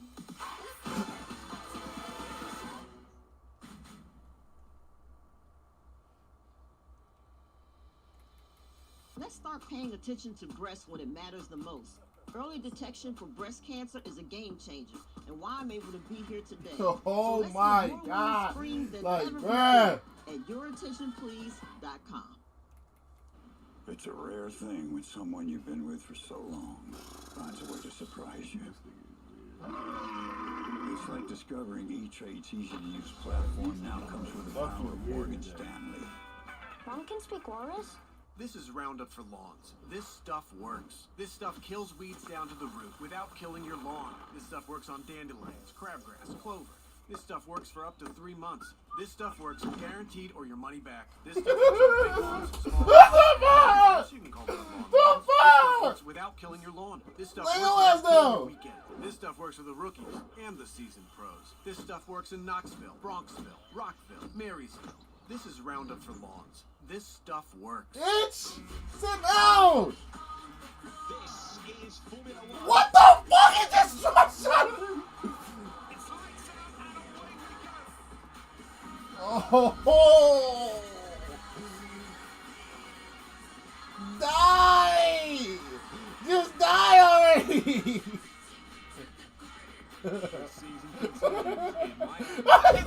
Fucking jumps out of me. It jumps out of me every time. Welcome back to Green Bay. The Denver Broncos are on the clock at number 20, and right now it's time for a look at Mel's Best Available, brought to you by Courtyard by Marriott. They got some good ones. Shador, I'm amazed right now that he's still on the board, as I was with Aaron Rodgers. New Orleans, hey, I'm going to wait and see who makes a move to get Shador Sanders before I start talking about those organizations that will haunt them. Will Johnson, we talked about the injury. That affected where he went. Good corner. Had he been healthy through the process, would have been a top 10 to 15 pick. I love Amari and Hampton for Denver. I've said it for 3 months. They need a running back who's complete. He is the help out foe then. He dead too, man. Why are you holding a fucking egg? October, Oh my God, I'm getting tired of shooting nut. Left tackle could play guard as well. And I'm surprised Matthew Golden, once he ran 4.29 on the heels of a great year at Texas, on the heels of 2 really good years at Houston with the Cougars. Matthew Golden did anything and everything at Texas, got open, caught the ball, and then ran great. I'm really surprised Golden's still here at this point in the draft. Did an interesting night, very strange one in some ways. Why are we ratting? Like, what are we doing, bro? Bro, why are we ratting, bro? Fuck! So far in round 1, and I'll mention again, the fewest in any first round in the common draft era was 3.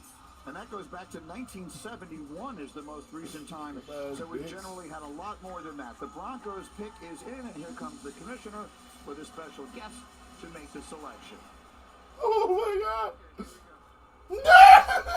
April is World Wish Month, and the NFL is proud to support the life-changing. Leave me alone! He getting jumps at me!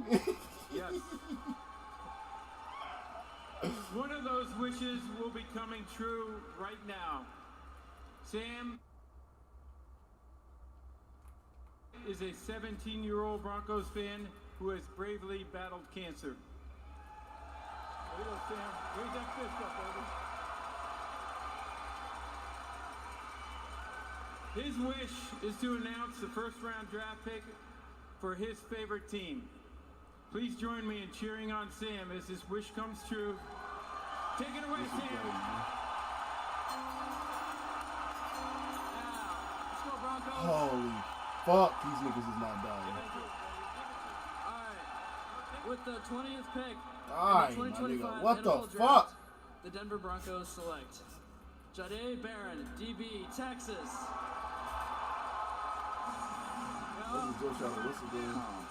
It's a wonderful moment. Jahdae Barron, a young man, grew up in Austin, much decorated in his final season with the Longhorns, Mel. A consensus All-American won the Jim Thorpe Award as the best defensive back in the country. Had 5 interceptions on the season. Yeah, 2 Texas Longhorns ran great at the combine and needed to. Matthew Golden, I've been talking about the 4.29. How about Janae Barron running a 4.39 when some thought he'd run 4.45 to 4.5 at 5'11", 195 pounds. Plays everywhere in that secondary for Texas. Super smart, can blitz, intercepts passes. I talked about it. Doesn't miss many tackles at all. He had 67 tackles, 5 interceptions, 11 pass breakups this past year. Janae Barron did. Short tackler, instinctive, personal guy. He can play him anywhere in the deep patrol. Yeah, this is another guy that Steve Sarkisian he raves about Barron because of the fact that he's a great guy. He's a guy who can fit in with everyone. He's do a fucking Molotov is he kind of settles everyone down. And as far as on the football field, you're right. He's super versatile. Can play inside and outside. Has great instincts, great vision, route development, understanding, and the willingness to look and hit. Plays strong at the point. That's what Vance Jones is going out there in Denver, where they play some pretty good defense. Him and Patrick Surtain II, that's a pretty good group of corners right now when you're talking about the Denver Broncos. And as you start to look at it, he's a faster version of what Brian Branch does. A multiple position player. Play inside, outside. I shot him in the head before I blew up. Kind of a joker on defense. He will be used very well in Yeah. All right, and so now we get to the Steelers at 21, and this is a spot that obviously we have had circled for quite some time. Adam Schefter, what can you tell us? Well, Greeny, one of the most intriguing spots of the draft. Shedeur Sanders is still on the board right now. The Pittsburgh Steelers still are awaiting an answer from Aaron Rodgers. One person in the league said today they wondered how that combination, Aaron Rodgers and Shedeur Sanders, could go along if the Steelers went that route. But there are no assurances that Pittsburgh is going to go that route at number 21 when they have other needs as well. This will be an organizational decision. If they take Shedeur, he has a new home. If they don't, then we have entered into a really intriguing part of the draft where Shedeur Sanders and Jackson Dart are alive. And interestingly, the belief around the league is that the Saints and the Giants both really like Jackson Dart. So, Schefter, there's an irony in all of this, Mel, because you keep making the comparisons to Aaron Rodgers and the way that he slid through the draft, and now perhaps Rodgers playing some role in Pittsburgh's decision as they make this pick here at 21, but we're waiting to see if this is the spot. Shedeur Was that me Friday? Steelers have no second-round pick. That went to Seattle for DK Metcalf. So they're sitting here with a pick. We talked about Derek Harmon. Derek Harmon, defensive tackle out of Oregon, could be mentored by Cam Hayward. Cam Hayward can't play great forever, right? He's a Hall of Famer, but he's nearing, with 2 more years, maybe 3. So you bring in maybe Derek Harmon. How do you feel about Shedeur at 21? I'm at 5. This organization has not had won a playoff game in 9 years. They haven't had any losing seasons in a long time. But 21, they haven't won a playoff game in 9 years. In this division, with Burrow and Lamar and the AFC loaded with great quarterbacks, and you have Mason Rudolph, and there's Shedeur sitting there, and you have no second-round pick. Where's the young quarterback coming in? But I'm taking Shedeur Sanders. I prefer him in New Orleans. I don't know what the Saints were thinking there. That's their decision. I disagree with it. But if I'm Pittsburgh, Shedeur Sanders, the pass on him at this stage at pick 21, Boog, come on. I'm told that the pick is in. The commissioner is making his way to the stage. Will this be the moment that we hear the second quarterback's name, or will the drop continue? Here comes Roger Goodell with the announcement. With the 21st pick in the 2025 NFL Draft, the Pittsburgh Steelers select Derek Harmon, defensive tackle, Oregon. They do what you're doing, baby. You can hear the roar in this crowd. That is the surprise of many, and it is echoed on this stage. Let's talk about Derek Harmon. The young man can rush the passer from the interior of that D-line. Led all defensive tackles and quarterback pressures with 34.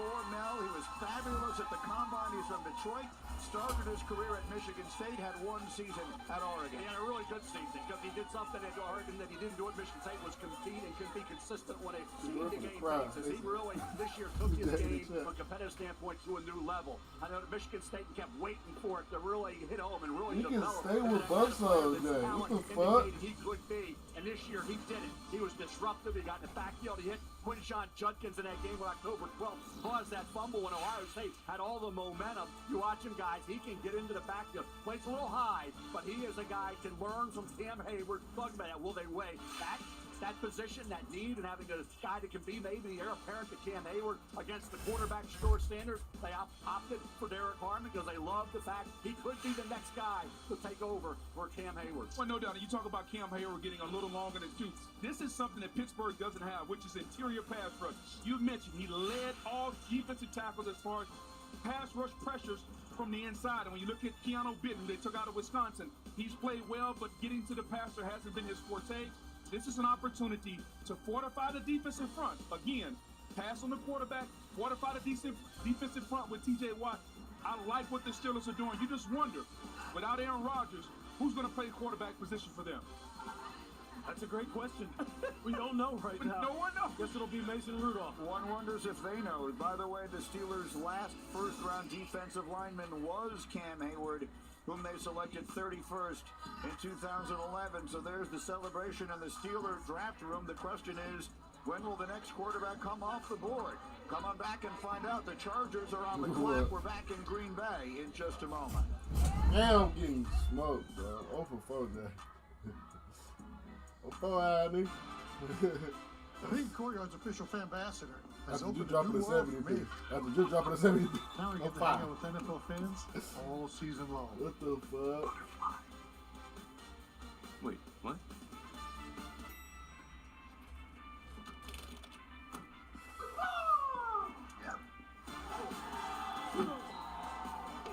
See you on game day.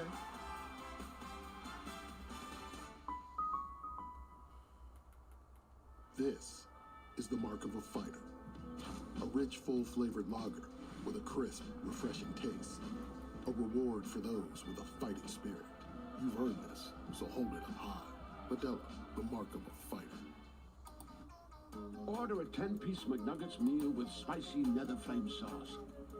And unlock epic add-ons in Minecraft. Only when you order on the McDonald's app. Let's build. Gatorade, the world's most superior sports drink, designed to rehydrate, replenish, and refuel. It fuels the best because it is the best. Gatorade, is it in you? Derrick Henry. Hey, Jake the State Farm. I say so I much can't bundling, do it inspired my workout. Auto! Oh! Okay. So, but And this is Auto again, right? Oh! Hey, this is my living room. Bundling. Just another way to save with a personal price plan. Like a good neighbor, State Farm is there. From the #1 rated brand of cordless outdoor power. I can't do shit. 22-inch aluminum deck mower. The most powerful It's mower. embarrassing because I'm trying. Perfect razor sharp cut. Find an I'm Ego trying, near fuck. you. These niggas, but look, my hand is IHOP's Breakfast Babes combo is now just $6, featuring IHOP's world famous buttermilk where you pancakes, go crispy from, hickory smoked G? bacon, and 2 eggs Oh my cooked God, no! your way. He's All sniping. for just Ah! $6, part of the new $6 House Babes menu. Verizon Small Business Days are back. Our experts Get his ass up the corner. Dad. serving up deals, advice, Dad. and more. Hey. Hi. April 21st to 27th. Let's take a look. Get started today. Lowe's knows it's easier to make the right calls when you have the right team. McCaffrey Yeah. looking lost. Hey, I'm looking for a one. I'm looking for a one. Could you point me aisle 27? Find what you need faster with the Lowe's app. Welcome back to Green Bay. Now time for another look at your best available players. Dang, like, Courtyard by the Marriott. fuck did you just go for? List of some guys who were great in the NFL, but they were old school pockets. Where they slid. Now the NFL didn't really regard them highly come out of college. That's a long list of names. The quarterbacks went on to be outstanding in the National Football League. Will Johnson, the injury affected him, pushed him down. Marion Hampton surprised Denver didn't take him. What Denver opted? Oh, get it right! Denver took Sinead Barron, the cornerback safety from Texas. All of a sudden, Hampton's been dropped a little bit. His running back's not a big need. Please need here. Josh Simmons would have been a top 5. Yeah! Then got nothing for an injury. Technically, he should be ready to go for training camp. Here's Matthew Golden. He would fit what the Chargers are looking for as well. Two catches the football and has great speed at 4.29. The Chargers need offensive line. Why? They just walking through the smoke. 27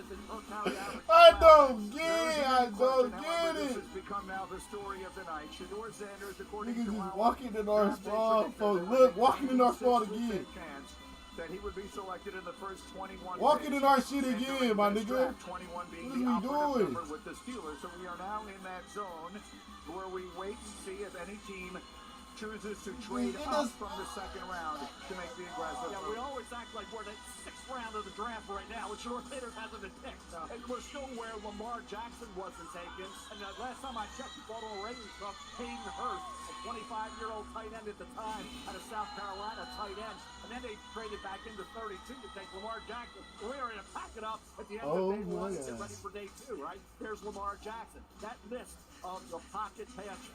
Johnny Unitas, cut by the Steelers, passed over, right? Nobody wanted. Dan Marino passed over for Cal Davis and Ken O'Brien, right? Shot me Joe through my Montana went in fucking the 3rd body. round. Kurt Warner, undrafted free agent. Peyton Manning, people have to live like Ryan Leaf over him because Bill Foley to take him #1 overall. Matt Ryan. Jake Long went ahead of Matt Ryan. They took him so far suffering for Ken Henny over Matt Ryan. Pocket guy. How'd that work out, right? Drew Brees, 2nd round. Chargers, then Miami didn't take him. Goes to New Orleans, right? How'd that work? Brock Purdy, Mr. Irrelevant, Kirk Cousins, 4th round pick.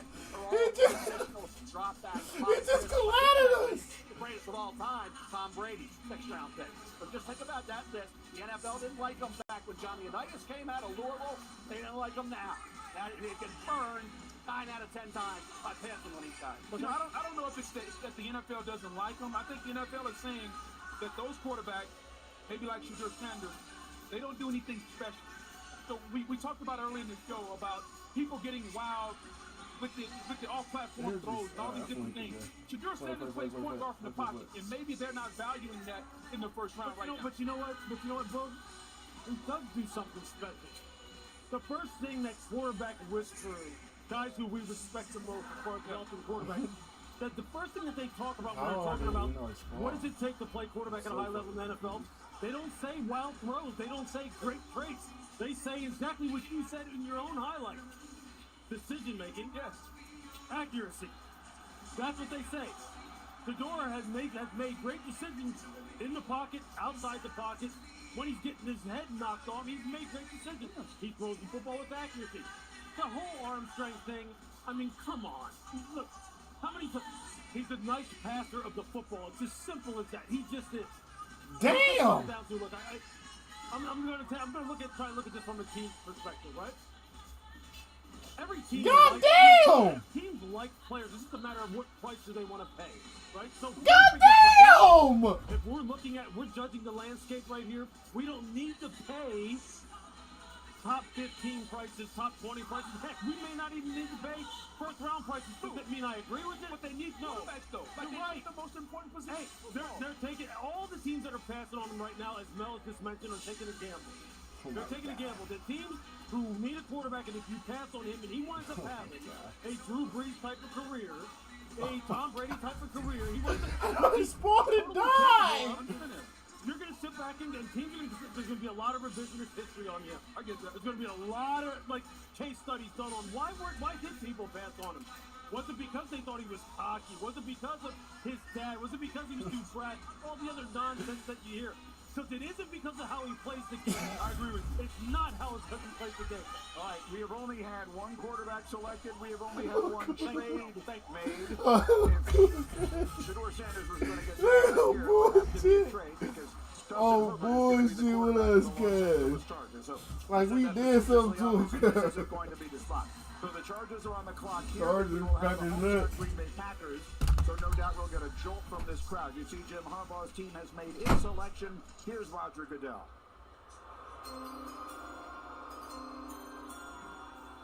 With the 22nd pick in the 2025 NFL Draft, the Los Angeles Chargers select Omarion. Oh yeah, we finna get Will Johnson. We finna get Will Johnson. Now a player you love, back-to-back monster seasons for the Tar Heels. Will Johnson on Matthew Rose. Over 1,600 last year, 30 touchdowns on the ground, and he added 67 catches as well. Yeah, just turned 22 on You March need 16th. another I thought he'd be a fucking Denver star. Bronco. He goes to the Will division. Johnson. Now he can haunt the Broncos a little bit, right? With the Chargers and Jim Don't let Harbaugh Jair wants to run Williams the football. Obviously, you got to stop the run, something they couldn't do last year as well. They want to run the football. Marion Hampton at 220 plus pounds, ran 4.46. Talk about a guy at 622 carries his career. These That's niggas get a 128 defensive fewer fucking than edge rusher, Ashton bro. I Jenkins. A swear lot to of God, tread I'm be left so on those fucking tires. mad, I know about contact and being able to go run through contact. He will do that. Excels at picking up yards and breaking tackles after that contact with the leg drive, the determination, and that breakaway speed. He possesses very good hands as well. Had a career high 38 receptions, 2 touchdown catches this year. Doesn't have the elusiveness of a Ginty and the ability there to make people miss on a consistent basis. Pass blocking needs to improve just a bit, but the athleticism and one cut he can go. Marion Hampton will hit that hole hard and he will break tackles. He is a game breaker. That's Joe Mixon. 120 plus pounds. That's Joe Mixon right there.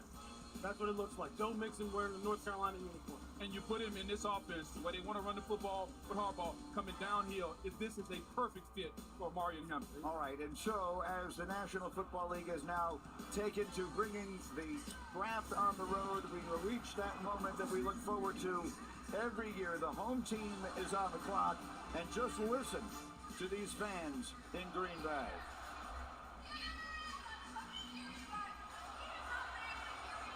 The Go Pack Go chants. Hundreds of thousands of cheeseheads as far as the eye can see. These fans so excited. The people of this terrific city have been so excited to host this event. We have all felt it all week long. There's been no question about it. And so with all the energy here, the Green Bay Packers, part of that incredibly tough division in the NFC North. A lot of interesting needs. Will this be the year to take that step forward? What do the Packers need to do? I'll take Will Johnson, my little part. Obviously, how do you know the wide receiver that had great luck in the second round, taking wide receivers, big and loose. So I look at that quarterback spot. Will Johnson's a guy, you talk about getting a value for a heck of a player. Had he been healthy through the process and not banged up, Will Johnson's a top 10 pick. So when is Will Johnson going to come off the board? We don't about Shador. Will Johnson's another guy who's projected way up there. We don't know what his 40 speed is. Those questions about his recovery ability, Lou. But as a corner who can anticipate and break on the ball, 9 career interceptions, 3 career pick sixes. I'm going to be interested to see how far Will Johnson drops. Yeah, it's all about how comfortable teams are with the medical of Will Johnson. That's what it's going to be. And there's going to be some questions about it. He's in that area right now where you start going, the teams that need a corner, a guy like this, a guy who, again, Wade Martindale, who coached him up there at Michigan, said, look, this guy has hands, has ball skills like Cam Ward. Will The guy Johnson, can snatch the ball, take the ball out of the air like that. You think the Pack doesn't need that? This comes down to the medical. Simple as that. Are they comfortable? When they project forward how long he's going to wind up, playing in the NFL, what's going to be the risk, all of that, that's what's going to come down to Will Johnson, because it has nothing to do with how this young man plays. He's fantastic. Especially with what's going on with Jair Alexander. To me, this has got to be edge or cornerback. You got Mike Green on the table, who led the nation in sacks last year. So edge or corner are at play for Green Bay out there. Yeah, an underrated guy we haven't even discussed yet. It's going to go in the late first, early second. It's Donovan Ezra-Rocky. All this kid does is get after the quarterback. He was a sack machine, and he plays hard. Now, he's 247 pounds. So playing the run, pure edge rusher, Donovan Ezra-Rocky was right there with the top guys. Speaking of edge guys, how about James Pierce? Yes. James Pierce is sliding down. James Pierce is a freak now. Like he is. He ran 4.4 to 80 plus pounds. It's a flat out rush. But again, it's about trust. It's about how comfortable are you. But there's no reason James Pierce should be on the board right now. When you watch his tape, there's no reason he should be on the board. But you're getting into that area of the draft where teams have some questions, right? And so now you're sitting there going, hey, is the value too good to pass up? Because there are some darn good football players still on the board right now. They're going to play real good football. It's about mitigating risk. That's right. It's try to mitigate the risk based on the talent that you have, based on what you know. And to your point, when you talk about Ezra-Rocky, talk about Mike Green, all those guys are tremendous football players. Which one do you think you can mitigate the risk? Well, I'll tell you what. Ezra-Rocky, there's no risk as far as the person. Understood. Right? I mean, there it's just like, does he have ideal measurables? But as far as the teammate is concerned, We were fortunate enough to cover Boston College a couple of times this year in college football. Esperanto is the salt of the earth now. He's a great kid, a great person. And I'll tell you, two other kids, we have UCLA Bruins. I call them having an entry with the Kentucky Derby coming up for Saturday in May, right? Yeah. How about Olufemi Oladejo and Carson Schlesinger? Schlesinger off ball was everywhere making best tackles. instincts in the draft. And Oladejo, when they moved them off ball to outside, was going to hit the quarterback. So those are two UCLA Bruins going to be really good. Late one, early two. No question. So all the speculation here at this desk has been about defense. I've had a lot of Packer fans come up to me this week and say, Greeny, we never take a wide receiver in the first round. That's funny to say that. Matthew Golden is still on the board, Mel. I've said his name about 5 times already with picks. Matthew Golden to me, people say, well, you had 1 year of production. I thought at Houston, for what they were asking him to do for 2 years, he did a solid job. And then this year was supposed to be Isaiah Bonds. It was Matthew Golden. Then Matthew Golden had a 4.29. I don't know what else the kid needed to do. Yeah, you'd like to see 2 years in Texas, but he only had 1 season, and he did it all, and then he ran great. Matthew Golden here, are you kidding me, in the late first round? When McMillan already went, and Abuka already went? But Steve Sarkisian, look, he's such a great guy to talk to get insight about his players and about why they developed the way they did. And he says it about Matthew Golden. It took him some time when he got him in order to kind of get him comfortable in his offense. And he wound up taking over the role that many people thought was going to be Isaiah Bonds.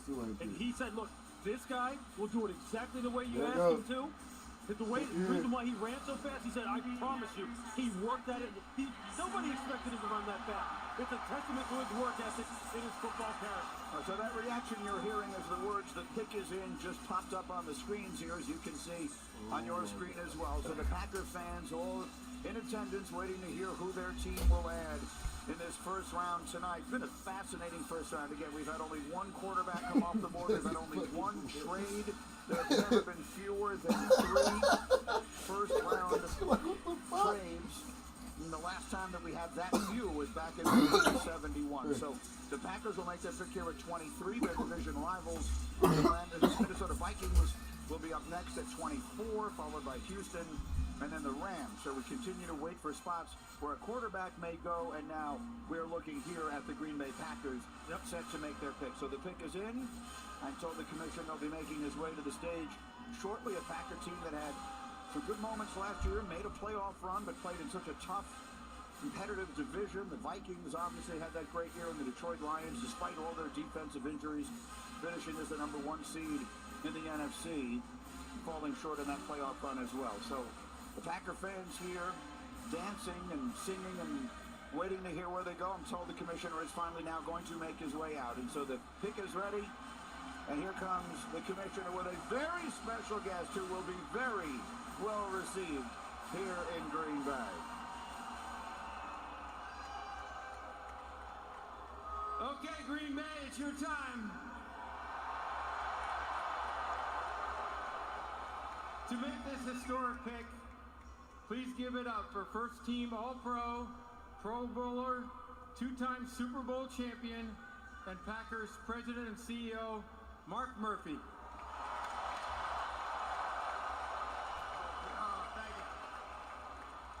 Thank you, Roger. How about this atmosphere? Isn't it unbelievable? Roger, thank you and the NFL for bringing the draft here to Green Bay for the best draft in the history of the NFL. Right here. On behalf of the Packers, Packer fans here in Green Bay, Wisconsin, and everywhere, because our fans are everywhere, it is my pleasure to welcome you all to the NFL Draft at Lambeau Field. It is our honor and privilege to host this wonderful event in our community, particularly since we are the only community-owned team in the NFL.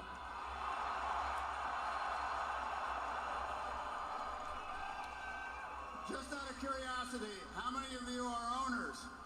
Yes.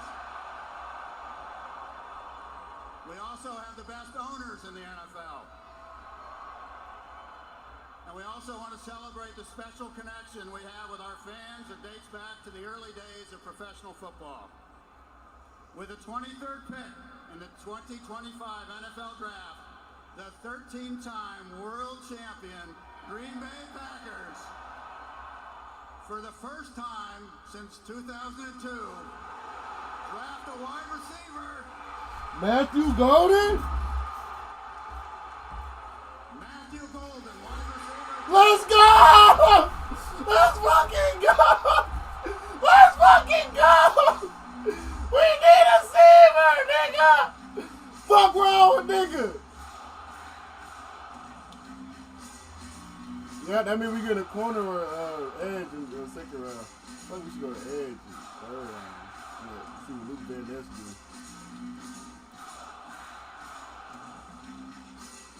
Oh boy, we got Matthew. Let's fucking go, nigga.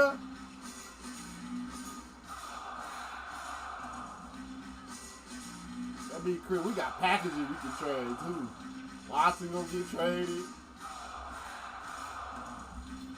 Wicks. We got niggas.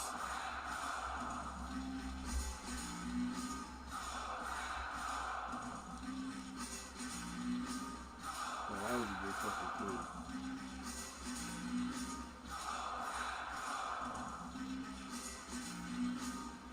A lot of people wear the wheels. It's funny you said.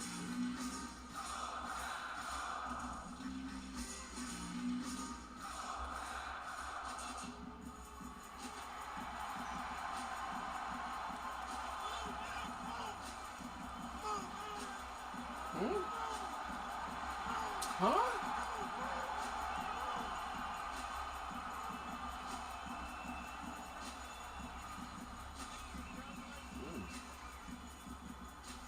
Mike is going to take Will Johnson for here.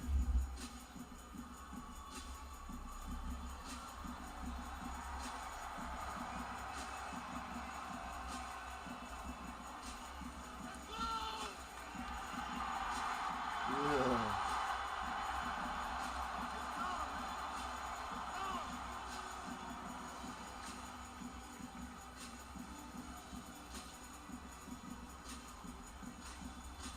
For so many reasons, there is no other team in professional sports quite like the Green Bay Packers, and Mark Murphy did a great job of explaining some of those, and so that was the kind of moment you practically cannot get anywhere else in sports. It was hard. They had two niggas on the team they wanted to pick. So he went to the microphone, but perhaps not. Well, he'll address Molly instead. It's Here we time, go. baby. Hey, I'm finna bring that energy, man. I'm glad to be here. It's a blessing. Green Bay on 3. Hey, let me get a Green Bay on 3. 1, 2, 3.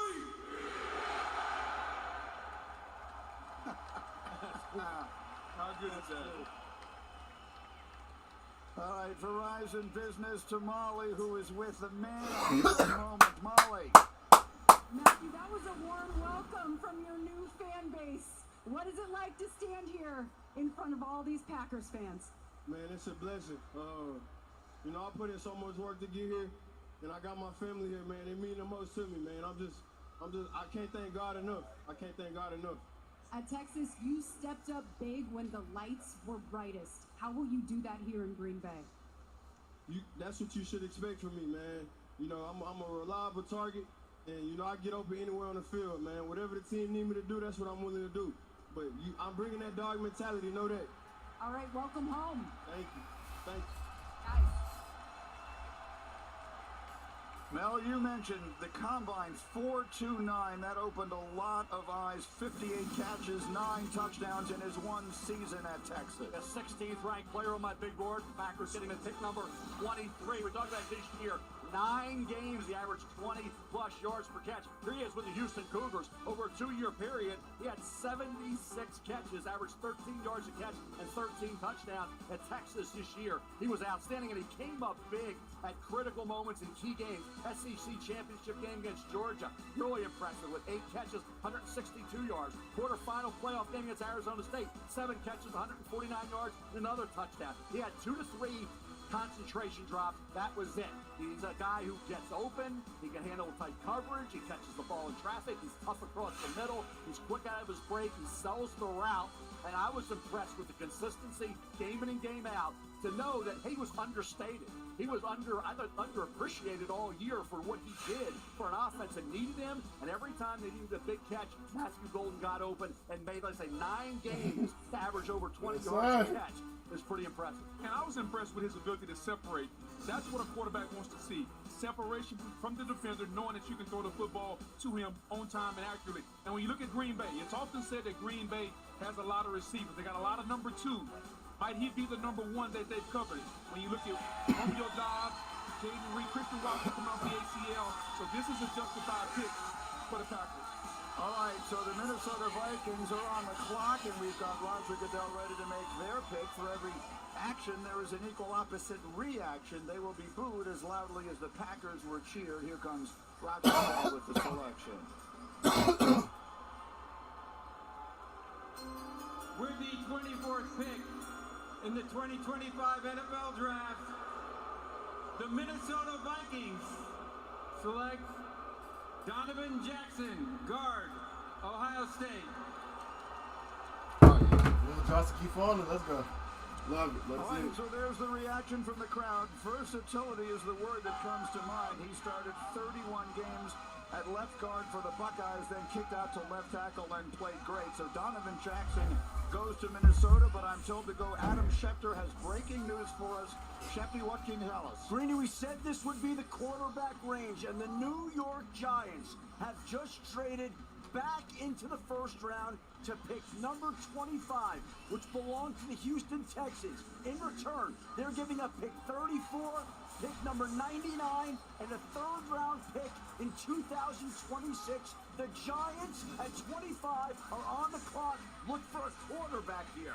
All right, here we go. Oh, the Giants might pick up Shador right here. Waiting for Mel. The Giants getting their man at the top. Abdul Carter not taking the quarterback there. If they turn it around and get the quarterback they're looking for here, this could turn out to be a magnificent night for the Giants. Look, the discuss that Brian Dable Not likes the Vikings, Jackson Dart, but the quarterback Houston Ole Miss. Everybody talking about number 3, way too high. He's 28, same grade as the 21st player on my board. So he's right in the range for Jackson Dart. I'm still Shador, but more mobility. Certainly Jackson Dart. He can beat you with his legs. He had 1,500 rushing yards the last 3 years. So if you're looking for traits, Jackson Dart has a few more than Shador on paper. I'm a Shador guy. Love him. Jackson Dart I like. And I think as Brian Dable says, hey, he's my guy because he can move around and he can, like I say, had those games where he can beat you with his legs, 3rd, 8. He can run for 30 yards. He's an athlete, okay? And he can make the throw. 6'2", 223 pounds, coming out of that RPO offense, Lane Kiffin. So, hey, if he wants somebody who can do more than be a great pocket passer, then Jackson Dart gives you more with his legs than Shador does. And not only that, not only the pocket passer, if you look at Jackson Dart, throws under pressure, when pressure's in his face, it's outstanding. I mean, he stands in that pocket and makes some big-time throws. I agree with you. Shador Sanders, the quarterback for me.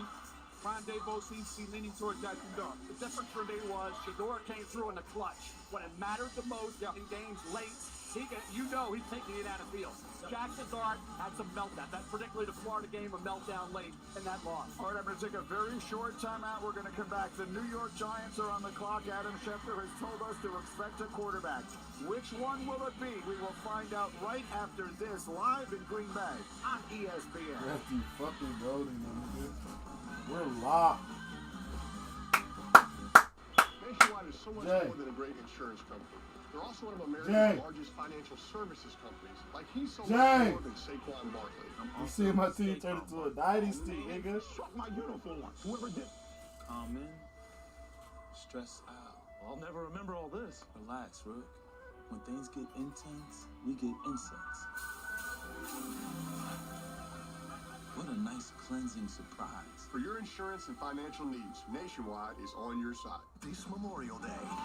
I don't think you're supposed to drink that.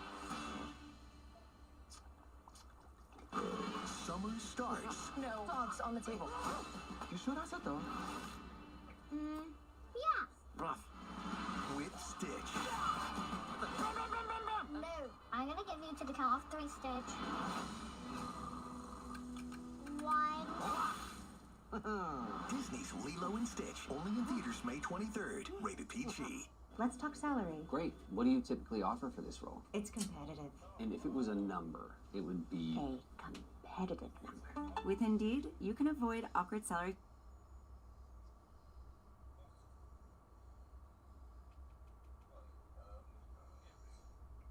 There ain't no shit. They ain't even trying to swing that motherfucker. Oh, hell nah. You fuck. The fuck.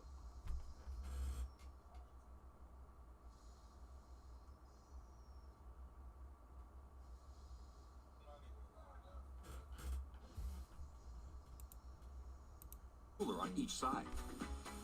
Visit a Sleep Number store near you. I bet it feels like pressed against you, strawberry kisses. I bet it feels like that. Sure, yeah, come on. Don't worry.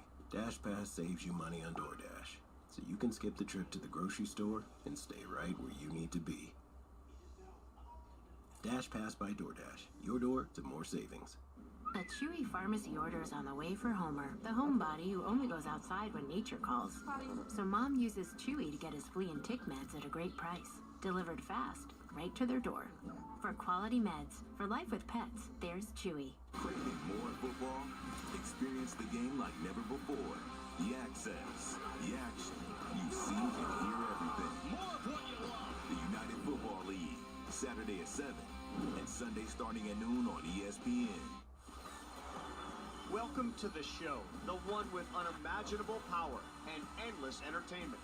Phillies, Cubs, big-time talent shines from the friendly confines on Sunday Night Baseball. Sunday at 7 on ESPN. Welcome back to Green Bay, where we have just had our second trade of the night here in round one. The New York Giants have just traded up into the Houston Texans spot at number 25. And Adam Schefter has told us it is to draft a quarterback. Will it be to take that man, Shedeur Sanders, the Big 12 Offensive Player of the Year, or that man, Jackson Dart, quarterback at Ole Miss? Opinions have been split between these two. Mel Kiper, you have been on the Shedeur Sanders bandwagon since the beginning of the season. Again, we are waiting. The commissioner can make the announcement right now. The Giants, who picked at number 3 in this draft, taking Abdul Carter, the defensive end out of Penn State. This was how many of the Giants fans definitely hoped the night would go. Get the pass rusher early, find a way to get the quarterback that you want. A little bit later in round one, it appears that's what they have done. So we are awaiting the commissioner on the announcement. Here he comes onto the stage to announce the Giants pick at number 25. The Houston Texans have traded the 25th pick to the New York Giants. With the 25th pick in the 2025 NFL Draft, the New York Giants select Jackson Dart, quarterback, Mississippi. Fucking God. Shedeur is done. Wow. All right. You know the story. Legendary high school career in Utah, threw for 67 touchdowns. As a senior, he went to USC, started 3 games, then transferred to Ole Miss. Started 38 games for Lane Kiffin, threw 72 touchdowns. Finished as the school's all-time leading passer, surpassing Eli Manning. Mel, your reaction? Well, surprised he went ahead of Shedeur, not shocked, because Daboll wants some more mobility. And Jackson Dart can beat a defense with his legs. His completion percentage every year under Lane Kiffin improved. 62%, 65%, culminated with 69% this past year. Touchdowns went 20 to 23, 29 this past year. 11 rushing touchdowns the last 2 years. 1,500 rushing yards the last 3 years at Ole Miss. Now, the concern for me, and the reason I'm the Shedeur guy, is in the big spots. Do you come up big? For Jackson Dart, 2 games where Ole Miss faced a then-ranked opponent, LSU and Georgia, he completed less than 60% of his passes, and in each game combined for 2 touchdowns and 2 picks. And then they were looking for a playoff spot late November. He completed less than 60% of his passes with a couple touchdowns and 2 interceptions, and that late meltdown against Florida. So 3 big spots didn't come up big. Shedeur consistently did, despite being a rat. I like Jackson Dart. I love Shedeur. We'll see how it works out. Keep in mind, the quarterbacks that have dropped a little bit, how about the quarterbacks went ahead of them? Brett Favre, Dan McGuire, Todd Marinovich went ahead of Brett Favre. Joe Montana, Jack Thompson, Steve Fuller went ahead of Joe Montana. E.J. Manuel went ahead of Geno Smith, and 3 players were drafted by the Bengals before they took Boomer aside to the second round. So it doesn't always go The quarterbacks go in the order of the way they work out in the NFL. So for Shador, I still believe, I'm going to say it till I'm proven wrong after this, the New Orleans Saints are the perfect fit. Because Pittsburgh's weather, right? The Giants are weather, and the division's weather. And for Shador, like Drew Brees and Peyton Manning, that dome would help them so much and give him a chance to have a great career that he's certainly capable of. I think Jackson is very, very well respected down in Oxford. Being a great teammate, he's tough as hell. Another kid, well, fortunate enough to play 3 of his games over the past couple of years. He's got a big arm. He is tough. He can pick up first downs. He can bomb the football. It doesn't always seem to be able to get through progressions as quick as you would like. That's something he's going to have to work on. That's something he'll have to work on. New York Giants are back. They got a quarterback, Jeff. We'll see. And you know what? Hey, that's a question for Camara. But I'm happy for the kid. Let's find out what we can from Sal Paolantonio. He is covering the Giants for us tonight. Sal. Well, Greeny, it's pretty clear that head coach Brian Daboll likes Jackson Dart because he has some of the same traits that Josh Allen had in Buffalo. That mobility, the dual threat ability, the big arm to get the ball down the field, the toughness. Those are the traits that Josh Allen showed Brian Daboll in Buffalo. That's why Jackson Dart of Ole Miss is here and will be a New York Giant, Greeny. All right, and so, Mel, once again, this is a conversation that is going to be continued. These quarterbacks will be compared to each other for a long time. We know it'll happen. Shador Sanders will be drafted at some point here, whether it's tonight or tomorrow. The Giants have made this decision, and we will take a look at the history of first-round quarterbacks in New York Giants history. They drafted Phil Simms in 1979 out of Morehead State, won them a Super Bowl. Phillip Rivers, we know, was not a Giant. He wound up being traded just an hour or so after the pick was made for Eli Manning. They took Daniel Jones a few years ago. We saw that not work out as they would have liked. And now Jackson Dart, the 25th pick in this draft of the New York Giants. Quick thought, Mel, as the Falcons. He just got a 0%. It's going to be interesting how quickly he gets on the field.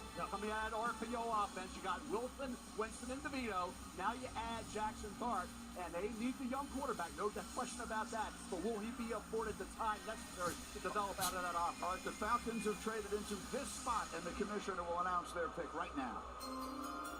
The Los Angeles Rams have traded the 26th pick to the Atlanta Falcons. With the 26th pick in the 2025 NFL Draft, the Atlanta Falcons select James Pierce Jr., defensive end, Tennessee. A lot of air Pierce Jr. goes to the Falcons, who moved into the spot that had belonged to the Los Angeles Rams. Adam Schefter has more for us. Schefter. Well, Greeny, this is an interesting trade. The Falcons get back this first-round pick to take James Pierce and a third-round pick. But in return, the Rams get a second-round pick this year and a first-round pick in 2026, along with a seventh-round pick this year. So this year, where all teams held their initial first-round draft picks coming into the draft, next year, the Cleveland Browns already have the Jaguars' first-round pick from one trade today, and the Rams now have the Falcons' first-round pick next year for this trade. So we only had one trade in the early portion of the night. Now we've had back-to-back picks that get moved. As far as James Pierce is concerned, first-team All-SEC each of the last 2 years, Mel, racking up 17 sacks. I'll tell you, look, I got to see this guy. I'm telling you, this dude has the most potential of any pass rusher in this draft. I believe outside of Abdul Carter, all right? He could be the next best pass rusher in this draft without a doubt. At 6'5", 245 pounds, 4.47 in the 40. He reminds me of body type-wise of Javon Curse when he came out of Florida. He could go speed to power as well as anybody you see. It is classic. It's textbook. He's got the speed to chase down any quarterback in the NFL. He's got the power to collapse the pocket inside out. When he wants to slant down inside on run stunts, he blows up everything. Everything. He'll track down balls one side of the field to the other. The question with James is this: consistency. Can you get it out of him all the time? Can you count on him? Can you depend on him? Is he always going to be there? Is he always going to answer the bell?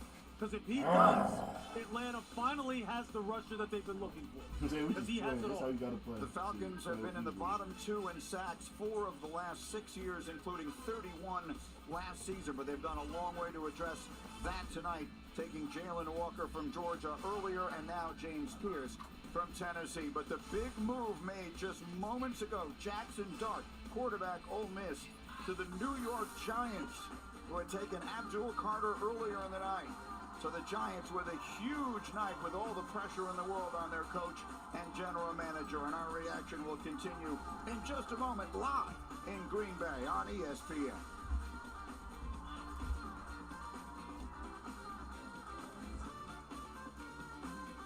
Lowe's helped build the 2025 NFL Draft Green Room. Visit Lowe's.com/NFL Draft now to recreate the look in your home. Lowe's, official partner of the NFL. He's busting this nigga.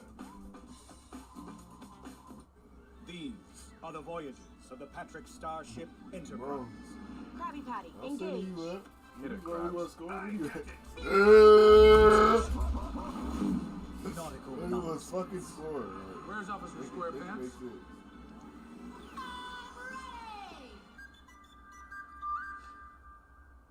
Weird dream. Perhaps it was your imagination.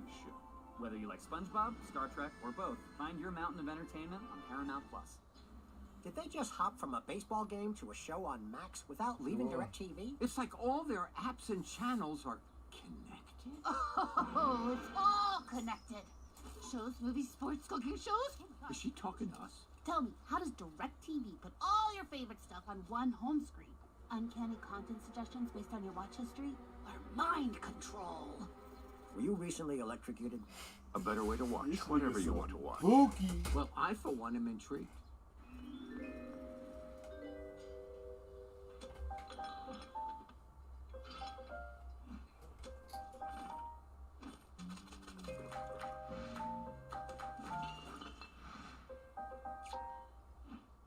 Only getting isolated results? Big gains come from AI that works across all your data and applications. The AI built for business, IBM. Oath by Super Hydration Body Wash. The sweet scent of a honeymoon in Fiji. Moisturized with vitamin B3. You better not be using all the Old Spice. Ooh, can you get my bag? Check out the new whip. Tight. Fully custom. How many Bud Lights can you fit in there, puppy? As many Bud Lights as it takes. A lot of Bud Lights. Give me one of those. Yo, This all we I what can up all with? throw in these. I can guard you and route you up. You sure about that? So I was looking for a quarterback? Go! You're right, Billy. These do bring on my eyes. Every shoe for every athlete. Dix is the GOAT. Hidden Valley Ranch is made with real ingredients for real ranch flavor that's impossible to put into words. But that's pretty close. Indescribably delicious Hidden Valley Ranch. Your nerves might be shot. Your hopes might be hiding in the crease. And you might be seeing double. Or you might be feeling the heat. And you might be cursing droughts. And you might be witnessing history. And you might be thinking, oh my God, the set. Whatever it is, you're in it. And with the Stanley Cup playoffs, that's the only thing that matters. The Stanley Cup playoffs. Monday on ESPN. Welcome back to Green Bay and our coverage of the 2025 NFL Draft, which is presented by Courtyard by Marriott, a member of Marriott Bonvoy. You see, the Packer fans are celebrating. They're having fun tonight as their team did something very uncharacteristic, taking a wide receiver in the first round. It's been an action-packed last half hour or so here. Had a couple of trades. Giants traded up and took a quarterback in Jackson Dart. Falcons traded up and took a pass rusher in James Pierce. Mel Kiper's Baltimore Ravens are on the clock here, and in fact, their pick is in very quickly before the commissioner makes it. Mel, what do they need? Safety, and they got both safeties sitting there for Malachi Starks from Georgia and Nick Eamon-Ward from South Carolina. Yeah, Starks didn't have the great year, but he was a heck of a football player throughout his career. I really like the football IQ and the talent. The commissioner with the pick. With the 27th pick in the 2025 NFL Draft, the Baltimore Ravens select Malachi Starks, Defensive back, Georgia. There it is, terrific safety. Grew up in Jefferson, Georgia, about a half hour from Athens. Was a 5-star. Became the Bulldogs starting free safety. Led the team in defensive snaps as a freshman on a national championship team. Finished with 6 interceptions. And moved him around a lot, Grady. At 6'1", 197 pounds. He ran 4.50 now. To Nick Emanwari's, 4.38. Kind of pales in comparison. From Emanwari had a 43 vertical. Malachi Starks had a 33 vertical. But football IQ bug and being able to tackle at all areas of the field. Open field tackler, he's outstanding. His ball skills, the interception and the range he showed against Clemson was phenomenal. In that game, he had 5 career interceptions. He is just he's a good football player. He'll play that center field role for the Ravens. Here's the thing I'll tell you, Green. He trained in town with my buddy Yo Murphy. I got an opportunity to see him every day, see him work. Talk about football character, football instincts, showing up to work. There was video of him working out this morning before he gets drafted this afternoon. That's what you're getting in this safety in Baltimore. There's a sign in the facility that says play like a Raven. He will embody that coming from Georgia, being coached under Kirby Smart. I don't worry about the tested numbers. His football instincts, his ability to be in center field while you have Kyle Hamilton down around the line of scrimmage, to be able to play the ball and make plays. What he lacks maybe in speed and athleticism, he makes up by being able to key and diagnose quickly. This is a true football player that had very high football character. Yeah, he's a guy who seems like he would fit in Baltimore in some of their split safety stuff, right?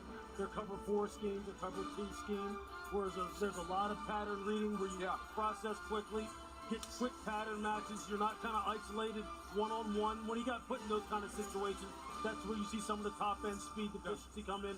And I don't mean deficiency, okay? He's 4'5". This how mad you gotta be. True man coverage skills down the field against wide receivers. They get him one-on-one. But he's a solid, steady player. That's a nice fit, Mel, with Kyle Hamilton. Real nice fit. And I see both these safeties drop down this far. And of course, offensive guards and areas really will address the offensive guard spot, so they're in a pretty good spot to know that they've solidified that spot. Keep in mind, Ardarius Washington, who's a heck of an undrafted free agent pickup out of TCU. He is a free agent after the 2025 season. And he'll benefit from being around a guy like Kyle Hamilton. Yes. No question about it. Those are look at the safety position where you want guys to be real cerebral and be real smart and be able to work together with one another, get everybody on the same page. He's perfect. And one other note, they really like TJ Tampa, 4th round steal last year out of Iowa State. Right. And they did some things with free agents with Louisier, so they've done some things cornerback-wise, a little under the radar. The development of TJ Tampa, who I think is going to be a nice addition to that defense this year. Wasn't redshirted, but certainly got coming off the injury, a little banged up. They like TJ Tampa. He said a day 3 steal last year for Eric DeCosta, outstanding general manager with the Baltimore Ravens. Now you can actually see the intensity in him as he made his way from the green room out onto the stage and actually lifted the commissioner off his feet, and he's down there on the stage now. Verizon Business brings us down to Molly, who's with Malachi. Molly. Malachi, I can feel the energy vibrating off of you. That was quite the hug with Commissioner Goodell. How do you describe what's going through you right now? I'm ready to go. I've been waiting too long. I'm ready to go. I'm ready. This Ravens defense was a force down this stretch last season. What will you bring to that secondary? I got energy. I move around. I play at a high level coming from a university like Georgia. I'm just ready to go play ball. What do you think about playing with a guy like Kyle Hamilton? It's my dream. Great, congratulations, Malachi. Thank you. Guys. Everything you just said was illustrated by his behavior in every conceivable way. That was one fired up young man. As the crowd is now starting to boo the Lions, it's been a while since we've seen the other divisional teams in here. They booed the Bears quite loudly, they booed the Vikings loudly, and now they will boo the Lions loudly as well. The Lions obviously a terrific season last year, a terrific team, the best in the NFC, just decimated by injury on the defensive side to the point where they almost didn't have a chance by the time they got to the postseason. Well, and when you talk about the defensive side of the football, particularly edge rusher, Aiden Hutchinson missed most of the season. They struggle to find pass rush, particularly coming from the edge. There's some guys that are still left on the board. The guy from BC, Donovan Ezeraki, Mike Green is on the board. They need to solidify the depth from a pass rush standpoint. This is a playoff team that wants to compete for a Super Bowl. You have to fill in the holes, the gaps that you have. You talk about them being decimated on defense. They have to accumulate the depth, especially at the edge position. Yeah, they got to get somebody who's from off the edge. I mean, they need to start establishing some depth by getting some more players. I mean, Aiden needs some help. Yeah. And he needs a guy. He needs some juice off the edge. I mean, Donovan Ezerako is still there. Mike Green from Marshall is still there. You would expect it to be a defensive pick simply because of the fact that they had so many injuries. Yeah. And it really just derailed everything they were trying to get done last year. We'll see what happens. They're one of 2 teams that didn't have multiple players with 5 sacks last season. Aiden Hutchinson led the team in sacks, and he only played in 5 games last year. So, Mel, what direction do we look at as the commissioner makes his way to the stage? I'm going to echo what Lou was saying. I think Carson Schwessinger's another name that we're going to be hearing at some point in time. You're talking about they have Jack Campbell, but Carson Schwessinger from UCLA, all this kid does is make impactful plays, and he is a tackling machine. Here's the commish with the selection. With the 28th pick in the 2025 NFL Draft, the Detroit Lions select Tyleik Williams, defensive tackle, Ohio State. All right, so not an edge, a dominant run defender at 334 pounds who also compressed the pocket for the national champs at 11.5 sacks in his college career. Here's the first thing you notice, Greeny. He's built like a nose tackle at 6'2", 334 pounds, but he has athleticism like a 3 technique. I got an opportunity to train him and take him on the field in Tampa. He's got elite movement for a guy that's 330 pounds. The ability to change direction. You talk about him playing the run. He plays the run fiercely at Ohio State. His ability to flip his hips and get upfield. He's got the versatility to play the 3 technique position. He can play the 1 or the 3. I think if he slims down a little bit, he could be the quintessential 3 technique. No doubt. I mean, I'm sitting here looking at my notes. He primarily aligned as the 3 tech, and I said the second thing I put was excellent flex, body control, and balance and center of gravity, fluidness of movement for someone with that body that's so thick and so sturdy, able to hold double teams, doesn't get turned, doesn't get his shoulders turned. Hey, they're probably figuring this. We don't like somebody on the outside on the edge. What's the quickest way to get to the quarterback? We're just going to collapse that pocket inside out. There are 4 picks remaining in tonight's first round. As of now, they belong to Washington, then Buffalo, then Kansas City, then Philadelphia. Will Shedeur Sanders hear his name called tonight? According to our draft day predictor, there was only a 3% chance he'd be available by the time we got here. He is Mel's 5th rated player on the board. He's still available at 29. We'll be right back. Hell no, he done yet. Everybody got a quarterback. Ego, the #1 rated brand in cordless outdoor power, pushes the boundaries of innovation to power the unexpected, all on one battery platform. Experience the industry's most powerful cordless pressure washer with advanced digital controls. A string trimmer so smart, it loads the line with the push of a button. And our most powerful blower that exceeds the power of gas. Ego takes innovation to the next level. One battery powers 90+ tools. Ego, power beyond belief. Find an Ego retailer near you. What's better than a limited time deal? An unlimited time deal. That's why the $5 biggie bag with a junior bacon cheeseburger is available all the time. Because the best time for fresh, never frozen beef and applewood smoked bacon is all the time. Duh. For the best deal of all time, gotta be Wendy's. AT&T has a new guarantee, because not everything in life is guaranteed.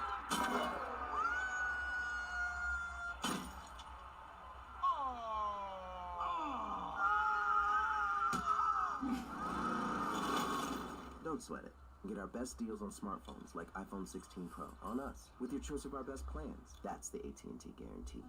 And right now, trade in your iPhone any year, any condition, and get up to $1,000 towards your new iPhone. Oh, great presentation, Tim. Could you email me the part about Geico, making it easy to switch and save hundreds? Oh, yeah, sure.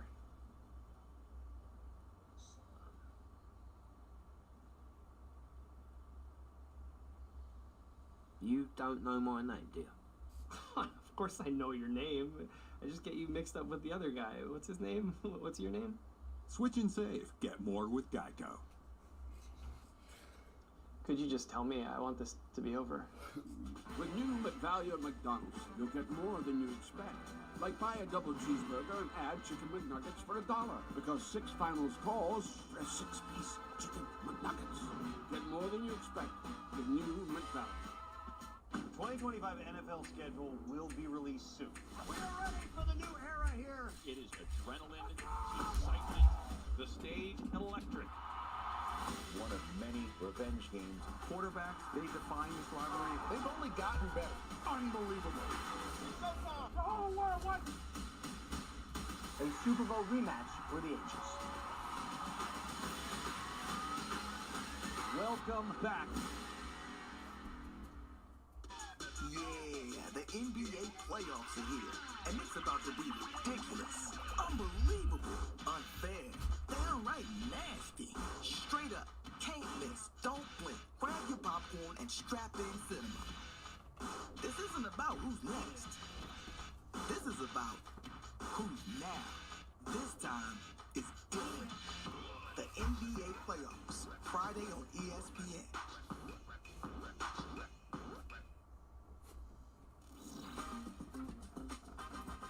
The 2025 NFL Draft is presented by Courtyard by Marriott, the official hotel of the NFL.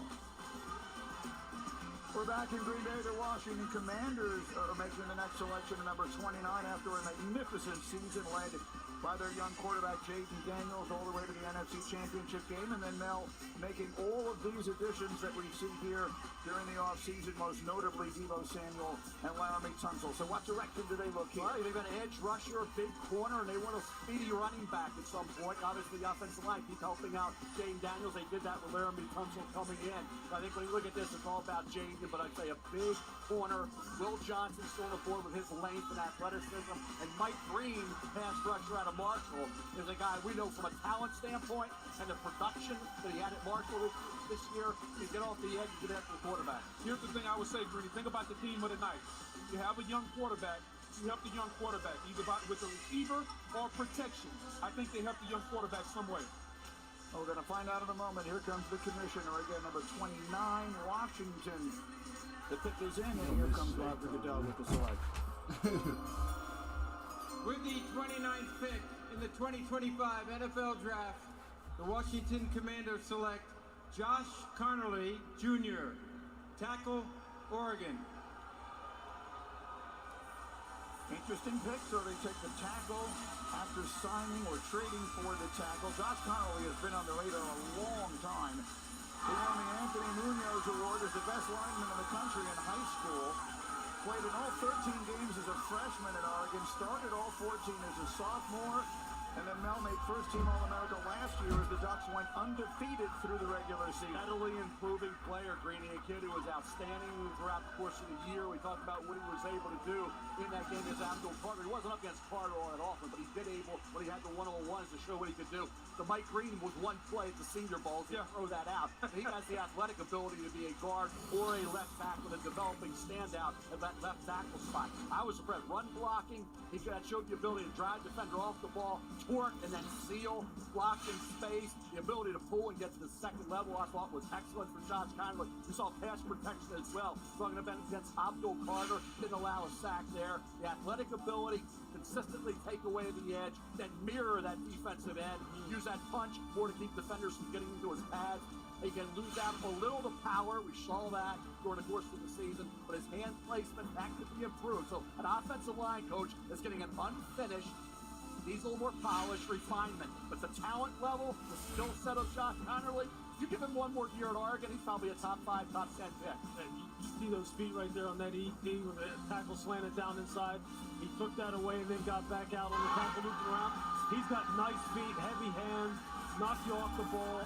Got beat a couple times on inside up and unders and spin moves inside. But look, if you nailed it, Boog.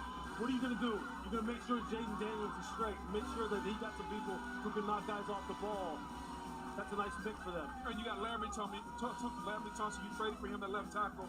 Sam Cosby's at right guard. Brandon Coleman at right tackle. You got to figure he's either going to play the right tackle or go inside at guard. And so now Jaden Daniels, who had a sensational rookie year, feels more protected. You got Deebo Samuel. You got the offensive line. You start to see what they're trying to build in Washington around this young quarterback.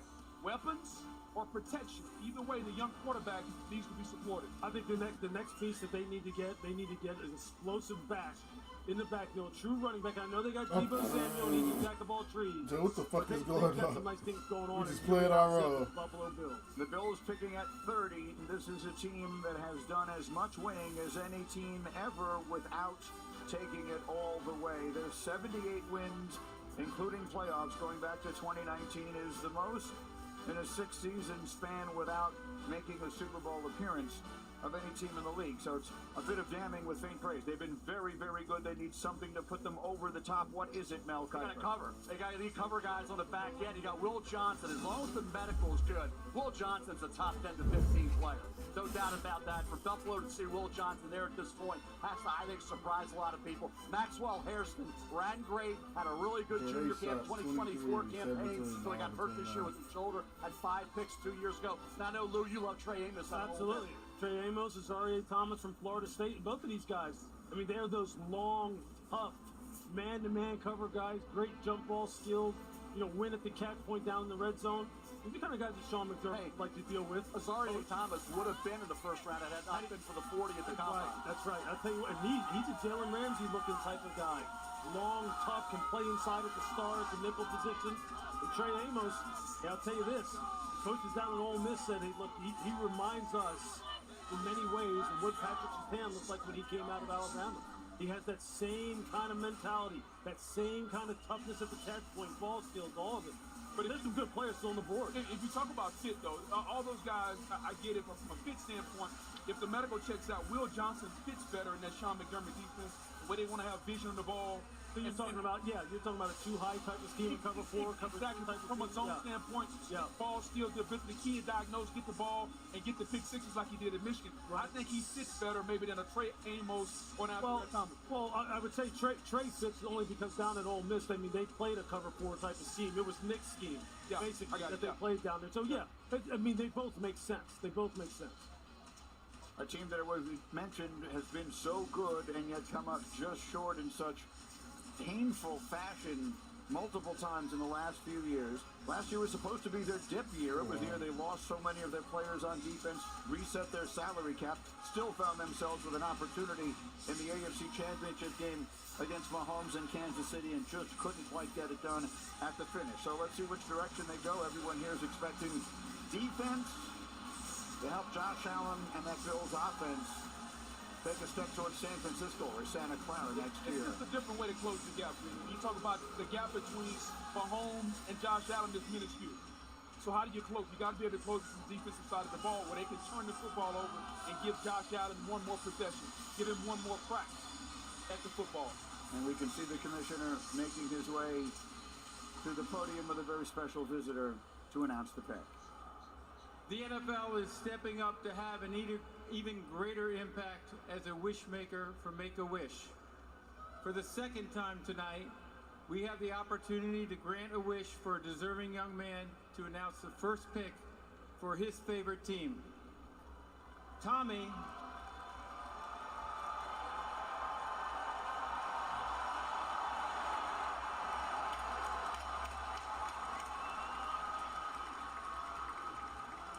Tommy is a 16-year-old living with a neuromuscular disorder, is a huge Buffalo Bills fan, and he's here with me to make the announcement for his beloved Bills. Go ahead, Tommy.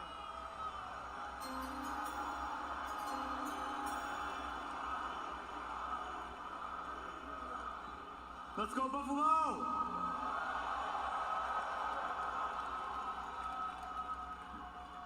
With the 30th pick in the 2025 NFL Draft, the Buffalo Bills select Maxwell Hairston. Let's go! Let's go indeed. Cornerback out of Kentucky who ran the fastest 40 at the combine.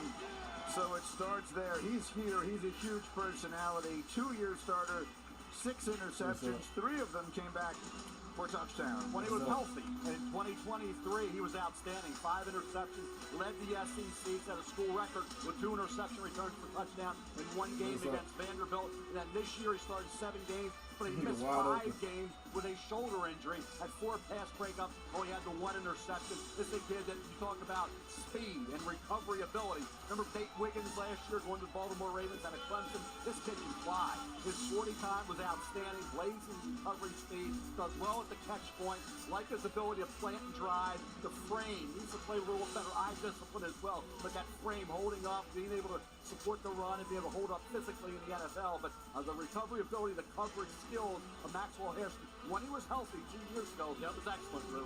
Yeah, I mean, 39 vertical, 10-9 broad, 4.25, you're talking about the 40. But he has the speed and athleticism to make up for some of the deficiencies that he has as far as route recognition and playing it true and playing it clean with consistency. That's what happens. That's why you slip down here to 30 when you have the kind of athletic ability he has.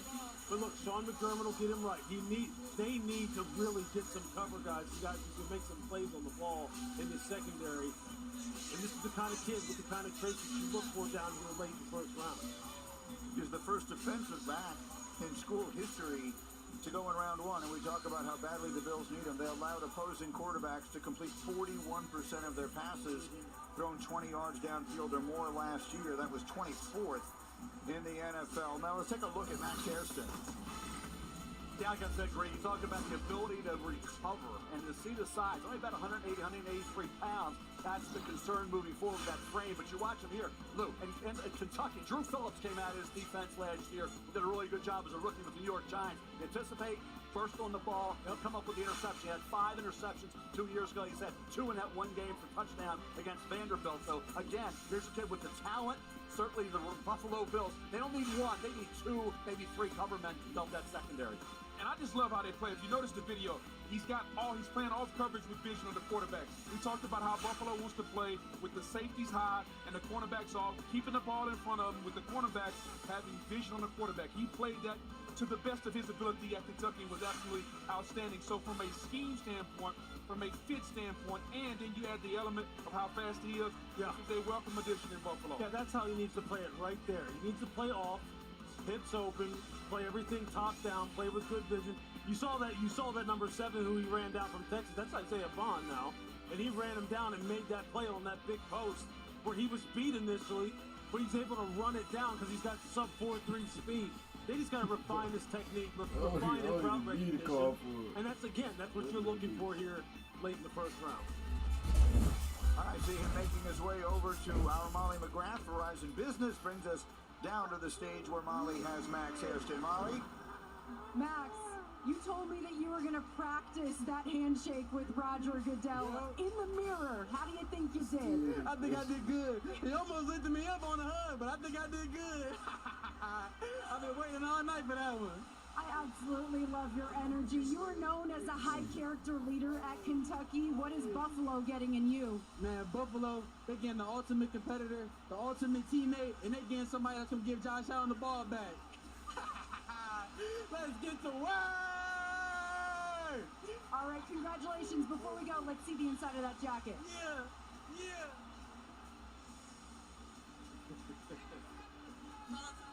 And so Max Hairston is headed to Buffalo. I'll tell you what, the NFL draft makes for a strange bedfellows. Kansas City and Philadelphia met in the Super Bowl just a few months ago. Now they've swapped picks here. The Eagles have moved up to 31, trading up with Kansas City. We'll get the details on the trade in just a moment. The Super Bowl champs are on the clock, and we're getting ready to finish up round 1 from Green Bay. We're back in a moment on ESPN. That is.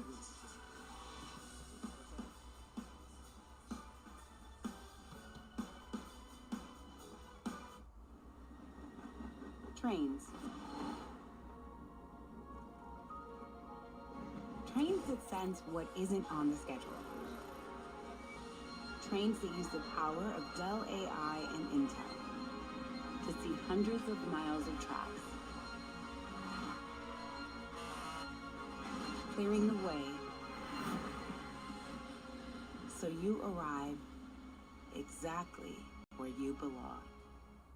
This combo meal's got combinations. Make this thing your own creation. Entree, drink, and choice of size. Oh, and it's free to swap fries. BK, have it that face is gonna stay like that. I'm trying to get my own car insurance. USAA. Get Grandpa up. was in the military.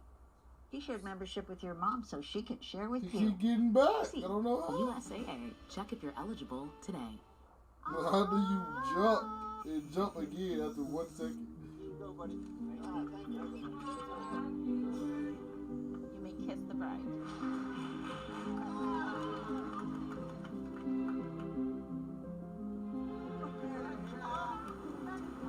Love you, Dad. Oh my God. Is our baby crying?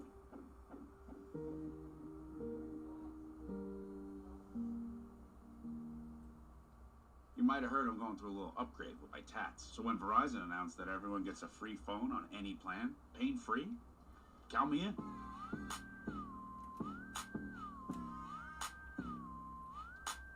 Try and beat it. I'll give you a sec. Lowe's knows it's easier to make the right calls when you have the right team. Dak going for it, and he fumbles. Brilliant recovery with the Lowe's app. He always delivers. And so does the Lowe's app. In-store, online, our Lowe's team has you covered.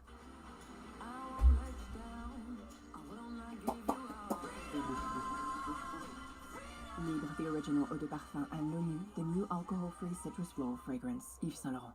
At Macy's, the fragrance destination. Being Courtyard's official fan ambassador has opened a new world for me. Now I get to hang out with NFL fans all season long. See you on game day.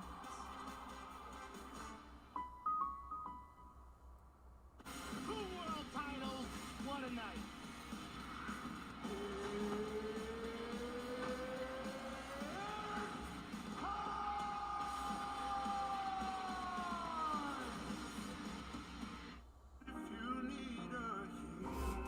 I lived in Italy.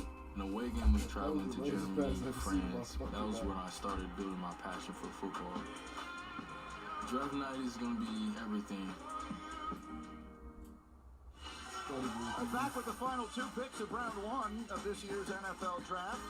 A swap of the final 2 picks between the 2 teams who just met in the Super Bowl. You see Philadelphia giving up a 5th rounder this year to move up 1 spot.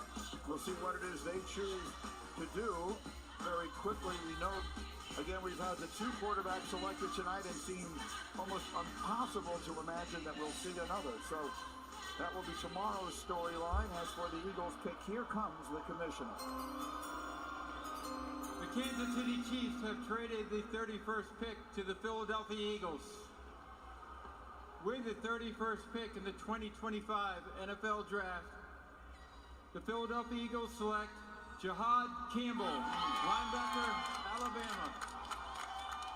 This young man has been on the radar a long time. He committed to Clemson at the age of 16, playing high school ball in New Jersey. Ultimately flipped his choice to Alabama, where he led the Tide in tackles last year, including 11.5 for loss and 5 sacks. 21 on the big board. Brady would have been going a lot higher had that been for the shoulder injury. He played great all year for Alabama. 117 tackles, team high 11.5 tackles for loss. 5 of those were sacks. Think about this football team, the way Hall of Fame GM Howie Roseman has constructed it. Half the starters, half the 22 are from the SEC. You're like those proven entities, those guys who played for the big powers in the SEC, and Jihad Campbell did have this head guy. He would have gone much higher had it not been for the shoulder injury. Yeah, no doubt. And when you think about what Philadelphia is doing, you think that they re-signed Zach Barnes, the guy who they got off the street last year, who had an all-pro season and deserved a new contract, and now you bring in Jihad Campbell. It's an athlete, Green. It's another weapon they can add to their defense, which lost some guys up front. They lost Milton Williams. They lost those guys. So now you add an athlete on the back end, a guy that can roam and make plays in space. It's something to go along with Zach Barnes to give them a dynamic duo on the back end. So he's a great athlete now. I mean, he can fly sideline to sideline. He can play 3-4 outside backer if you need him to, just like he's doing right here. Although this is just a 4-man front, and he just rushes in their sub package. But he's got nice high side dip and bend and close on the quarterback. You can see why on some of the tape when he was playing off ball, right? And he's coming downhill and he's taking on linemen. You can see the shoulder issues because he didn't have that same top and be able to get off and get people off of him.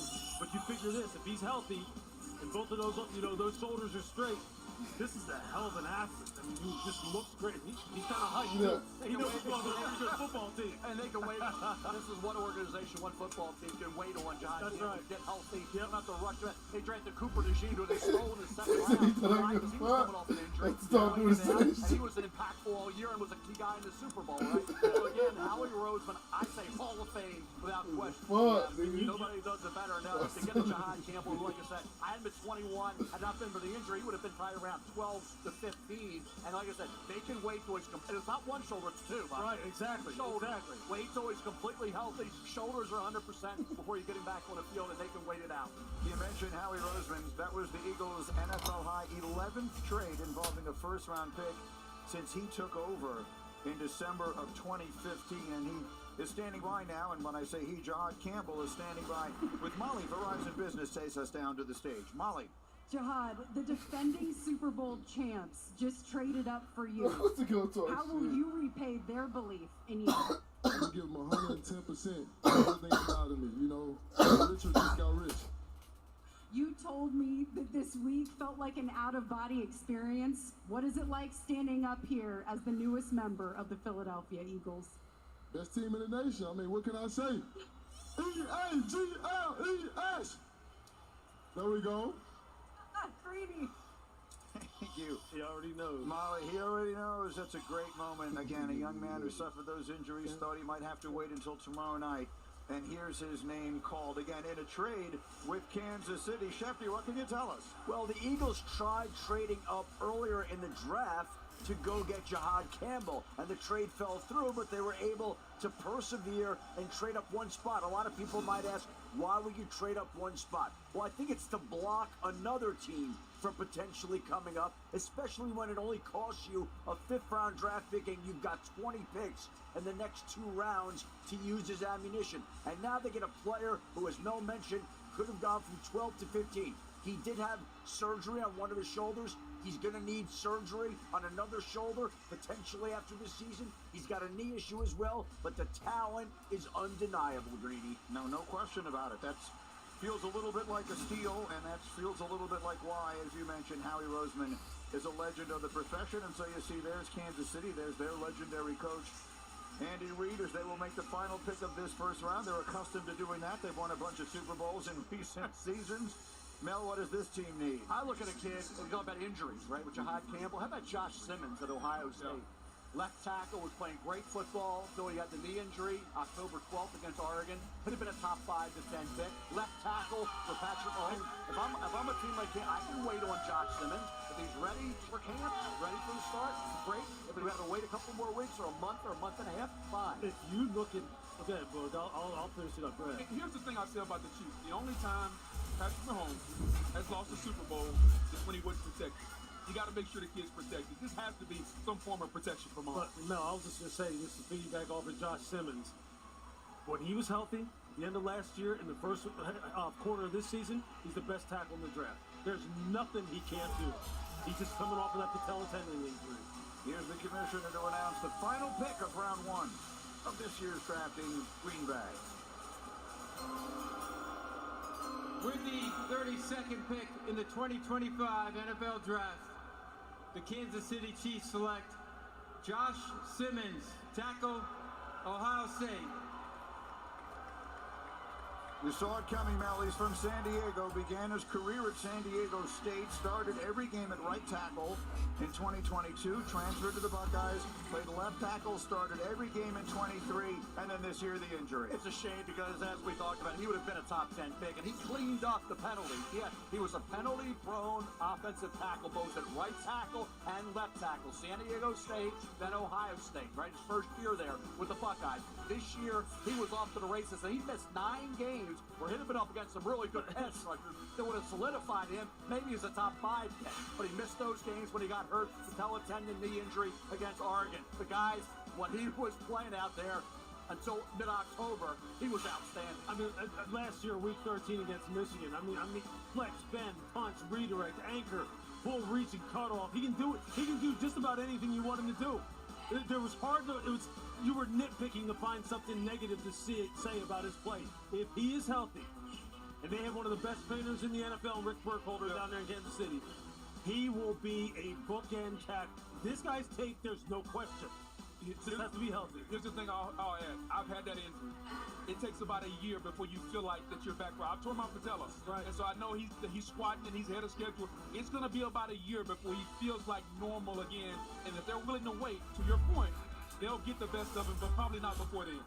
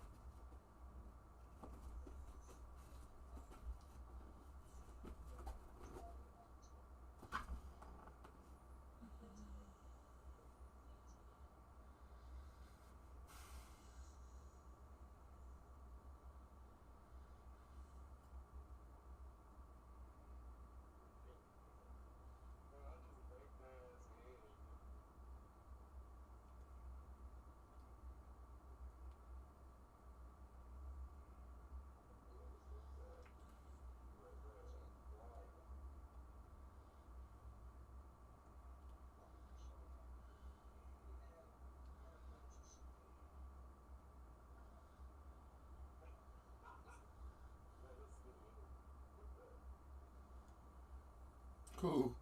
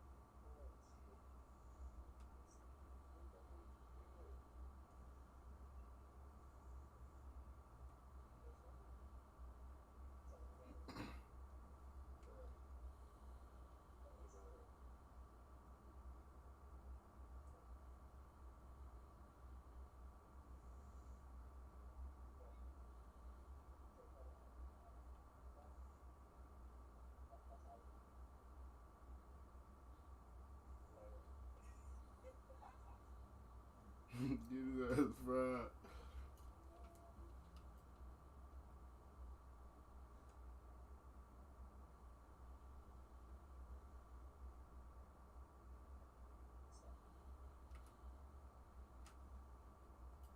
Had to.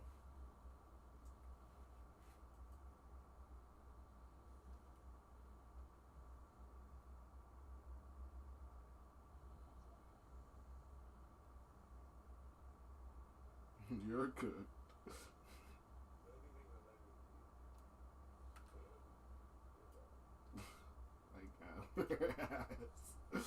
We're done.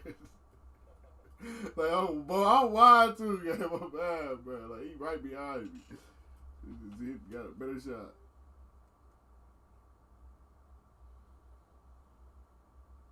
Like, this nigga ass.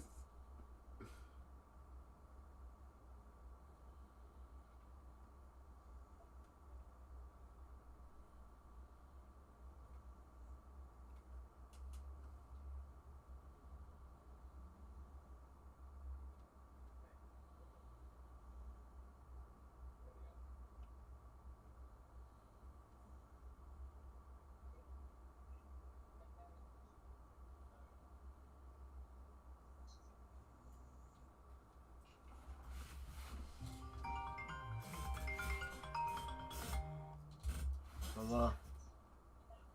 Hello. Yeah. Nothing. On the game, about to edit these videos.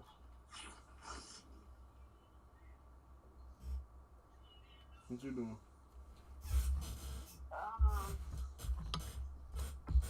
Trying not to break the TV. No.